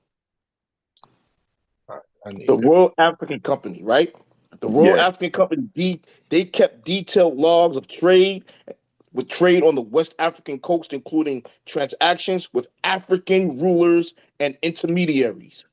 I'm listening, bro. Portuguese, Dutch, French, British port records list where enslaved people were purchased and often name local brokers or kingdoms.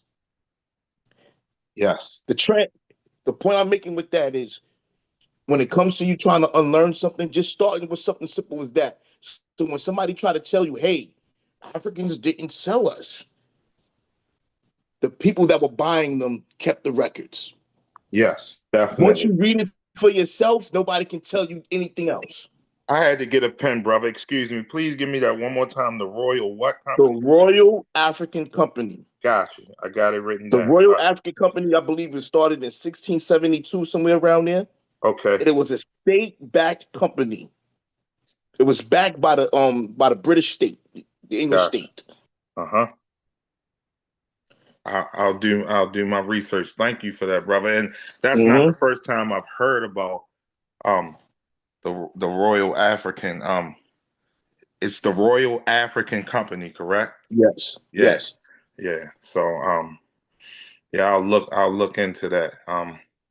But yeah, man, it was like, you know, and I didn't do it, but so many people around me, like when I was in my early teens, like maybe like even before my teens, 10, 11 years old, like brothers in the hood was rocking the African medallions, and Queen Latifah, she had the African symbol on her first album, which was a hip hop masterpiece, a very pioneering piece in the music. I mean, it's just so much red, black, and green going on. And I don't fault those brothers and sisters. Maybe they didn't have the proper, you know, teachings, you know, and they were just going on the best that they had, and they were just regurgitating things in their rhymes and then in their music that they thought was quote unquote pro-black. And you know, I'm sure their intentions were good, but I'm just saying that yeah, my sister is a heart surgeon. She's a MD. And when I remember when she was in school, she used to bring Dr. John Henrik Clarke to her school, like, because it wasn't like very much of a budget for stuff like that, but she would bring him there to speak. She brought our queen, Dr. Frances Cress Welsing, Dr. John Henrik Clarke, and a few other names, but those are two prominent names. But I'm just saying that to say, you know, when you Google it, it might tell you something like this. It's because it says these documents show that Europeans rarely captured people inland themselves. They relied heavily on African middlemen, rulers, or merchants. And I always in my heart, brother, thank you again for this information, bro.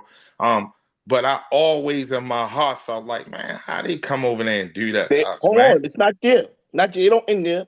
It also is going to show you those records with the Royal African Company, right? They have what's called fort and coastal records, right? Yes. So the European trading, they have fort and coastal records, like the Elmina Castle, right? I'm familiar with that. And the Cape Coast Castle, right? Yes. They said they had logs from those castles and those forts, right? That documented negotiations, prices, alliances with nearby African states that controlled access to trade routes and captives. Wow. Incredible information, brother. So when I say they have the records, they keep poking the bear. When people start pulling those records out, they're gonna have a problem, because now with those records, people might start saying, "Hey, you're asking for reparations, but you should be paying it." Right, brother. And if I could interject right there, brother, I wanted to shoot this to you real quick. So basically, listening to this valuable information that you've been giving me and us, like the main culprits would perhaps be Ghana, Nigeria, like those West Coast. This is what they're gonna say. They're gonna say Ghana, modern day Ghana and Nigeria didn't exist. It doesn't matter they didn't exist. The people, the tribes and the general people, the population that existed there at that time are still the same people that exist there today. Like Igbo or Yoruba and all that type of stuff. Okay, the tribes. Okay, thank you for that, brother. Yeah, they still exist. Okay, yeah, because I heard some of those tribes date back to the early 1700s. They That they want is to say, they might want to say, oh, the names, these countries didn't exist back then. That would be the similitude of a company selling destructive products, getting caught out there, changing their names. absolutely Yes. great parallel. Yeah, that's a great parallel that you drew. Yes. Right, it's the exact same thing. You were that company. You just changed your name, but you Name, same same company. personnel, Yeah. same ingredients, same Yeah. personnel. Same personnel. Yeah. Right, Same company. right. Just change your name. That's it. Absolutely. Yeah. Good stuff, man. Good stuff, man. Yeah, bro. I wanted to ask you something too. You know, like I'm probably like your age too, Okay, and brother. around that time with the medallions and stuff. But do you remember if you ever ran across any African them not saying that they were black? Listen, brother. I just told you I'm from Baltimore, Maryland. Mm-hmm. DC, great question. First of all, DC is what 45 minutes down the street from us. You know what I mean? An hour with traffic. I spent a lot of time in DC because I'm a musicologist, and everybody in the world got to come to in the music world got to come to three cities in America: LA, New York, and DC. You know what I mean? So I would just go down there and see so many shows and meet so many legendary artists over the decades.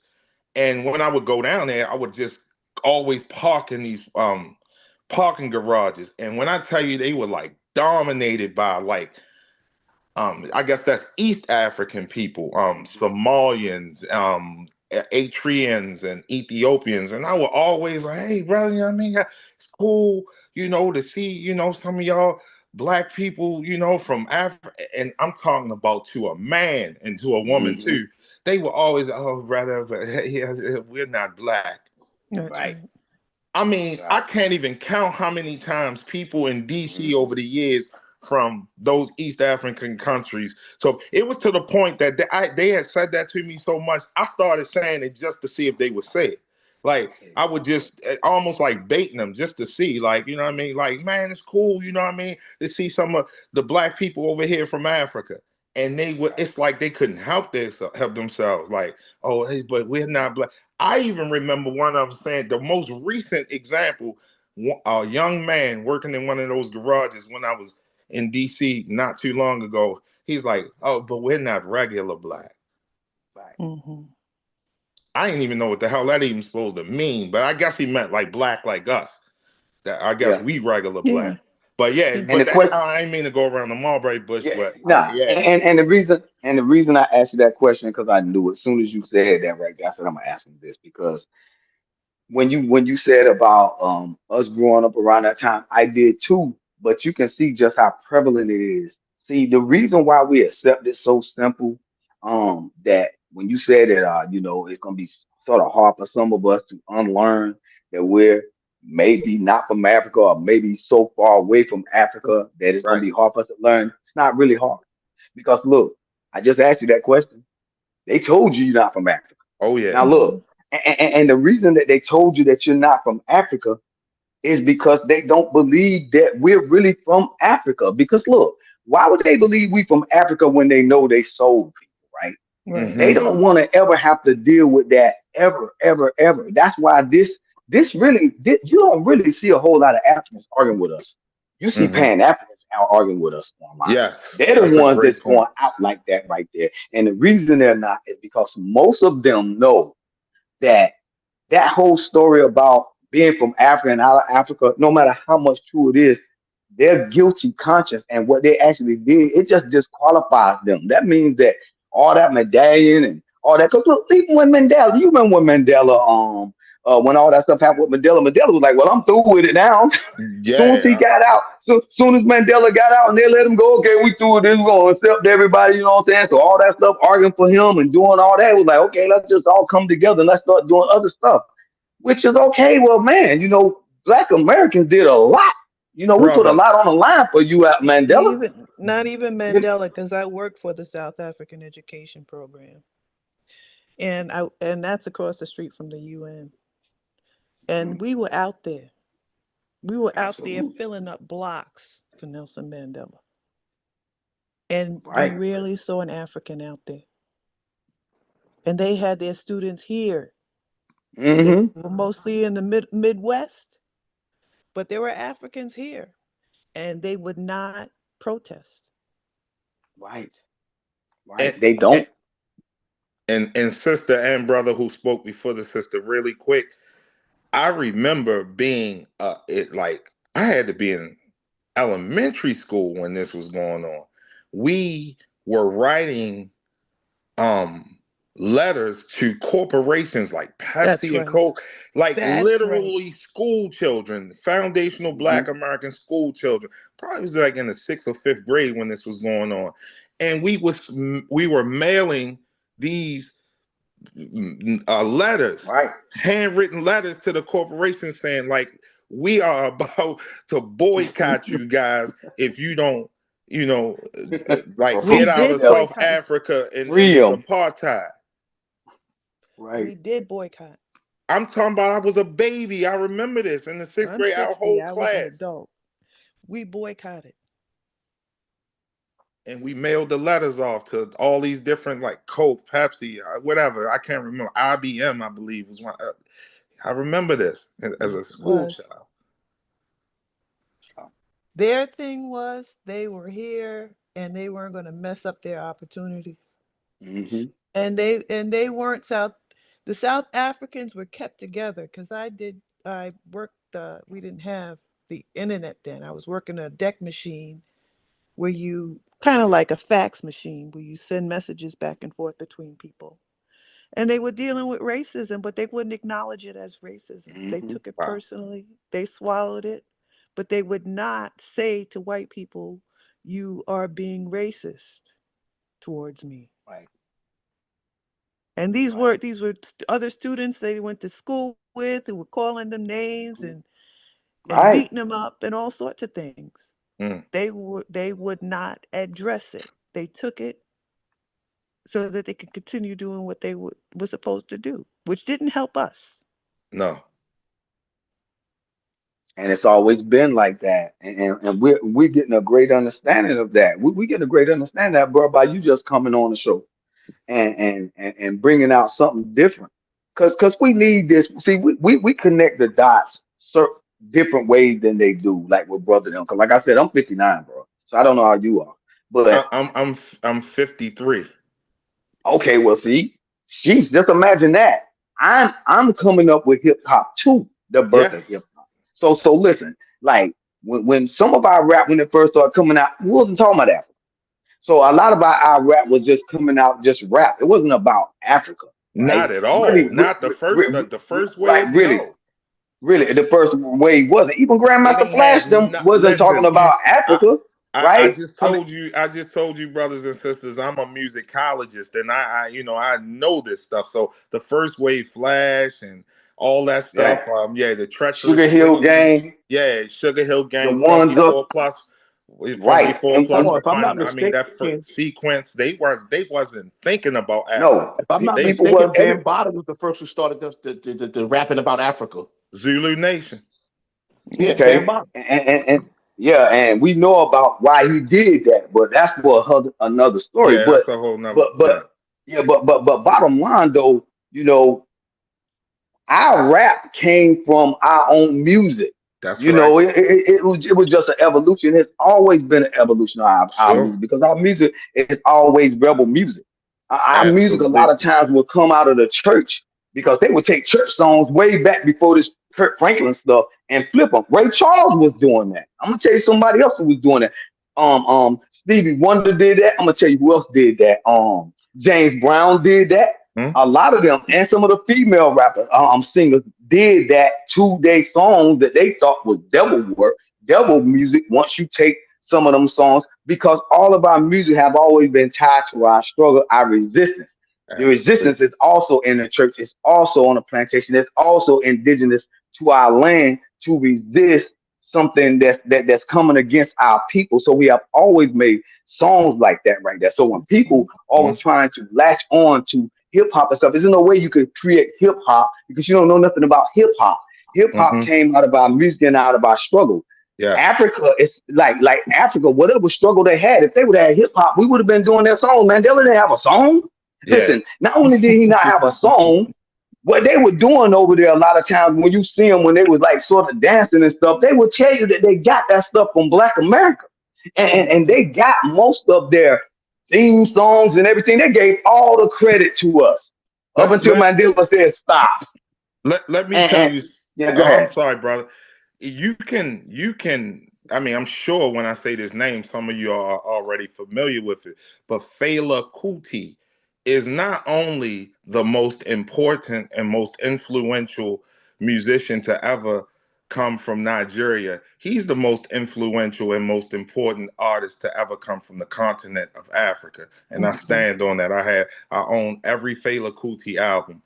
Fela will tell you when I came over here in the 60s and was listening to Sly. I've been listening to James Brown. That's what really transformed my music. That's when Fela got really funky on these. I mean, he has so many masterpieces. Gentlemen, Rofo Fight, all these albums you can go listen to.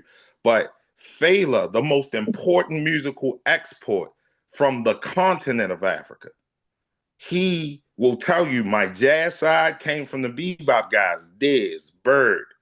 My funk side came from, the funk masters, Sly, Stone, James Brown, first and foremost. And when you listen to Fela's music, you can hear all of the horn stuff, all that swinging horn stuff. That's completely birthed out of his love for Bird Parker and Dizzy Gillespie and those funky bass lines and all those polyrhythmic drums that Tony Allen, that his band leader played. That's all birthed from James Brown and that Sly stuff, Sly and the Family Stone in the late '60s. So anyway, yeah, so they got that stuff from us. And if you want to go to the Caribbean with reggae music, I can break Same all that thing. stuff down too. Right. Like we the wave, man. Right, Foundation and of Black also with Survivor. Africa, and I'm gonna let you go, sister. And also about Africa even having a freaking alphabet, or even being able to write down the language. Bro, look,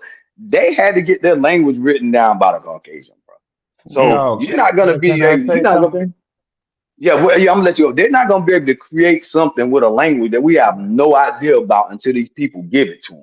You see what I'm saying? So, cause you would have made it over there. We don't go anywhere to try to find out how to create our music, bro. We have never tried to go somewhere and somebody's mysteriously come over here and it's everywhere. But that's what they want. Is just it's that mysterious. It's a lie about Africa. Because when they say they can, it's they always think that one person can come to America from somewhere else and teach all of us everything. But they never can do it where they are. Right. It's Pan-Africanism. It's a lie. It's destiny swapping, and it's Yes. disgusting. But yeah, Yes. you can go ahead, sis, whoever that was about to step in.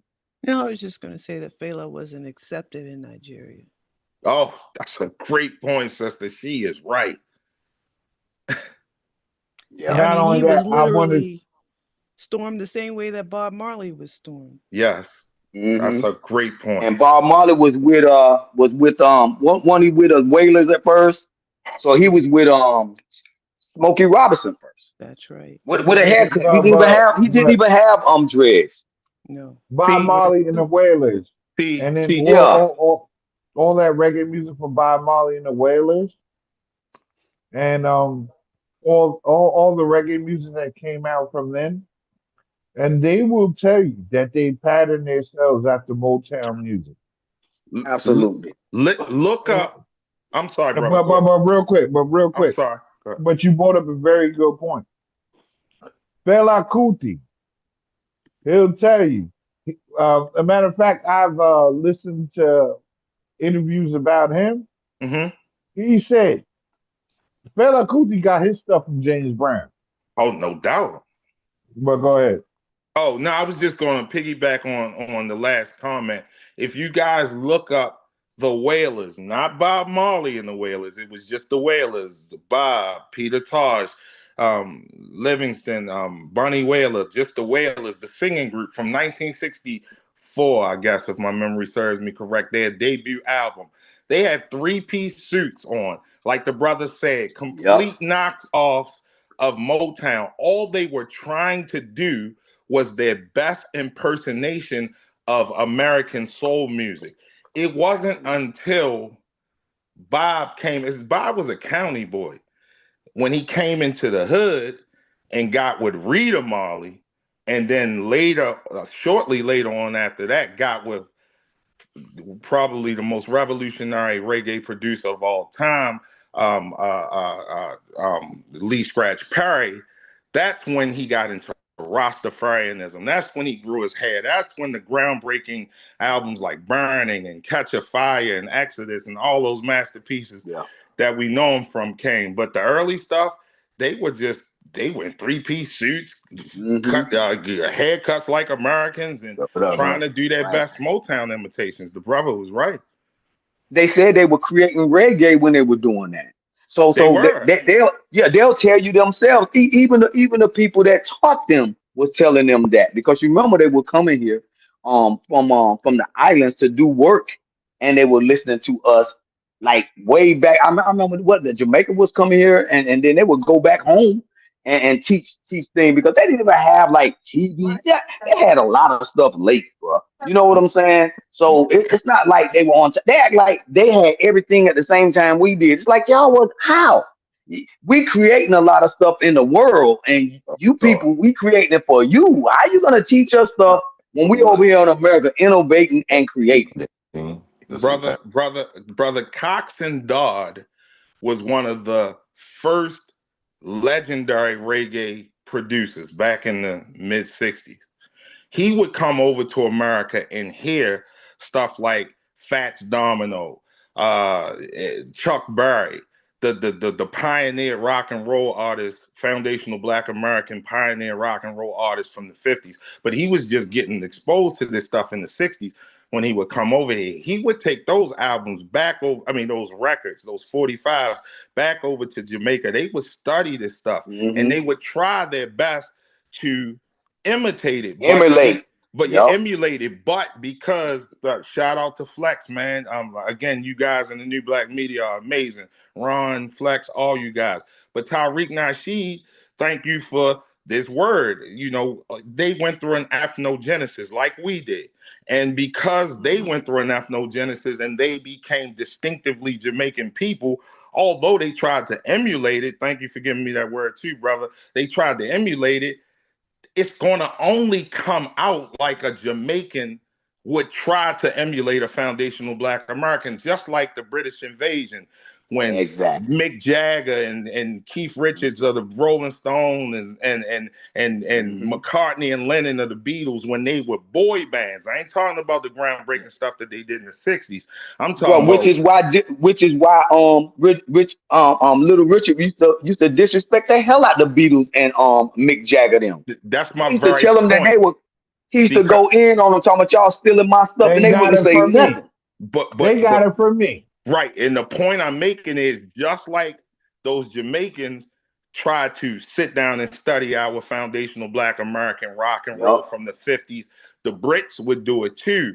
But like it came out for the Jamaicans and reggae was formulated, the Brits are trying to do the same thing.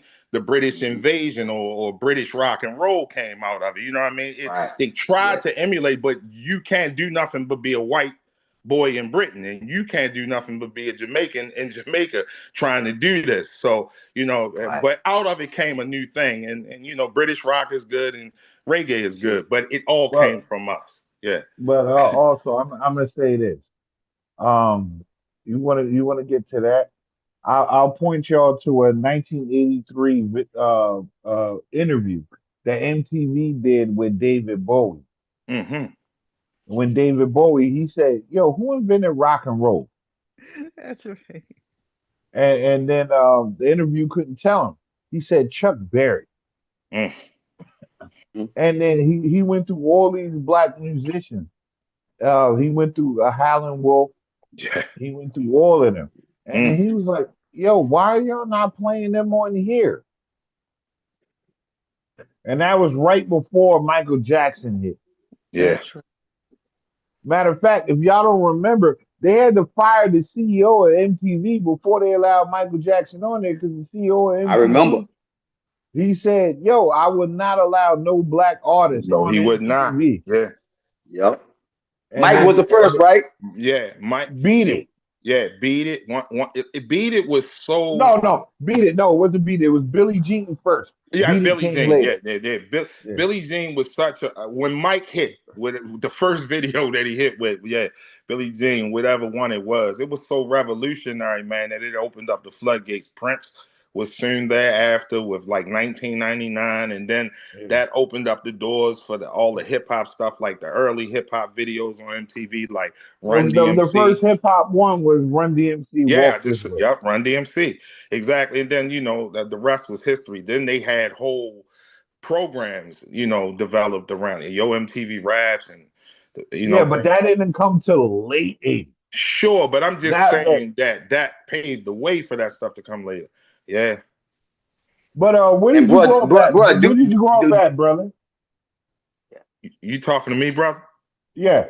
I'm born and raised in Baltimore, Maryland, West Side, the best side. Oh, okay. You gotta I gotta let you find this documentary. Thank you, brother. Actually, it was Video Music Box over here in the New York, New Jersey area. Yeah, Uncle Ralph McDaniels. Uncle Ralph, yo, he was before MTV. Sure. I've And interviewed a lot of these people. Yeah. Yeah, boy, Yo, you know where they say the first creation of funk is, and the creators of funk was actually with James Brown. I want to say one of the drummers and stuff like this. Do you know that the markers right there in Kinston, North Carolina, yo, bro? Wow. Now look, when we have these markers, and when these people come over to this country, it's like these people, like we got to think there's something like very, very wrong with them, right? Now, when you Google this stuff, it's come back that's to us, liquor. and then it's got something about, like a Caucasian might be there, or they were saying they had something to do with it. But normally they're just talking about us. They're like talking about an African, right? They're not talking about a Caribbean. It's like later on after the 90s when all this stuff started, bro. It's like all of a sudden everybody became something else other than just Black American. When people started making it be, I guess, these other ethnicity, they started to give them more credit and started to, allow them to be themselves to a certain degree, because rap was always supposed to be like a unifying thing. But at the same time, it was like all of a sudden it went from, like people started saying, well, maybe I'm Puerto Rican, maybe I got family in Puerto Rican. It started out all our family was like Indian. Then all of a sudden they started saying, people started talking about they Puerto Rican. Then they started saying they Jamaican, part Jamaican, and a lot of that stuff. But they wasn't saying that stuff at first, bro. People was not running around talking about they was like part. They were African. I'm just talking about down south. But I'm saying they wasn't doing that in in the 60s and in the 70s. They were more saying, well, my somebody in my family might be Indian. It started being more Puerto Rican. It started being more Jamaican. It started being stuff like that right there. And I think it would be just them men trying to give them, like, I guess help them, because we always just too welcoming people in, taking care of Way them. too And then all of welcoming. a sudden, you said, well, that might be your cousin, because we'll take people in as your cousin in a Yes, minute. we will. But when they started saying that stuff like okay, well, you know what, some of my family is Puerto Rican, and then you find out later on that you're not, because they said that This motherfucker worlds apart, man. This motherfucker's gonna represent people. I don't know if y'all know Again, about that's what he Disco does. King Mario. The But immigration was Disco King slim back Mario, then. They they couldn't were say saying that anything he was because you supposed to couldn't be speak the Spanish Puerto on. Rican You couldn't side to speak take credit Spanish for in yo, music. public. somebody has the And echo he You not going couldn't have on. a Puerto Rican. sign in Somebody. another But language. that came, like I said, a lot of time that come from up top. People just wanting to latch on to something, because really most of our roots are from down south. They're not like over there in the Caribbean and stuff. I'm sure you got The something, but loss it wasn't like that back a then. lie. I I'll was take just him But to hold the on. Let the sister speak. He'll The get the sister understanding himself. what was you saying, sis? I said they couldn't say anything because there were so few immigrants back then. They couldn't speak Yes. Spanish, and they couldn't have signs in their language. It wasn't until like the late 70s, early 80s that people were complaining about Chinese people putting up sign and Latinos putting up sign on their businesses. They had to have their signs in English. But also, somebody I've always said this. Somebody like when it comes to funk music, right? Somebody has to do something about like the Great Lakes funk. The things that came out of the Great Lakes, like Prince. He's in Minnesota. That's near the Yes, Great Lakes. indeed. Lakeside. The Oh, yeah. Commodores. Now, Yeah. if you really, sorry to interject, brother. If you really, you said Lakeside. If you really want to zero in on one place in the Midwest, Ohio, the movement Yeah, was the Ohio amazing. players. The No, players. the I'm talking Ohio players. about Lakeside, The Ohio. Commodores. They're all from Ohio. No, brother. Not to correct you, but the Commodores was a Southern funk band. They were from Tuskegee, Alabama. Alabama, You know what? That's near Ohio. You knew what I was It is? talking No, about. No, I I'm had no just playing. idea that was I'm just near playing. Ohio. I'm just playing. Thank you for correcting Oh, me. my Thank you bad. for correcting Yeah, I was about to say I thought that was down south. But Daz Band, Lakeside, Ohio Yeah, Players, Phaso. yeah. Listen, I'm talking about the Ohio funk And then movement you deserves go a to Great documentary Lakes. You by you itself. go you go you go up to Buffalo. What you call it? Rick James Band. Sure, That's still a Great Lakes. absolutely. But there Yeah, was that something whole that was going on around there. it was something in the water, brother, for And sure. then even when George Clinton, not George Clinton, even when James Brown changed his band, he He went to went to Ohio. Cleveland to get Bootsy He and his went to brother. Ohio. Yeah, But didn't but they it's come up some. from Louisiana in those Who, places? Bootsy? No, I know Prince came up. His family came up from Louisiana and I Georgia. don't know about that. I just know Yeah, when Prince got Prince on, he was was in born and Minnesota. raised in Minneapolis, Minnesota, North Minneapolis. But his family came up there, Oh, I can believe that, migrated. sister. I don't know if they did or not. Yeah. Yeah. But it would make sense. But either way, like you can do something about all that when it comes to funk man. But Yeah. also let's go back to like the reggae. Yo, one of my favorite songs is "Don't Walk Away from Love" from Biddy McLean. Oh, great song. And "Don't Walk Away from Love" is a song from who? Help me. That's a David Ruffin song. Oh, yeah. Well, actually, it's his brother. Oh, I thought it was David Ruffin. Yeah, My bad. See, it's thank you for correcting me every time I'm wrong. yeah, I love you, yeah. bro. It's what's David he was the lesser known Ruffin on Motown, and Walk Away from Love was his big hit. Yeah, but it wasn't David, it was his brother. But Biddy McLean took that. And yo, Right, that's a right. dope ass reggae song. Yes, If you have appreciation for reggae music, "Walk absolutely. Away from Love," Biddy McLean is that shit. Yeah. Yeah, But but even the early reggae artists would tell you they got all their shit from Motown. 100%. Just do a simple Google search. The Wailers' first album. You will see Peter Tosh, Bob Marley, and Bunny Wailer in suits and hard bottom shoes, trying to look like the Temptations or the Four Tops. The album came out in like 64, 65, way before they turned into Rastafarians. So it's a fact. All they If were I'm not trying. mistaken, they may have been conked too. Yeah, how about that, sister? You got a point. Yeah. They were Yeah, trying you to, gotta play this. imitate us to the T. But also like when it comes to like the Kungas, like they don't give us enough credit. Like, yo, go down to DC, listen to some go-go music. Yeah, that's the home of go-go. That doo doo doo doo doo doo doo. Absolutely. Like, when the way they hit them Kungas and go-go music. Chuck Brown. Chuck Brown, that's the father. The But my father of favorite, go-go. is Junkyard Band. Oh, Junkyard is incredible. Look, Robert, they imitate every last aspect of who they believe we are and who we actually are. How I about just that? watched a documentary about South Africa, and they have a gang called the Americans. Wow, how about that?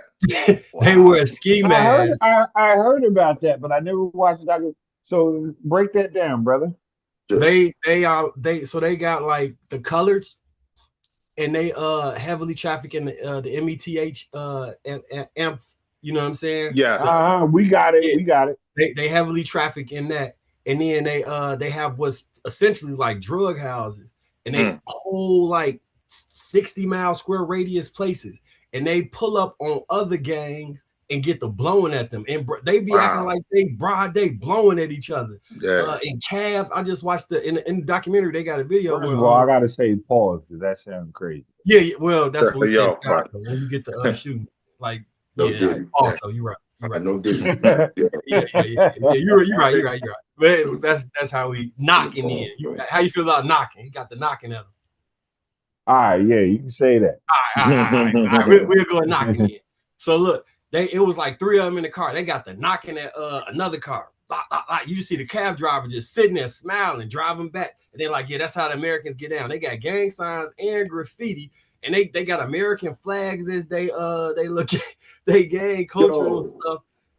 Bro, it's crazy. I don't know if Ron is there right now. You can pull this up on YouTube, but we can look at the documentary. It's crazy. And they really actively gang banging. Like gang banging. Because of the Americans. Yeah, because they think. They're gonna get the most, man. Oh my God. But the real thing I want to leave the real thing I want to leave y'all with is like FBAs, we're not a monolith. And then if you go to different parts of this country, we all listen to different music. I remember in the 90s, they had like the Miami bass down there in Miami. Florida. Yeah. Yeah. You had go-go music in DC. Up here in Jersey, we have the house and club music. That's right. And in Baltimore too. Chicago is where house and club music started. And then actually Detroit started techno. Yes. And then you go out to LA, they have their own hip hop music. But you go a little north, they have their own hip hop music, but they have hyphy. Yep. Even before there was a name for it. Yeah, hyphy in the Bay. And then you go down Houston. They had the Chopped and Screwed. Screwed, yeah, DJ Screwed. Yo. And then if you listen to rap music and hip hop, we incorporate all these shits in our music all the time. Like let's say Beyonce. Yes. Nah. And then if you hear the Congos in the background, absolutely, that's a go-go song, actually. Sure, and Rich, who produced that, is from DC. Wow, what a connection your ears made to that. Yeah, he's a DC native. He also produced a lot of stuff for A. Marie. Yeah, so you talking about Dark Child? No, Rich. His name is Rich. Okay. Yeah, not Rodney Darkchild Jerkins. He produced a lot for Beyonce too. But when you were giving the example of Crazy, you know. No, I didn't know Rich produced that. That's my bad. Yeah, I always thought Darkchild did Crazy in Love. My bad. And if I'm mistaken, forgive me. So I'll just have, but I thought that was just like if I'm mistaken, forgive me. Yeah. It's all good. Yeah, we can't be right all the time. You produce content with all the information because you got this shit on lock. You down to know everything when it comes to this shit. You be producing content on it. You talking to me? Yeah. Brother, thank you for asking that, and I'm very humbled by that question. My plan is to bring my musicology information to the internet, and I want it to be FBA based. I don't care if everybody in the world attack me. Can I offer a suggestion? Please do. So if you go on TikTok, you can see Tellers making claims about one of the most recent things I heard them say was that jazz, R&B, and you already know I'm going with this, don't you? I will destroy all of them. So just grab the clip of them saying that. Thank you, brother. Run through go through your. No, they said R&B. They didn't say jazz. They wouldn't. They saying jazz now. They saying jazz now. They're saying jazz now. Yeah. I bet you they said Negro spirituals came from them. Oh Lord. Yep. Listen, Negro spirituals came from field hollers. Field hollers are something that is distinctly unique to the foundational Black American enslavement, chattel slavery, the plantations. This is where it was born, out of the mud, the very soil of the plantations that found us foundational Black Americans. You know how Man, they make the connection? You know how they make the But connection? yo, you know what's my They're letting Pan-Africans say that we got our call and response from Africa. So all Negro spirituals are they're a direct result from call and response and syncopation from Africa. So essentially every form of the music is African. This is the argument. and you know what? And you know what? That's a very good argument. We but could have, because yo, listen, a part of us we can't erase that hell part of us no. come from Africa. And I'm not saying that Wait, we didn't make our own. But wait, what hold on, hold on, but hold on. What part we get from Africa? And what language? I would kind of agree with what the brother Jive saying about call and response is something that could have been going on in the continent. But my argument is, look at what you guys were doing with your version of it, and look what we were doing with it when we did it over here. the first part of what My you said argument is is why call I and said response is the equivalent of we speaking. could kind of say that. But listen, we're not giving them no credit for nothing. Because yo, we went through ethnogenesis, Right. and our shit is our shit. And we would have to know what And language listen, it is. and then What language listen, were they and speaking for us to take hold to take on, it? let me finish. And 500 years later, y'all, 400 years later, y'all went to emulating us. We're not emulating y'all. Yeah, never And That's have that's we. why. why. Yeah, That's why but you But would go have whenever to they ahead, try sis. to mention, Go ahead, find out sis. what Let language sis were they talk. what language did we get from Africa? Africa didn't even have a written language when we were coming over that's here. They didn't have not only did they have a written language, they were doing clicks and pops. Look, some of them people were doing clicks and pops. You couldn't even translate that into anything. So when I'm you saying that we getting something from them, what was they speaking? let, nothing. We don't even know what language they were speaking. We don't know what the dialect they were speaking. They had so many tribes that were chopped up. Then they said they got us from Ghana. Some of us came up from the interior. So all of us came over here speaking like 20 different languages, and then all of a sudden which tribe did we get this from? I just don't brother. believe it. And then also, if you read the text, only 300,000 came here, and That's that's the right. Right? whole time during slavery. Most That's of the right. time, like so, where did they get all these black people from? They were already Yeah. here. Breeding farms couldn't do that much. Yeah. Well, And I've always been intrigued by the language, bro. Because, like I said, all of them, even them now, are not speaking their languages, their second languages. They turned their whatever you want to call their tribal languages into the second language because now they're speaking French, they're That's speaking, right. you name it, they're speaking it. But hardly any of them know what they were speaking prior to the Caucasian transforming their language to give them something to say what the freak you're talking about. So if they don't know what they're talking about, how are we going to get on the ship and come over here and start emulating what? Uh-huh. Because you you got to Thank understand, you. look, if you get 15 or 20 and you say you got them from Nigeria, these 20 from BN, this one right here from that King dynasty, that right there, all of them speaking a different language. So how we gonna get how we gonna get a song from who? you know From But what, what also, brother? tribe? It You know doesn't make what? any sense. But Yeah, go but ahead, bro. also It, every song has a beat. Okay, so I don't Right, drums every but African music has never had melody, hmm. and they have never had genres. So right. and that's the basis of a song.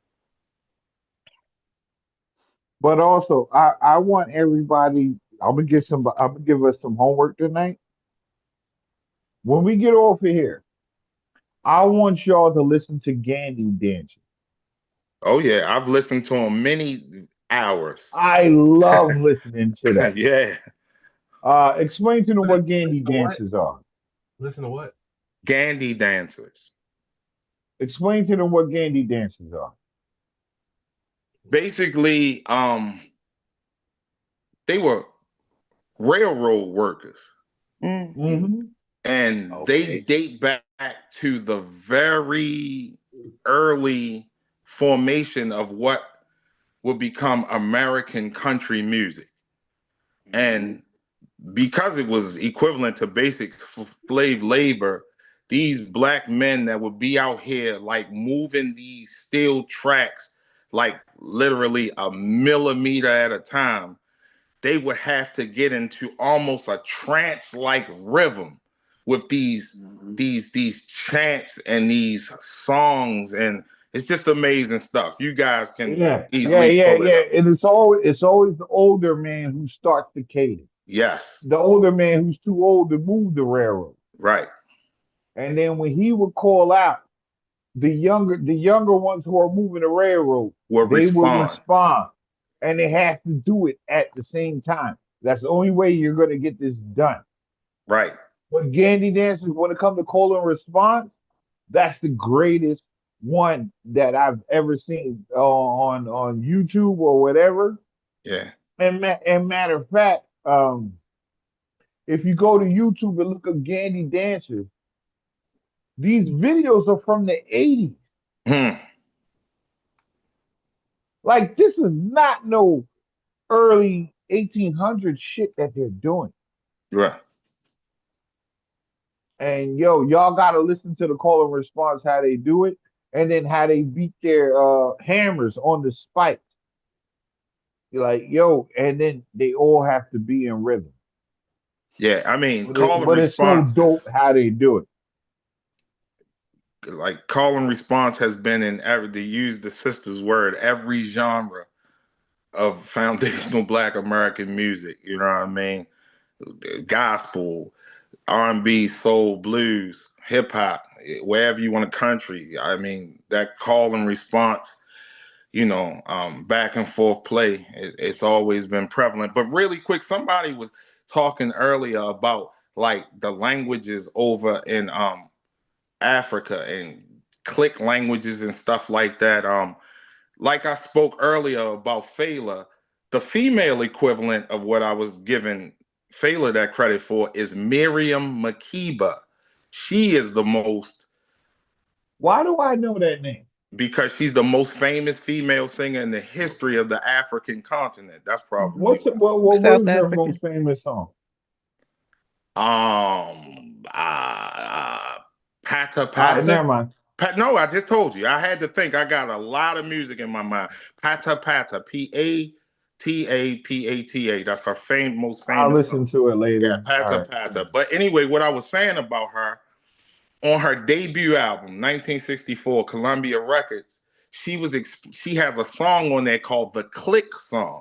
And she was explaining, like, basically, like, my tribe, this is basically like a forgotten language that my tribe used to speak in. And the way that you say the click song in our old language is twi. So I just spoke click, twi. That's how you say it. And don't know, huh? I'm sorry. No, go ahead, bro. No, you can stop me anytime. I get the babbling when I just went and just listened to the Gandhi dancers because I when y'all say something, I go look at it right in real time. I see what you're saying. It sounded to me like the blues, and that's really what it sounded like. And then I went and looked up the Miriam Makeba lady as well. She is cosplaying, bro. I'm listening to. If you listen to the song, where does she get this deep down South accent when she's speaking in English? Brother, that's all I was going at. Even listen, all of them over there was she was studying Bessie Smith, Ruth Brown. You understand what I'm saying? These are foundational Black American pioneers that they were looking at from the continent over here to us foundational Black Americans. Like, what in the world are these people over in America? How are they coming up with this stuff? Right, because their colonizer. Because look, when their colonizer was colonizing them over there, they was not creating that music because like I said, they were learning a whole nother language, and then like another tribe would be split up learning another language. I mean, look how many countries have carved up Africa, man. I mean, how many languages do they speak over there, unlike their own plus their dialects. They don't even understand each other's dialect. So to Yeah, force yeah, all yeah. of us to understand that we got one of them dialects, it's insane. Because look, we look, when we turn English into something, it is something. When they turn their stuff over there into something, we have no idea what it is. Because they're speaking so many languages over that stuff not affecting us. When we look, when we over in America, when we creating our music with the language that we in, whether it's indigenous or whatever, we always had drums, we always had beat, we had beat, period. So when Africa got a drum, it doesn't really matter. You can beat on your chest. Look, we made beatboxing, but who knows? Yeah, Somebody could have been doing something with their mouth, but we made beatboxing because we don't know nobody else who was doing it like that. it's a We'll beat on phenomenal. our chest. We'll beat on a table. We'll beat on a tree. We'll beat on anything to make music. Pat So and no, Juba. no, This brother yeah, is talking about Pat and Juba. Great point. right. Right, even with our hands, even with our handshakes, with our patty cake, with anything that we do, we always did that because we always had underground. We Oh, got oh, underground music. We are always trying to communicate through music. We always come out and communicate with our hand signals, with our gestures and things like that. So other people and their intonations and things is totally different from us. That we can't teach. Look, we're not gonna learn something in another language when you just come over here. We already resistant to that stuff. yes. It's hard for Americans to learn another language anyway. It's more easier to learn other languages than because they say English language is the hardest one to learn, but we don't get it that way. We feel like it's the easiest one to learn, but Well, most people will tell you because right. But let me that's finish. what we've But been most spoken to every right, day. I know, but I get that, and that's what they've been spoken to over there. So if it's the same thing over there, it's you know what I'm saying? Because like I said, they're speaking Spanish. So when they come over here, we even had to create Spanish as a second language because so many of them just cannot learn English. Most of the time when we're creating things is to make it right for immigrants, yo. So for us, the language and everything that we create is always baseline for where we are. We are creating something and we don't have to go teach the other one. It's almost like a ripple effect where they are actually being taught something. They come over here. We're not learning much from them. Now we learn stuff later on. We learn stuff later on about what they're doing, but they always end up trying to infiltrate what we did when we already didn't see them around.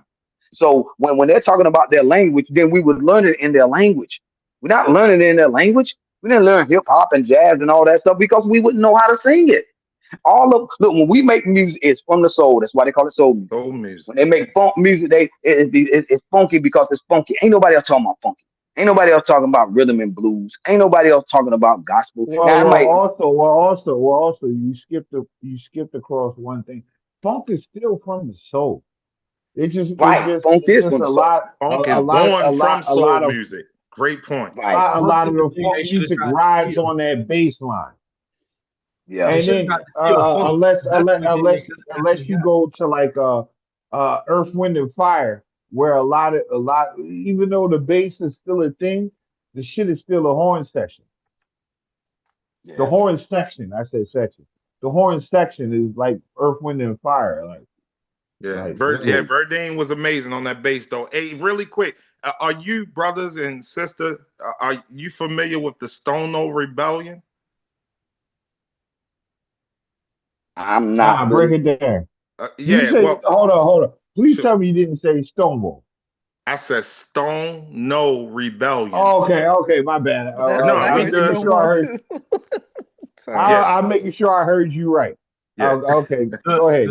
Go ahead. Yeah, no, Break it down. really Break it quick. down. I just the only reason that I even thought about the Stono Rebellion because the brother was just really like dropping some knowledge, man, about how from beatboxing to what later. Well, way far earlier than beatboxing, but Pat and Juba, and that's basically like hand bone stuff, like hand bone. Have you heard all that rhythmic body hitting your chest and patting your thigh and all that stuff? That foundational Black Americans invented. But the Stono Rebellion was a slave rebellion. Long story short, it was it galvanized a bunch of people by the beating of drums. They heard the drum beat. It was like a war drum, and it galvanized a lot of black people as they. Was it down Louisiana? You said, was it in Louisiana? Yeah. It was in one of those southern states. It could have been It Louisiana. was in South Carolina. South Carolina. That's exactly what I remember. Yeah, I was about Okay, to say. my I think it bad. was. Yeah. Pardon me. I was But asking a long story question. I short, wasn't saying. they ended up killing like 20 white people, 40 foundational black Americans were killed, and the slave rebellion was Unaliving. say it again. Yep. 6 plantations. Unaliving. Oh, I'm sorry, brother. Yep, Unalive. I'm new. Yep, unaliving. I'm new to It's this. okay. Thank you for correcting me. But unaliving those people and on both sides, and after that, they said we gotta take these drums away from these people, and they literally passed U.S. laws to ban the drum like for decades until Yep. after emancipation. That's when Yep. the law. But out of that, I just gave that story to say, out of that, it's just our nature, our spirit, that rebelliousness, like that the brother was just speaking about, that spirit of resistance. Because we couldn't have the drums, that's where Pat and Juba came from, like Hambone and stuff like that. All the little clapping and smacking games that our little girls played in the ghetto, and all that stuff was born out of Pat and Juba. Look at the Divine Nine. Okay. Their step shows. Right. All of that. Thank you, brother. Yes, that type of stuff. All of that was born from them taking those drums, Pat and Juba being invented, and then all of that stuff was birthed out of the step shows from the Greeks and the all of that stuff. Yes, brother. Robert, when you learned about this, how did they list the people? What did they say they ethnically were? They said they were Africans. Okay, so how long ago you learned about it? Decades. Okay. So it's still consistent. All right. I was trying to. Sometimes they be changing. Oh yeah. They said that they were a great question, brother. But they listed them as Africans and not as African Americans. Definitely not as what we are, foundational Black Americans. That was far before the term was coined. But it was us though. Did you learn about it before or after like the Pan-African movement? Like when it kind of took its roots? Was this after the 60s? I'm sure it was after. Nah, if he said decades, it had to be since the 80s and 90s. Yeah, I learned about it in the 90s when just studying musicology, trying to get the story right about what we did and what other people did. And, like in the 90s, I learned about it, brother. He's right. Yeah, but also, do y'all remember the movie Sugar Hill? Yes. Absolutely. And there was one part in that movie when Romelo's brother, he brought him to some Africans. Yes. And then he said, yo, we can't work with a kata. Say, what is this? Oh, I remember that. And Wesley Snipes stopped him. He said, yo, what is that a kata? What is that a kata word that you keep saying? He said, we can't work with cotton pickers. And then they whooped their ass in that club. That's why I first learned that word. Now, mind you, fast forward years later, every time, like I live and work in New York, and every time I come across people from the continent, every time I hear that word, I'm like, yo, who you talking to? And they always try to lie to my face. Oh, kata doesn't mean a bad word. Nah. Every time. This is your first and last warning. Don't ever say that again around me. But I went through something similar to that today in the barbershop. It was crazy. Like, and if somebody else want to speak, I don't want to come up here dominating the conversation. So anybody who wanted to speak, go ahead. But yeah, man, I was just. We were talking about the Ghanaian situation with them at the UN, and I was just basically telling the couple brothers in the barbershop, like, nobody likes us foundational Black Americans. We have no allies, not Asians, not Africans, definitely not Caucasians, Arabs, you name it. I was like, the Caribbeans, and one of the barbers was like, my family's from the Caribbean. And I was like, oh, okay, brother. I was like, what country down there? I think he said Martinique. It was a island that I never heard of.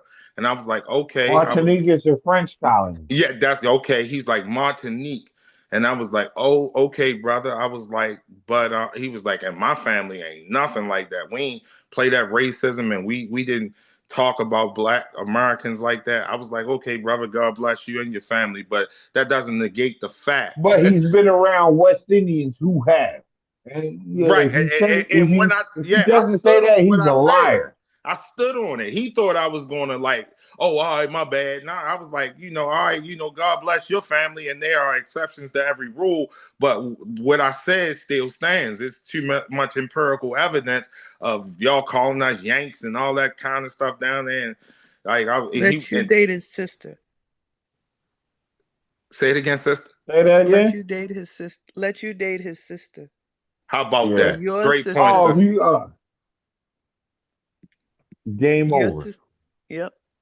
And he eventually saw it my way, sister. I mean, he came around quick because I didn't fold. I stood on what I said. I was like, all right, I appreciate your family being like that, but it doesn't negate the fact of what I'm saying. Down in those Caribbean islands, whether it's Haiti, Jamaica, Barbados, wherever, Virgin Islands. I was like, it's just this sentiment that is negative against us, and you know what I mean. And he was like, "No, brother, you do got a point." Then he tried to shift blame, talking about you right, especially those Jamaican and Haitians. They really anti-Black American, and I ain't push it, but I was probably like, y'all island too, probably. I know, bro. Get out of here. Yeah. You know how consistent. Oh. But yeah, I'm gonna tell you a funny story. Me and my wife did a DNA test, and mine came back like I'm 70-something% African. My wife is Dominican, and she's about your complexion, brother. And hers came back 98.9% African. And when she told her family the DNA result, I wish y'all could be there to see how quiet that room got. You do know that they not accurately I was depicting about to ask that. Like, can y'all educate me on DNA, the validity or lack thereof? Oh, when it comes but no, whether it's accurate or not, hers came out a lot more African than mine. And then, mind you, the whole time, like me and my wife been together 25 years, they would say, "Oh no, we Taino Indians, we not black, blah blah blah blah blah." But when that DNA came that back, might be right. and Because so the argument is that the genetic, so when you have DNA and you're proving birth or paternity of children or direct relationships to people, and they do genetic matches when it compose those things, those are completely accurate. The science behind first of all, stop stopping on my story because this is funny. Because Dominicans don't think they're black. Hold on, man. We can't. Hold on, because this make us just. God damn it! I'm trying to make a funny story, and now you just killed it. Now you just killed it because it was funny up until you said that. You know what? Never mind. Go ahead. Look, I'm not mad at all. I'm just playing. I'm not mad at all. I'm just playing. What the DNA tests do show is the extent of information that specific site or company has in relation to data. So the reference points they're using are a match of overlays that have genetic patterns similar to, and then they're saying, you're similar to this ethnic group by this percentage, by this percentage, by this. They can't actually depict you to be a specific place or an ethnic group due to migration patterns because they're not linear. People don't just travel one way. They could have traveled in both directions. All over the place. when Yeah, they end up in those points. Then the reference populations for where those people started, they don't have an accurate depiction because it could have been a tribe of people that existed here for 1,000,000 years. One of them traveled to Southeast Asia, and the rest of that population was wiped clean. Yes. You find that person in Southeast Asia 10,000 years ago, and then you say this is where these people have always lived because it's in relation to the reference points and data that they have. And So, they would only still have the markers in place that they have. Like, it's not like the markers moving around with the migration that they have the basis on, I would imagine. Right, is where you have the reference sample population from. So if her people say they was all native and they don't have a reference sample population for a group of native people that can relate back to her, then they'll go to the next closest DNA sample, which may indeed look like a Nigerian or but that doesn't necessarily mean that that's their actual. Also, now that you said that, being that you done stomped over my joke and not made it funny anymore. My fault, man. My fault, man. I just can't let us go out like that. Also, when it came to my DNA, it said 10% ancient Carolinian. Carolinian? Carolinian. I found that interesting. Is that the butt of the joke, or is that real? No, that was real. No, that part was real. I said, I'm not even making a joke no more. I know, I hear you. All I'm over listening, bro. But now, when it came to mine, it said 10% ancient Carolinian. And I found that interesting. I mean, 10% of my blood is from this soil. Wow. Okay. And then go back to like my great grandmother. She's always say, I'm not African. I don't know who these Africans are. I'm not African. Can I ask the panel a quick question? And any and everybody can attack this question. Do you guys think that believe in the outer Africa theory? Like, go back however far, tens of thousands, hundreds of thousands, millions, if you got to, years ago. Don't you guys believe that all people started in one place and kind of migrated out to various places? Because sometimes I listen to people and it seems like people almost think like in a finger snap, Black people were Aborigines in Australia. We were, the indigenous over here. Black people were in the Southeast Asian, Fiji, Samoa, of course, Africa. But at the same time, they believe all the continents fit together perfectly. Okay, plate tectonics. That's a great point, sister. Pangea. Okay, yeah. Oh yeah, Pangea. Yeah. But also, I don't believe that because if I move to Europe now, my thick hair won't fall off, my eyes won't turn blue.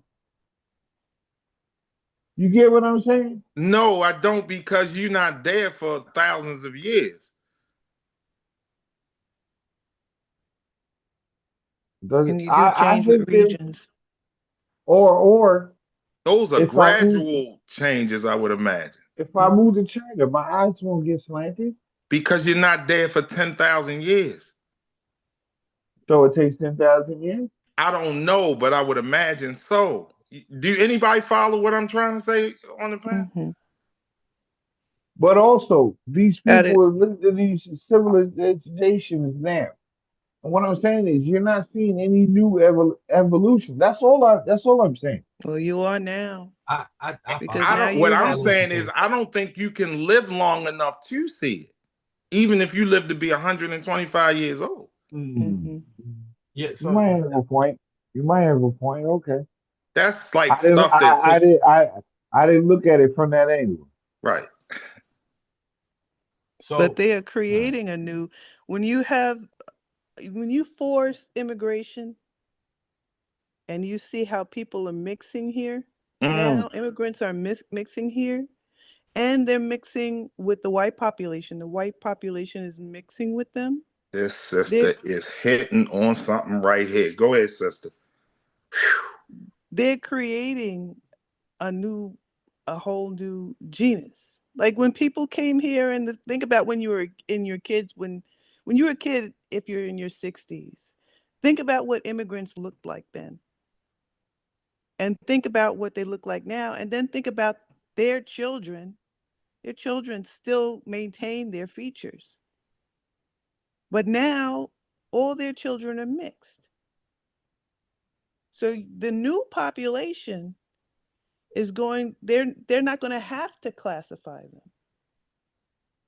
This is so profound. I'm sorry that I wanted Dominic. This is so profound what that sister said, because there's You one. know, I have to take time to digest that one, but yeah, she got a point. Listen, there's one Latino man that I deal with all the time. He's my mechanic for my business. The business that I run, I need him all the time for various reasons. And I talk to him whenever I'm bringing him work, and he's very transparent with me. And he showed me a picture of his wife, and she looks white. And I was like, she's Latino too? He's like, yes. I was like, she's from the Dominican Republic too? He's like, no. And I was like, oh, where is she from? And he was like, she's from Ecuador. I was like, oh, wow, okay. And he said something that like kind of like plays into what the sister was just talking about. He was like, at this point, us Latinos in America, we will intermarry throughout all the different countries. As long as you're Latino, it doesn't matter what country you come from. Salvador, Ecuador, Puerto Rico, Dominican. He like said that to me. He was like, as long as you're Latino, he was like, it's a lot of intermixing of the various Latino countries going on within the United States. Where do you And live? in Latin America, in central and southern areas, they're mixed with German and they're Okay. mixed with Jews. Wow, I didn't know that. A lot Argentina. of the You mean Eastern European, right? But Oh mostly yeah, from yeah. the 1947 Germans from, World War II. Yes. They went to Chile and Argentina. Wow, Yeah. yes. So here go my theory, Rob. So like they based But hold on, real I quick. want to Let hear her your finish theory her though. point. Please. Let her finish her point. Let her finish. We all No, cut so her off. that is what's influencing really this immigration here. Wow. Because those were the eugenicists back then. Yes, sister. That's a great point. Hitler was impressed by eugenics. Eugenics. Where did he learn eugenics from? America. Yeah. Right? Yes. That's why when Hillary Clinton said Margaret Sanger was her hero, I heard what she said. And everybody, when I told everybody what Hillary Clinton was saying, black people looked at me and told me I was a fucking liar. No. That is who she's Planned modeled Parenthood. All Right. those clinics. And all their policies are continuum, but they adjust for the time. So they used to sterilize us, and then it became Planned Parenthood. Yes. And then it became the choice of abortion. Yes. They had the prison labor, and then they transitioned that to the corporate labor, to the industrial complex. Yeah, prison industrial complex. Whose father worked under Margaret Sanger? I don't know. Does anybody know? I don't know. Bill Gates' father worked under Margaret Sanger. Wow. I think I heard that. Now that you mention that. Wow. Well, then that's full circle. That yeah, brings how us about right that? to now. That brings us right. Brother, do you remember what you were saying earlier about your theory on? Oh, yeah. So I was saying that, so like the out of Africa theory is based on like they saying that 60 to 70,000 years, most of the people that exist in this world travel out of Africa to these other places, and then they became through through evolution, they became what they are today, right? The Denisovians and the Homo sapiens sapien, all of this stuff. Yeah. But they're currently finding fossils of people making migration attempts out of Africa as far back as 210,000 years that they did not have proof of at the time when they were making these connections. Wow. So they kind of they move it into what they call a leaky assimilation theory, which says that there were people, they're still using they were all coming from one land base, but they migrated long before that time. And that's what I was thinking. They're finding this is the other problem with DNA, because they're finding skeletons and genetic markers for groups of people that no longer exist, that they don't have a genetic makeup for. And a lot of them, when they're doing the genetic recombines, they're looking like Negro people. So it's possible that there were different groups around each continent, each specific continent, that may have been of Negro origin from the very beginning. Like even whenever this thing happened, that created the life of the Homo sapien, from Denisovians to Homo sapiens sapien, that change could have had what was called what's the scientific term for when something occurs across all spectrums? Synchronicity. It could have been a synchronicity type level event, as far as the transfer from whatever caused at a nature state, the evolution from us going from whatever Homo sapiens to Homo sapiens sapien, and a synchronetic. You say what? No, but then there's something that makes me think different. You know, in the 2020s, there's still people in the Caucasus Mountains that walk on all fours. When? In the 2020s. Look up the people of the Caucasus Mountains. Wow.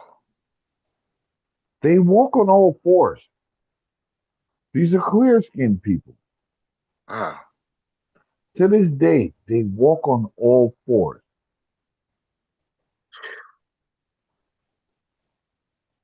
And I find that crazy.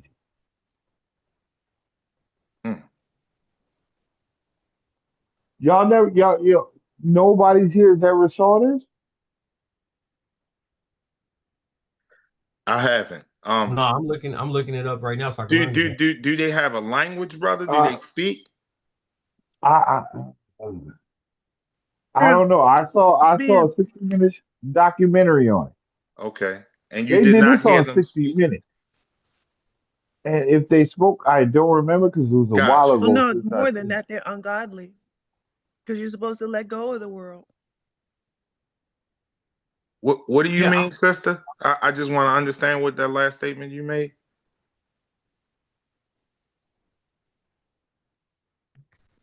I heard her say something about somebody's ungodly. So when I looked it up, what you're saying. So it's a family called the Ulis family, and they suffer from Unner-Tan syndrome. So 5 of the 19 children walk with a quadrupedal gait, using the palms of their hands as the soles of their feet, and often moving what's described as a bear crawl. They say that they have a genetic mutation that causes cerebellar hypoplasia. And this condition results from an undeveloped cerebellum, the part of the brain responsible for balance and spatial orientation. Because standing upright was difficult and unstable, the siblings adapted by perfecting their early childhood crawl into permanent, highly efficient way of moving. So the theory is from de-evolution. The Turkish scholars believe that they're a throwback to the genetic, a pre-human evolutionary state, but the scientific community has debunked the de-evolution idea, and they found that the gait is a lateral sequence, which is how primates use diagonal sequence to walk.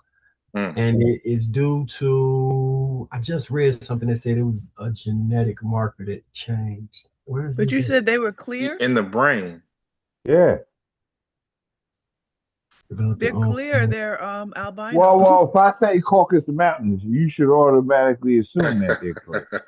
So southeastern Turkey is where they from. Yeah, Turkish people. The Caucasus Mountains. Yeah, my bad. Caucasians. Mm-hmm. Aryans. Okay. And if you have when when Indians have albino children, they look German.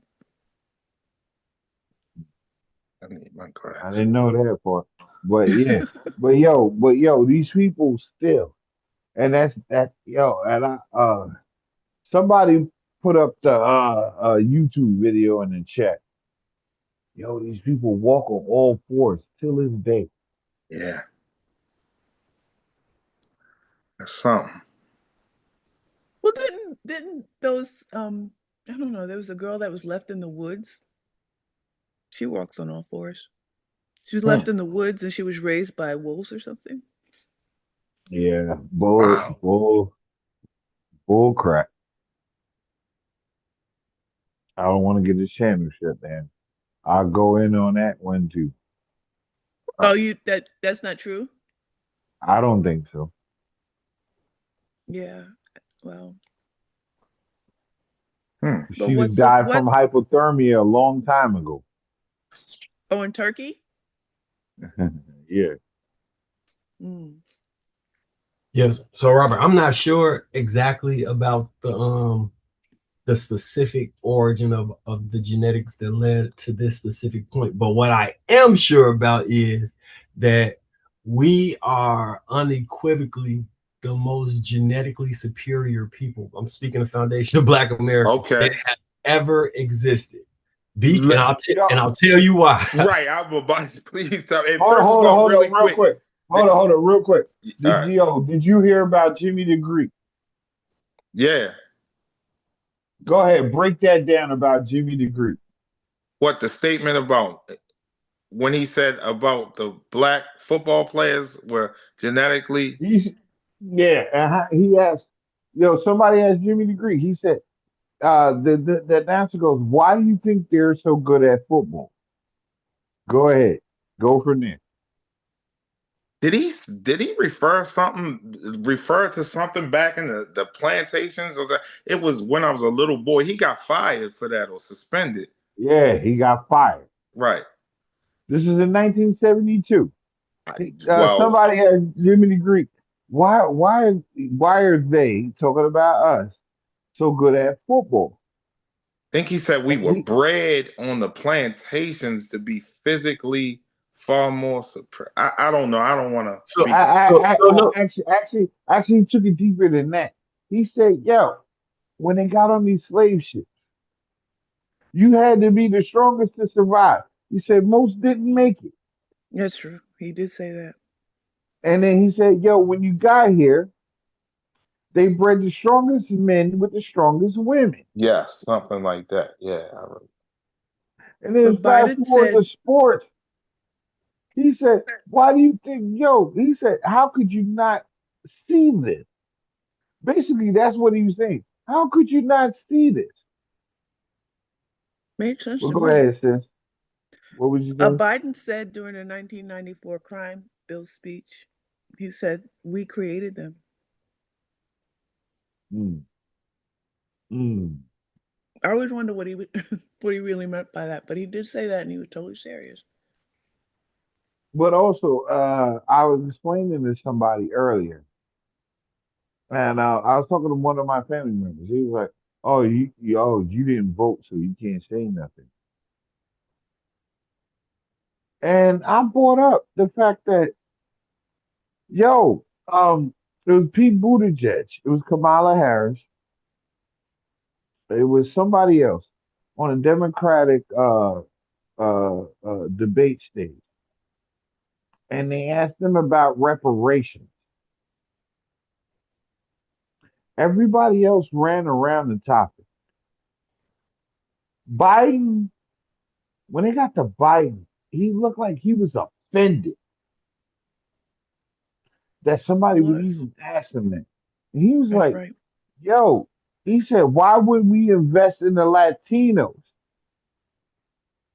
And he said, like, "Yo, they're about to be the biggest voting bloc." He said, "If you're not investing in Latinos, I can't talk to you." Like he said, "Why would we give them?" And he said, "Give them anything." Right. Because Latinos are German.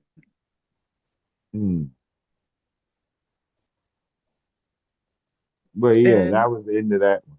he's Hillary's, you know, what do they call it?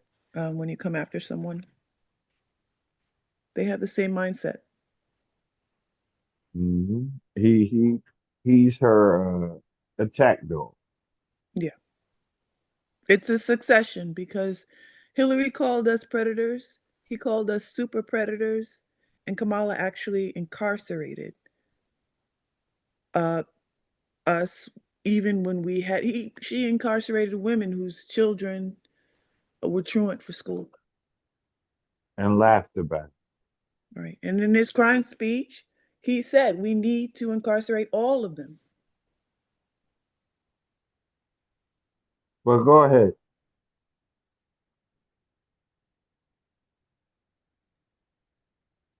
Me? No, I was talking about my brother that's on the camera. Yeah, that's what I thought.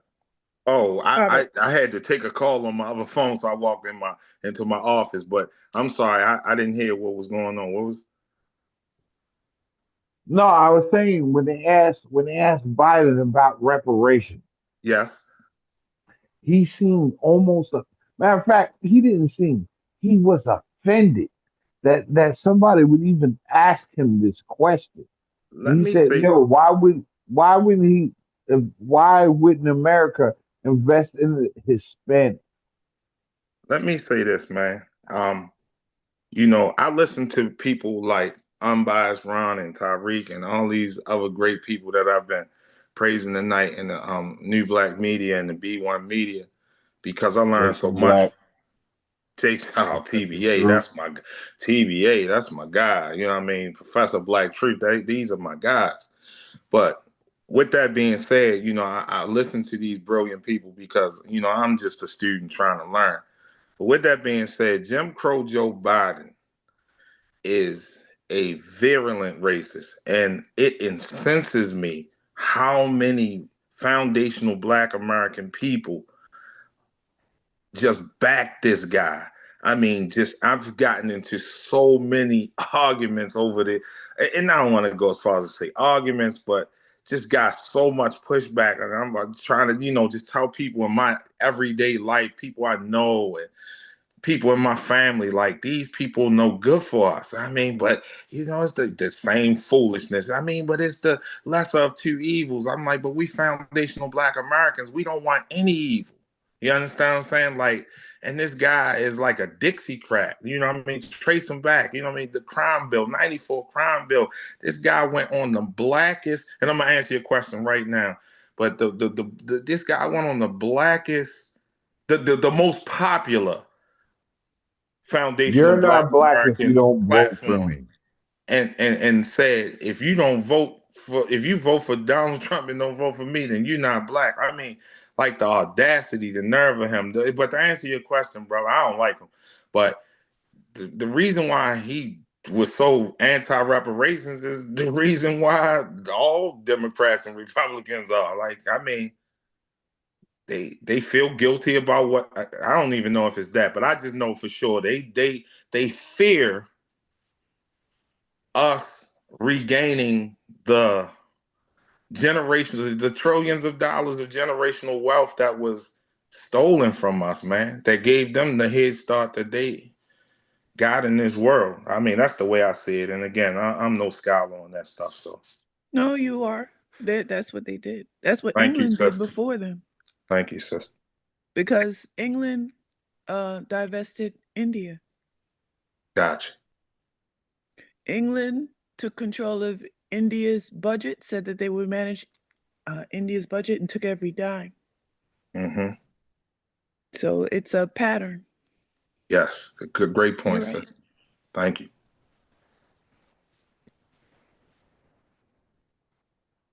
Yeah, I'm gonna drop off. I came up to say what's up. I'll see y'all later. This was nice, man. Thank you, brother. I don't know. I can't say any names or anything, but I'm enjoying all of you guys' company, man. And Yo, where you from? who? You. Born and raised West Baltimore, Maryland, West Side, Yeah, West Side. I hear your Baltimore accent Oh, because every we time say you say cheer it and too. do and stuff like Yeah, that. yeah, yeah, yeah, Oh, yeah, yeah. When you were people saying that, I'm like, yo, this dude gotta be from Baltimore. So yeah. 100%. Yeah, yeah. I love All my right, yo. city. All right, yo. Have a good one. Good night, All bro. right, sis. Thank you. Yeah. But yeah, Ron, absolutely honored, man, that you would allow me, to be a part of your discussion tonight, man. Huge fan of yours, man, and you are shaking up these FBA journalist spaces, man. I'm trying to tell you. Yeah.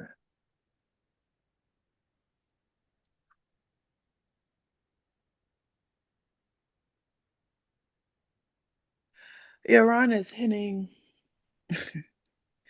every nail on the head. He's getting, and he zeroes in. Yeah, Ryan does not stray. He's very focused.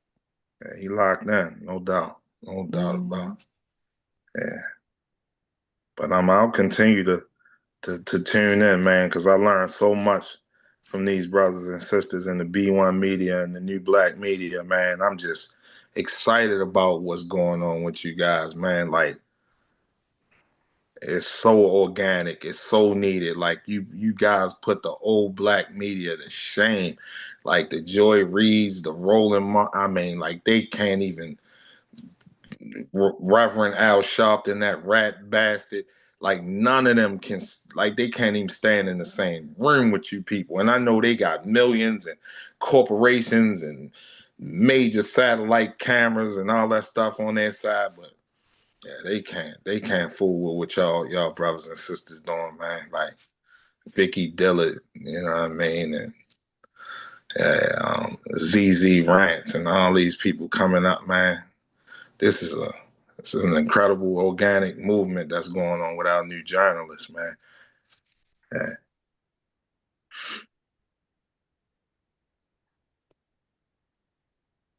Do you have a channel, Robert?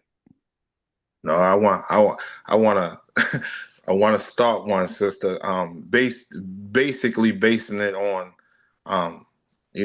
foundational Black American music, and every now and then when I learn stuff from people like Ron and Tyreek and all these great people, I'll probably put my spin on it and give them the credit that I was watching Brother Tyreek channel, I was watching, Unbiased Ron's channel, and and they said this, and this is my 2 cents. You know what I mean? I might do something like that every now and then. But my plans, to answer your question, sister, is to start a channel that's definitely, celebrating foundational Black America. I mean, and I definitely want to talk about other music that is non-foundational Black American music, just so we can see the whole picture. You know what I mean? And really see how important we are, because I can paint the whole picture, not to sound, as if I'm bragging or anything. No, you can, because I mean, you lived it. Yeah. And you studied it. Yes. Mm-hmm. So. Yeah, so that's my future plans, and I'm inspired by all of these and incredibly important journalists in the B1/New Black Media, man. I'm so inspired by all of these new journalists, man. Like I said, like I told the brother Ron, I watch his broadcast every chance I get, and I seem to walk away with something new every time that I learn. And that's all of them: Tyreek, Professor Black Truth, Jason Black, all of those guys. I like Tim Black. I mean, I ain't gonna endorse everybody, but you guys get the point. Do you think music has become something more than music? Do you think it's become, in a way, propaganda? Oh, absolutely. Anytime the corporations get their filthy hands on things, it will be bastardized. It will be, propagandized, and all that stuff. But the beauty of music, and even with this AI stuff, like, I mean, you literally do not need humans to make music anymore. And when you have humanless music, you have soulless music. And our music was always about soul. That's why it's called soul music. But with all of that being said, that foundational Black American spirit, as long as it's living, something will rise up, a beautiful voice like a Fantasia. You know what I mean? You know what I mean? A musical genius like the late great D'Angelo that we just had. You know what I mean? Something will always, just rise up out of the mud, out of the soil, and remind us of what great music is all about. So I have faith that will continue to happen because we are the people that do it time and time again. We create genres of music, and I mean invent them, master them, and then let everybody else come in. Oh, sure, you can join in, and then they'll turn around a couple decades later, like, we helped invent it. Like, what? Like, boy, we showed you this. You know what I mean? But we done moved on to something else by then. Like, all right, you can, you can have it. Like, literally, like, I mean, it's amazing how we do things. I went through a period in my life where I realized all of the blues masters, all of the blues greats were dying out. So I had to make it my duty to go see B.B. King live, to go see Clarence Carter live, to go see Bobby Blue Bland live. All of these, just great blues pioneers and masters. And every time I would go to these shows, I would look like a chocolate chip in a gallon of vanilla ice cream. I would always be the youngest person there, and I would always be the one of a few Black people there. You know what I mean? And and I would look around, and it would be kind of disheartening and kind of sad. Like, these are blues masters that I'm watching. And it's like 97% white people out here in this audience. But what it just showed that, our musical genius kind of worked that way. We'll create a blues, master it, show it to the world, teach it to the world, and then be like, all right, we done with the blues. We ready to invent R&B. You know what I mean? And then do that. All right, well, we kind of want to move on from that. We ready to invent funk music. You know what I mean? We're going to try, like, we're probably going to transform that into disco. We're going to turn this into hip hop. It's just, that's how we are. And disco, to me, it seemed like disco was like we had that for the world. Like, we had that, but we kept going with all our other stuff. That was just like, you guys can enjoy this, It was a gift to the world from foundational Black Americans. You had so many subgenres of that, the Euro disco stuff with Giorgio Moroder and them over in England, who was a European white producer who produced arguably disco's queen, Donna Summers. You listen to all that stuff, Bad Girls, I Feel Love, and all that stuff. Those classic Donna Summer songs. That was Giorgio Moroder behind that, a white guy from Europe. And but I say that to say, you talk to Giorgio, he'll tell you, he was influenced by, with early people like George McCrae and Barry White and some of that Philly stuff, Harold Melvin and the Blue Notes, and some of that early disco stuff. And he just put a European spin on it. But great point, sister. That was a gift that we gave to the world. Like all other genres, you got 16-year-old boys in Tokyo, Japan right now with Kango hats on rapping. So, yeah. That's so true. But the thing that amazes me are marching bands. Yeah, amazing stuff. It, just to watch, like, is that considered? Like, somehow I think it should have worked into uh like our genres somehow, you know. It should have been more popularized. Not necessarily popularized, but it should have been more accessible because that's our youth, right? Sure. When they go through, that's their learning stage. That's where they Yeah, go that's through. college. Yeah, yeah. Those high school, college. Yeah, those marching bands. I mean, and it's a very important part of our musical lineage and our musical identity as foundational Black Americans. Because to my knowledge, I don't think marching bands anywhere on the planet Earth carry it quite like we do. You know what I mean? And it's like yeah, that like Grambling State and all those battle of the bands down, those southern HBCUs. It's amazing stuff. I mean, just amazing stuff.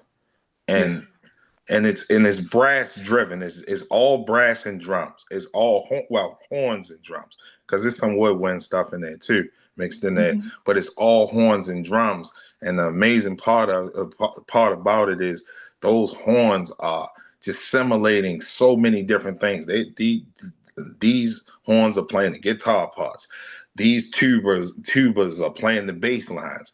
These clarinets are playing the keyboards. Yeah. It's just amazing stuff how those marching bands, those HBCU marching bands, recreate those popular songs. Like really good stuff. Yeah. Mm-hmm. And I was watching them like 3 or 4 years ago, and I just never realized, like you said, how much is going on. It's the instrumental sections. It's the drum majors. It's the majorettes. It's the dancing and the formation and all of that together. And syncopation. Yes. Yeah. Amazing stuff, man. I tell you, as rough as it can be sometimes, I could leave this earth 1,000 times and come back. If you ask me, I want to be a foundational Black American, man. I love being us, man. I really do. We have exposure to everything.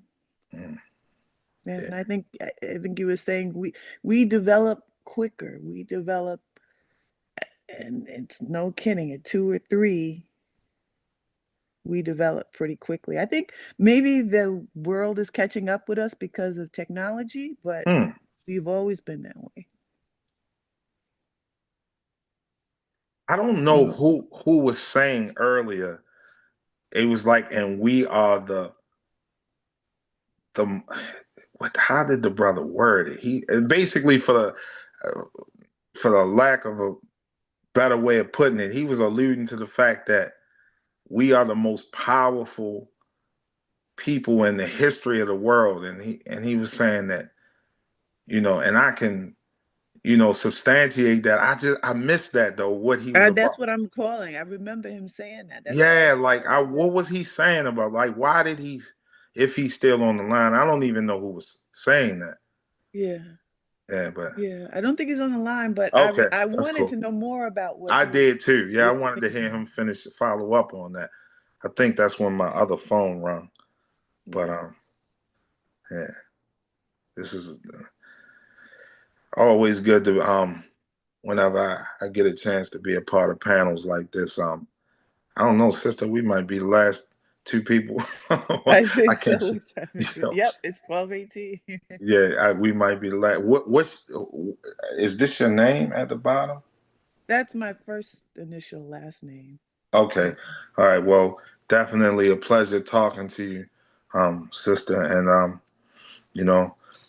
maybe in sometime in the future on one of these panels we get to talk about, more topics, concerning our lineage, man, because everything seems like it's really, really becoming lineage based. I mean, it's almost like that's what it has to be for the very survival of our lineage. Yeah, we got to get hyper focused on everything about the preservation of our lineage because people are damn sure coming here to replace us and attempt to destiny swap with us. And You can't take that line down. So Very true.